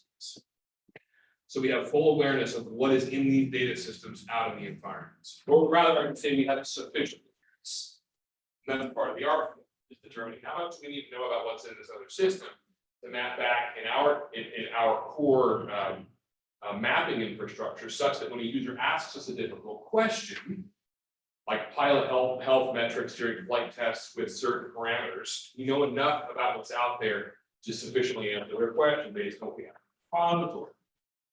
At the same time, we're looking to allow publications and final reports, raw data, connections out to the DAF data fabric. Okay, really ambitious, and also Delve have to try to make sense of access controls, distribution statements, export control, critical technology markings, all this business. And shockingly, there's very little real good guidance out there. The librarians can't really point us in the right direction. The STINFO people throw up their hands pretty quickly and start getting into this. Whose job is it to define access controls and how to do this? So, and then as I said earlier, AFRL is looking at an API first, enterprise API first implementation as part of their infrastructure movement. Delve is one of the exemplars side of that. Of course, I don't think I need to tell you why this matters. We spend an immense amount of data building repositories to store and house data because we lose so much. When we talked earlier about data ending up on a hard drive in somebody's desk, that's very, very real. For a long time, I had a desk, a file cabinet that was worth how much, James? I think you said it was like a $12 million. Yeah, the $12 million filing cabinet. Nobody really knew what was in there. You just know the value of the paper that came from the contractor under contract. But it was very difficult to take apart and do anything with. So this is a really big deal. This is intended to be used for all forms. You can see that polystructured multimodal data for over 10,000 users. So we do have some parameters that we know we need to design against. Okay, and we want to make it easier for people to build a system. And again, we said this is federated. If you're in the bioinformatics community, say, yes, you can connect with your favorite system through an API first design pattern. You don't have to use our system. We're not the Borg. We will, however, insist on some agreement on how we exchange data from API. Okay, so that's a little bit about this system. Next slide. Now, getting right into the meat of it, we don't want such a complex hierarchy that we end up losing all of our productivity in reporting and in communication confusion. So we had to be effective in forming up 3 major teams, because not only was the team large, we had a large budget, we had student requirements. We weren't exactly sure what this was going to look like. So early on, I had suggested that we move into a 3-pronged approach, the data team. And the data team is the one, by that I mean very specifically, the data team is the one that is doing the ontology and schema development work. Do an analysis of alternatives, determine what the right stack is to hold an ontology. To tell us, again, when I said earlier, pilots, health metric data, flight tests, what are those things? They're not just text strings.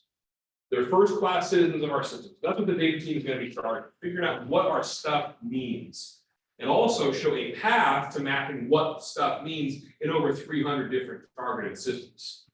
Extremely ambitious. While they were doing that, we said we're going to have an experimental development team go through rapid prototyping with John Will's creative uses to show our stakeholders, not just the product owner and the leadership, but also the S&T users, what the art of the possible was. Do you like this interface? And we juxtaposed that with technical debt by saying we knew that those early prototypes may not be kept. Okay, and that's okay. The third arm is UX. And we say, well, why wouldn't they all just work together on one team? Because the UX had the unique job of going out on a completely blank slate and ask conventional researchers, how do you discover data? What kind of questions do you ask of your data and of other people's data? In fact, do you even look for other people's data? And the answer is no. Actually, while I have a second, we recently talked to somebody a bioinformaticist who said that she knows what her data is. And if she needs somebody else's data, she can pick up the phone and call them and talk. There's 0 interoperability or integration between their data systems. None. So UX is out there. Those questions are asked independent of whatever development ramifications are. They're simply asked what these questions in the field. What is the culture of data and discovery in AFRL? So we have 3 teams. Now it's important to note we do have 1 product owner and 1 scrum master. For this project, I'm the product owner. And that's an example of what we talked about earlier, where if you're lacking somebody from your sponsoring organization to sit in that seat, then make sure that you bring one to the table that you assign. And as we've also said, there are many advantages to doing that. I know what a properly sized PBI should look like. An AFRL, an average PM in AFRL doesn't know what PBI is. Okay. I can look at my lead developer and I can tell, like you said earlier, that's an 8. Let's try it. Let's refine that some more. Product owners are not going to know to do that. That you bring it off the street to wear that as a label, as another duty of the sign. Okay. So I'm the product owner. Tessa talked to me as a scrum master. We work very closely with these 3 teams. One of the things we accept as a downside of this model is we have to carve out about, I don't know, Norman, what do you think? 10, 20% of your time is simply spent meeting and communicating with the other functionalists. Yeah, about that much. It's a downside, as in they can't all be focused head down, cranking out code. They do have to spend an amount of time committed to communication so that they have a common working definition of what done looks like, so that they know who's contributing to what dependencies according to our quarterly release plan that AFRL is holding us to and giving us money to abide by. Okay. And then When you say spend, it kind of has a negative connotation. Ben? Yeah, What do you mean? James, you gotta spend 10 to 20%. Sure, it's an investment. If you- investment, It's an investment. because you're investing in the total package at the end, which is kind of what this is all about, is how to get the communication, investing in. And I appreciate that distinction. It has to be done. And the benefit of that is that you're able to leverage synergies that you can't realize inside of the scrum. And that, to me, there's, the other side of that comment is, it helps with the language going up, the return on investment. We're investing in these things to get better product faster. This is what return on investment message goes higher, which it starts bringing agile and traditional management together to translate. Yep. Now, and speaking of the way that Agile approaches, you see this in the bottom bullet there, you do now refer to these more and more as the dev team. Now, they still wear their old hats and they do have a culture. James is on the dev team. Jeremiah is working on the UCD team. But they are all so communicative now that we can commonly refer to them as, you guys are the devs. It's a very large team. They do have their own individual stand-ups, and then we have meetings where we share information. Next slide. Okay, and the other thing we have is that we have two polar extremes. We have people, C-level leadership in AFRL, and we have S&T users at the bench. DR1s and 2s who are running lab equipment. And we have a whole spectrum in between. Between them, they represent the voice of the customer. So again, who do you listen to? Who do you listen to? You follow the money generally. Because the S&T users aren't the one paying the bills, it's headquarters, the chief data officer. But we're able to use the Hangar, Agile, and more specifically the Genesis UX Design Studio to elicit the desires and needs and motivations of the S&T community, and then make proposals. One of the things I have found in this process is that with AFRL leadership especially, but also we found this in LCMC and AFSC and elsewhere, I recommend this to the team all the time. It's better for us to propose something rather than say, what do you want us to do? That helps us reduce ambiguity. Here's what we're hearing from the folks in the trenches. Here's our proposal. Now, if they want to counter argue and propose something different, that's fine. But we find it's generally very hazardous to walk into a meeting with leadership and say, what would you like us to do? Because if you don't, at bare minimum, if you do go in and ask them what they want, it's going to be completely opposite to what they said last week when you met. Okay, for real, that's a big problem. So again, knowledge elicitation is really important. Challenging those assumptions in a way that is respectful to the perspective of leadership, but with saying, delicately saying, you know, we see these trends emerging in the user community, we really should consider that. The other thing too, that's a challenge with Delve and a lot of Hangar 18 product is we're not just responding to a demand signal. We're not just building a better online shopping cart. In this case, with Delve, we are creating demand. You can see down here. For us to be successful, first we have to factor in how we've always done the user barriers and final practices. Yes, we could build a data system that's basically a better version of a hard drive and a desk. But the art form there is saying, how about we build it the way that we would prefer that it be in an ideal situation based on what we know now with integrated systems. Think about what I said earlier. When we have a practitioner who says, I don't bother asking the person down the hall for their item of manufacturing data because I already know I have what I need. I rig my literature search when I go for research money so that there are no results in the back. So this has been done before. You know, so hopefully you don't have to be online listening to get a report what you're saying. So mom door again, okay? But I have never heard of a literature search coming back in to a research proposal that would turn down because the work already done. Even though realistically we know that should be the case. That should be the case, okay? So the reason why I say that is that not only do we have to think about what could happen if that researcher could have instant access to transparent data from other individuals in the same domain, we then have to think of new ways of capturing and storing information never even considered. Like with, I'm going to say it, with large language models. Or exploiting the use of widespread ontologies and semantic data to properly describe what we're doing. Okay, so that's this whole spectrum. When we can do that, we think we'll be successful. So this is one of the issues with Delve is that we have to integrate policy coming from the chief data office. We have to integrate policy coming from after access controls from our information custodians. We have to create demand as well as respond to what we see in the field. And one of the biggest ways that we do this is by very regularly going out to the community at all levels. From headquarters to the bench and saying, here's what we got, do you like it, do you like it, do you like it? Chris highlighted this earlier, transparency is so important. You might not like what you hear, but it's a whole lot better for you to hear it now than to hear it 2 months, 6 months down the road, and it's a whole lot more expensive to fix. Say next slide. Yeah. I put it there, I couldn't hear you with No, that. I'm reading. Okay, now we talked about this. This is an example. One of the things we like to do with this particular team is go into a digital whiteboard like Miro. Let's start throwing ideas out, based on what we're hearing from the community, based on demand signals getting from corporate, based on all the crazy things our US researchers are bringing up in their cilantro eating sessions or whatever, you know.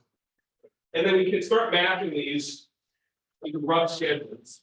We show interdependency. Then what we do is start lining up with these PMRs or these reporting cadences for AFRL. We aggregate these as much as possible based on what we're doing in JIRA so that we reduce rework. And actually JIRA and Confluence both have a lot of great plugins. You can explore them. They're awesome tool sets for being able to cascade out and then also aggregate back content that you use to create to reduce rework. One of the things that I'll note down here is that inside of each one of these sprints, we are running a full Scrum cycle on this project. We're out of Kanban mode, and as I said earlier, as promised, now that we're in development, we're using Scrum in each one of these vertical swim lanes. And we can plot this out all the way to the end of the fiscal year and then in the beginning of FY25. Now, those ideas aren't fully formed. It's important for us to keep in mind what Jeremiah has in the product owner pipeline in that flashlight. But these ideas are not fully formed. But we found a really great negotiation with our leadership. They're willing to accept ambiguity 6, 8, 10, 12 months down the road in exchange for rapid delivery of value right now. Okay. And that's the promise of action. Okay. Next slide. That's it. That's it. So, in order to, that's impossible. Can I ask one question? I'm gonna ask my same question again. Can you go back for just like 3 slides, back to the just scrums slide? I just want to understand it. So 2 more. Are you about to ask if people bring weapons? Because they do. Oh, yeah, of course, right, 'cause it's scrum. But if you say, if you have, I'm reading this and I think I interpreted this way from you, that you have like team 1 would be your data team, right? Team 2 is the experimental dev. Team 3 to your UX. My question goes to, if you have, are you matrixing into that? Or are you really just running that way? So if you're even looking at, like, I'm looking at an aircraft and the aircraft has 3 sensors and I have, it's probably not gonna work exactly right, but I'm pulling data off those 3 sensors. I have 3 separate teams that are ingesting the data, analyzing the data, building an interface that actually collectively provides what's called situational awareness, I don't know, right? And they have interdependencies, right, to get to the situational awareness. Are you matrixing them out of these teams to do that? Or how does that work? No, the teams all work to presently in the same product back. Okay, When we first started, they had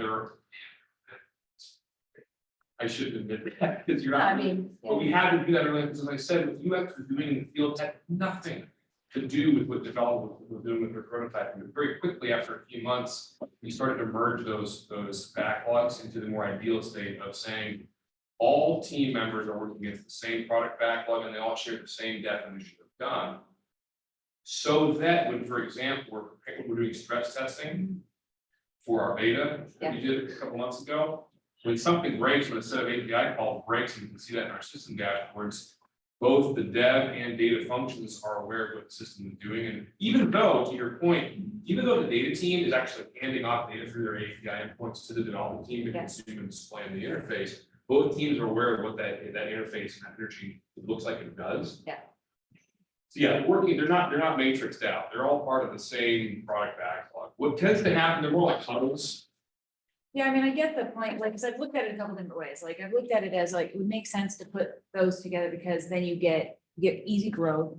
Right, in those individual teams, because you can bring in new people, kind of feed them along, and then they have a group that they're working inside of, so if they get lost, so to speak, they have some seniority to help them along, right, and it gives you a mentoring path.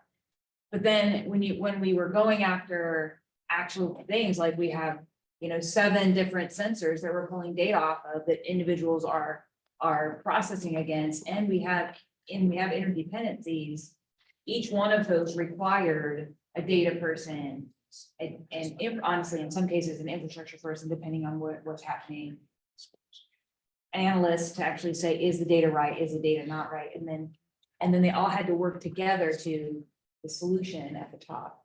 And so that's where we were, like, when I asked the PI planning question, because we started it as Scrum of Scrums, and we were having problems with who was showing up and who was not showing up, and then not getting good exchange. And then where our interconnects were, like, we weren't integrating. And so then it became teams pointing at teams, right? Because of the matrix nature, I think.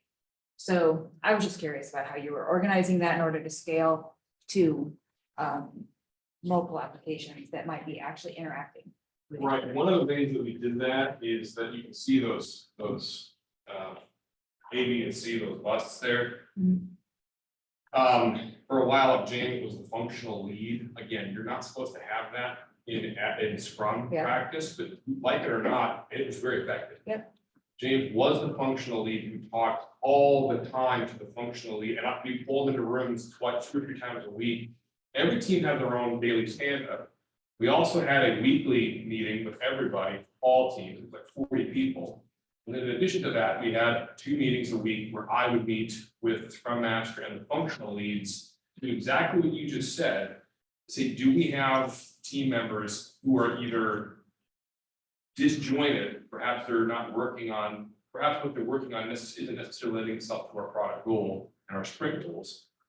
Or B, they're working in such a way that they're isolated and what they're building is going to integrate later. That was a major obligation for the functional leads, was to your point, to ensure that those interfaces were understood in the interchange. Because one of the things we won't tolerate is if it works on my machine or my feed works. Gary, yeah. So, yeah, the functional leads were, and honestly, like you see, you can run separate backlogs, but as long as everybody's working towards the same goal and the definition of done is commonly understood.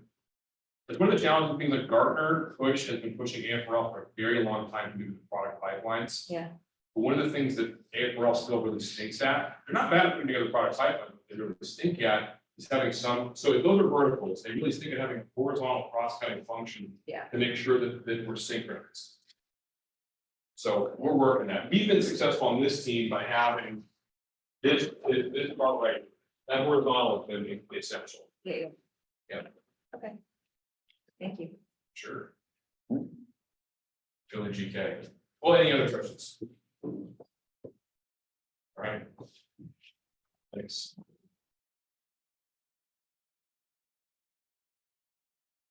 So, I'm sure. Yep.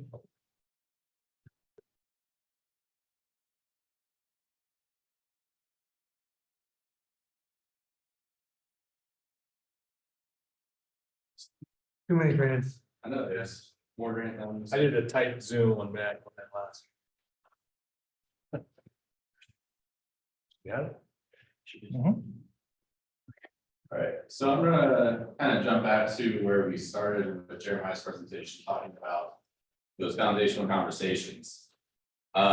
This is kind of where the project exists, but it hasn't fully yet shaped into what the project actually is. The goal in this step is to ultimately get to those 3 points at the bottom. What the foundational requirements are, what the timelines are, what the funding is for the project. So this first begins with contact with the Hangar 18 team. Like Jeremiah mentioned, this could be from someone reaching out to someone who knows some of the Hangar team.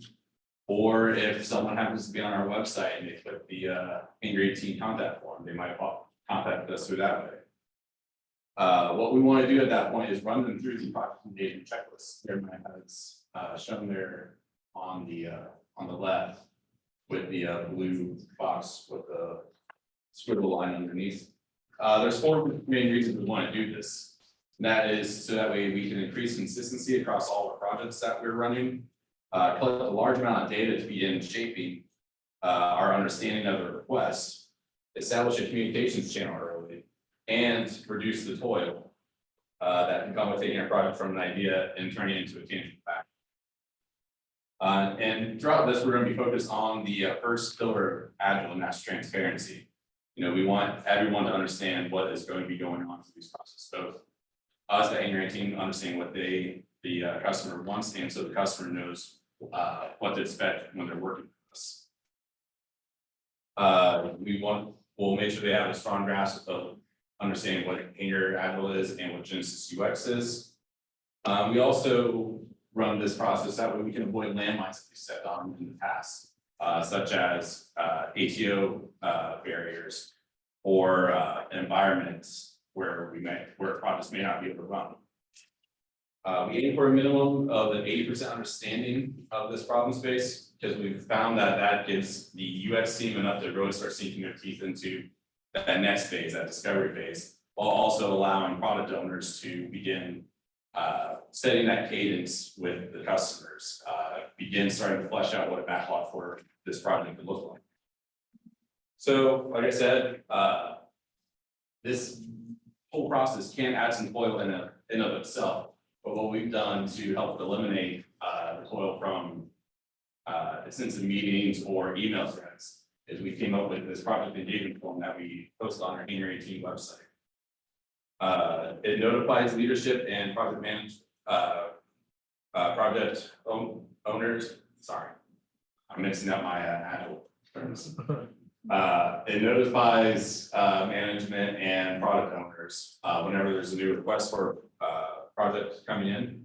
And we track this on our Hangar 18 business operations board, which is reviewed weekly, if not more than that, within the Hangar 18 leadership teams. That way we are making sure that all requests are being considered and reviewed.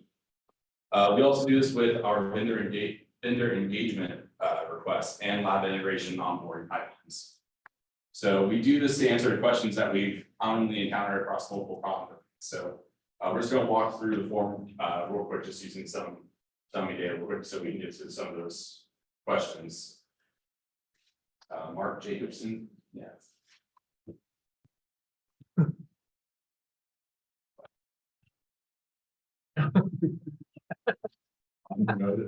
Unpromoted. So this page here is mainly so we can get at who to contact with the project. As we talked about before, it can get lost very easily when you're trying to get deep into a project, but you're getting information from all these different people. You want to have a single point of contact. So that way you are getting the ground truth. I'm trying to think more words to say to the build time while you type Jeremiah. He's trying to get creative. How did, if you could walk us through how you and we came up with the asking the right questions, So yeah, so we don't have more burden. right. So when Hangar 18 first formed, one of the functions that Matt did was creating that project engagement checklist, and that's evolved over time as we've taken on more projects and stepped on more of those landmines. And so the questions that are asked in this form are derived from that checklist. And they're the ones that we found that we commonly encounter across the different problem domains, whether that's digital engineering or building software.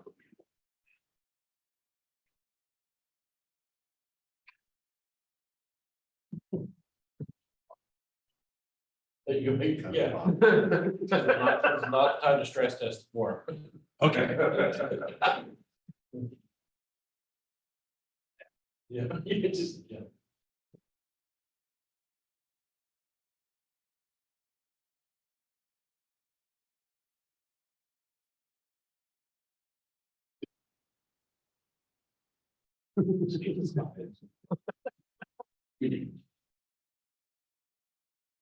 This question down here, I think is an important one to address, is who will own the project once it is completed?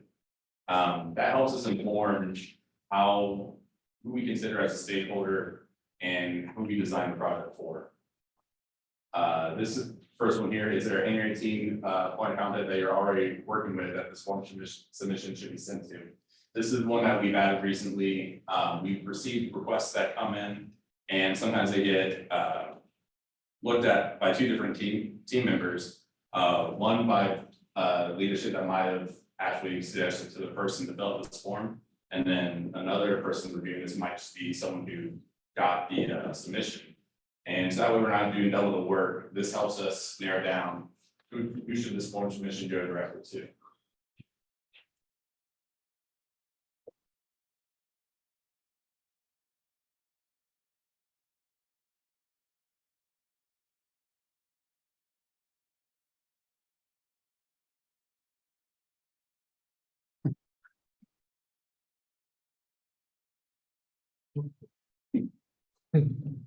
We're slowly easing into the comedy. That's okay, this is being recorded. Right. For posterity.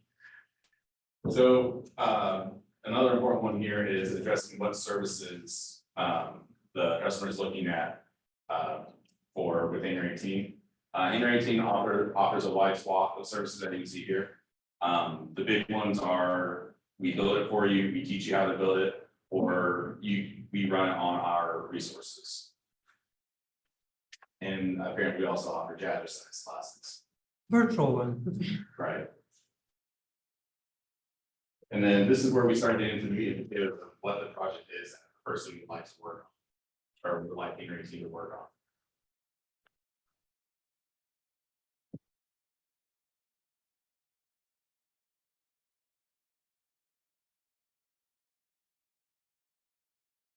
Question below the one that Jeremiah's currently typing in. Where are you with the software development lifecycle? We want to know if we're coming into this project from the very start, or if we're coming to a project that's already had work done on it. So that way we know if we need to adapt to the work that's already been accomplished. And again, timeline, that's important for firming up our decision of if this is a project that we can take on, or if there's too much risk associated with it.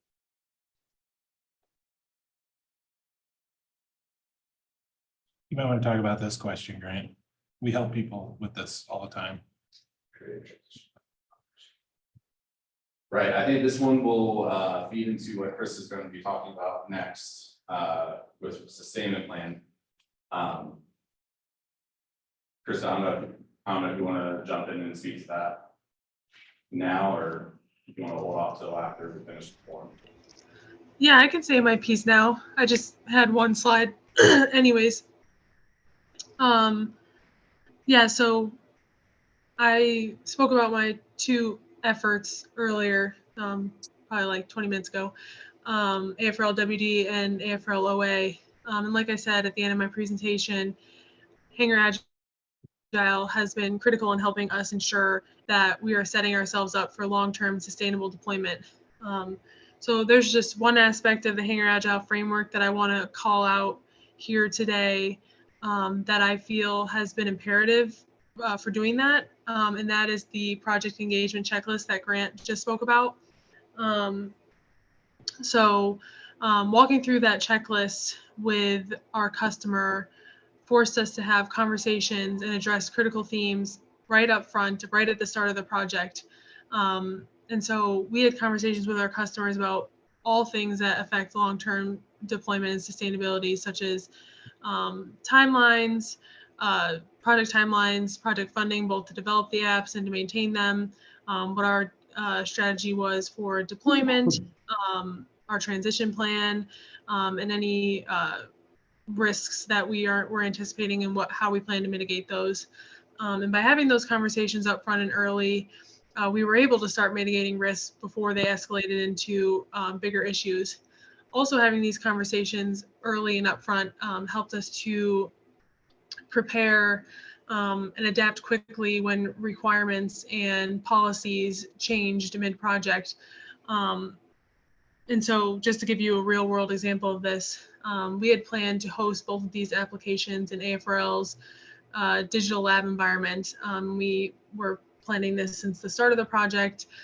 We had been talking about it for months. We had a pretty thorough plan, or at least we thought we did.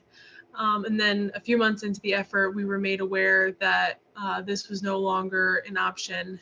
And so we had to pivot pretty quickly. But because we had those conversations with our customers upfront about our different deployment options, and we knew exactly how they planned to fund the project long term, and what the budget we were working with was, we were able to very quickly come up with a realistic matrix of alternative options to present to the customer, and pivot to pursuing a new path in only a 1 to 3 week time frame.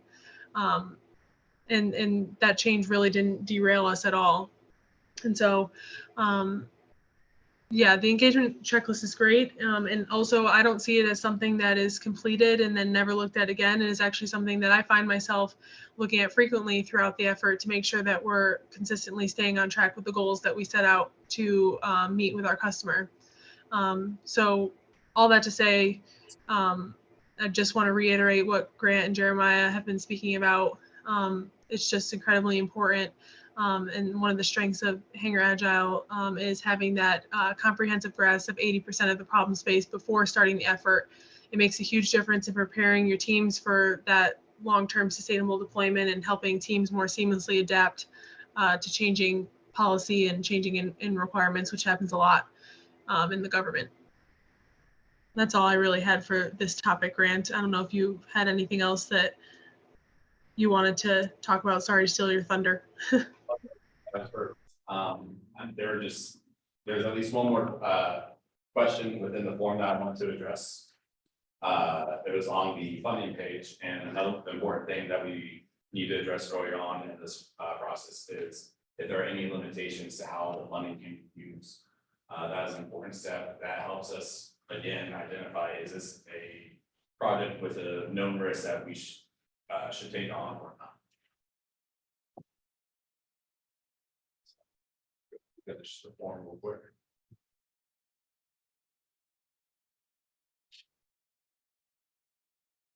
And then the last thing is it helps us set up that initial contact with the customer is what are they expecting out of a first meeting with us? This helps us level set our expectations and their expectations, helps us bring in the right people to the meeting. So that way we can help address any questions that they may have when they first meet with us. And so after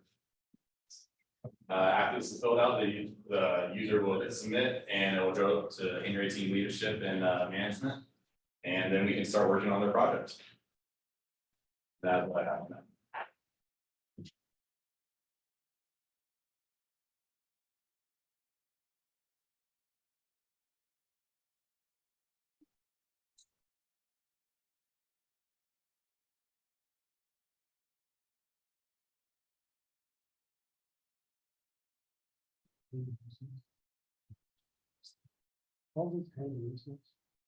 So if it's okay, Jim, we could just take questions, rather than.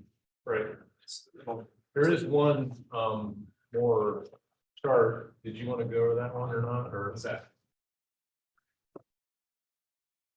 That one. I think Krista, you covered this. Okay. Yeah.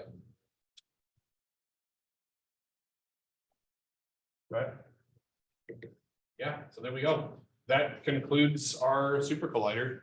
The presentation portion. We can ask questions, stay and ask questions, answer any questions you might have. Yeah, so we'll open it up. Anything online or here in the room we can talk through, or?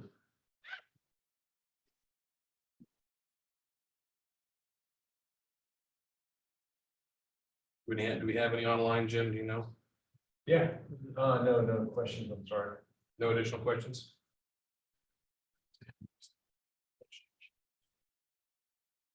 Yes, indeed. Oh, yeah, reach out. Can you throw Grant's email up there?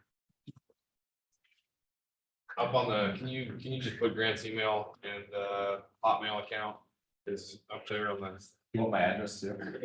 Yes, please. Phone number. All right. Jim, it's Grant.Phillips. Okay. Let me do it in my chat. Hang on a second, I got too many things going on there. All good. Grant. Yeah, we can get that over to you. That's no problem. I don't know who asked that. So.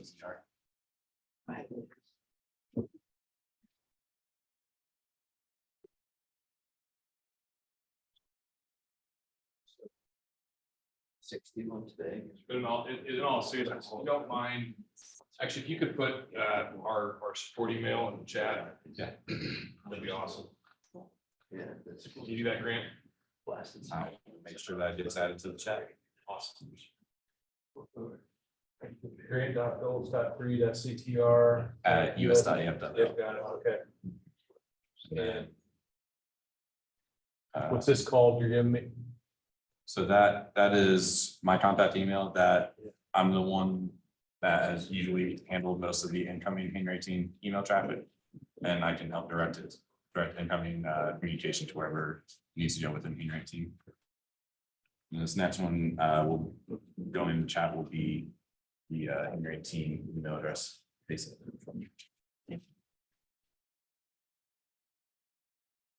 Jeremiah is pasting in the Hangar 18 email. Jeremiah's doing that? Yep. Okay.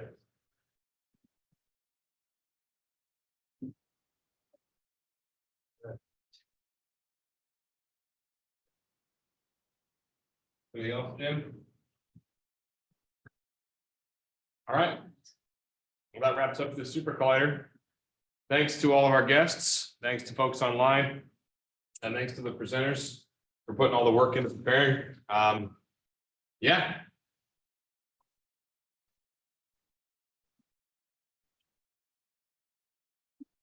Be on the lookout. We'll probably do another one of these in 4 to 6 months and another similar topic. Probably we will do it on data engineering work or on how we fix the contracting mess. Matt, we actually do have a question.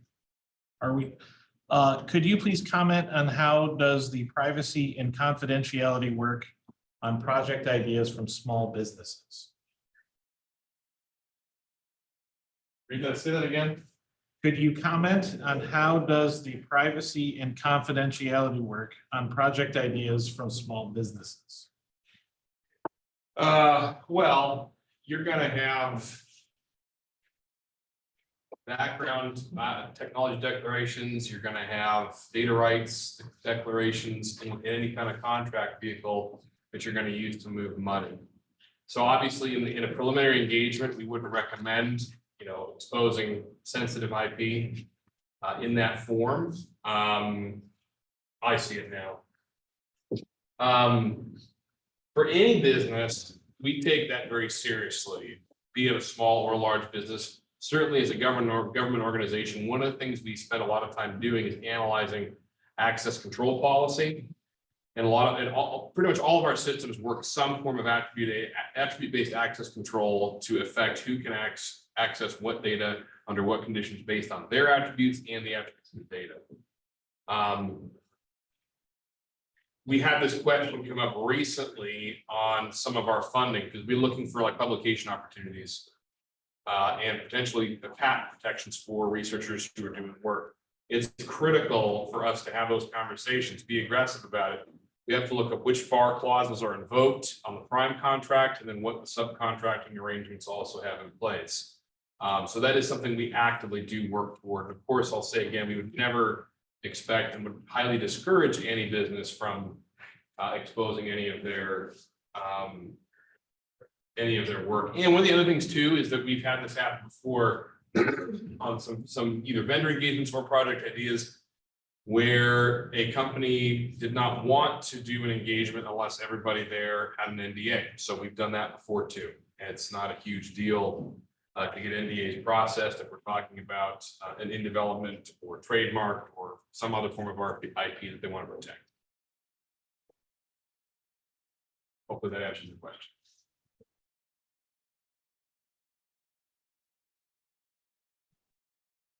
Okay. I get the next stop.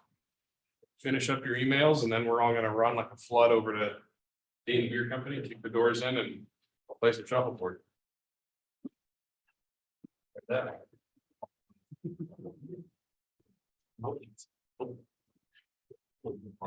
name is. I like the video mention. was wondering if. Yeah, that's music video background.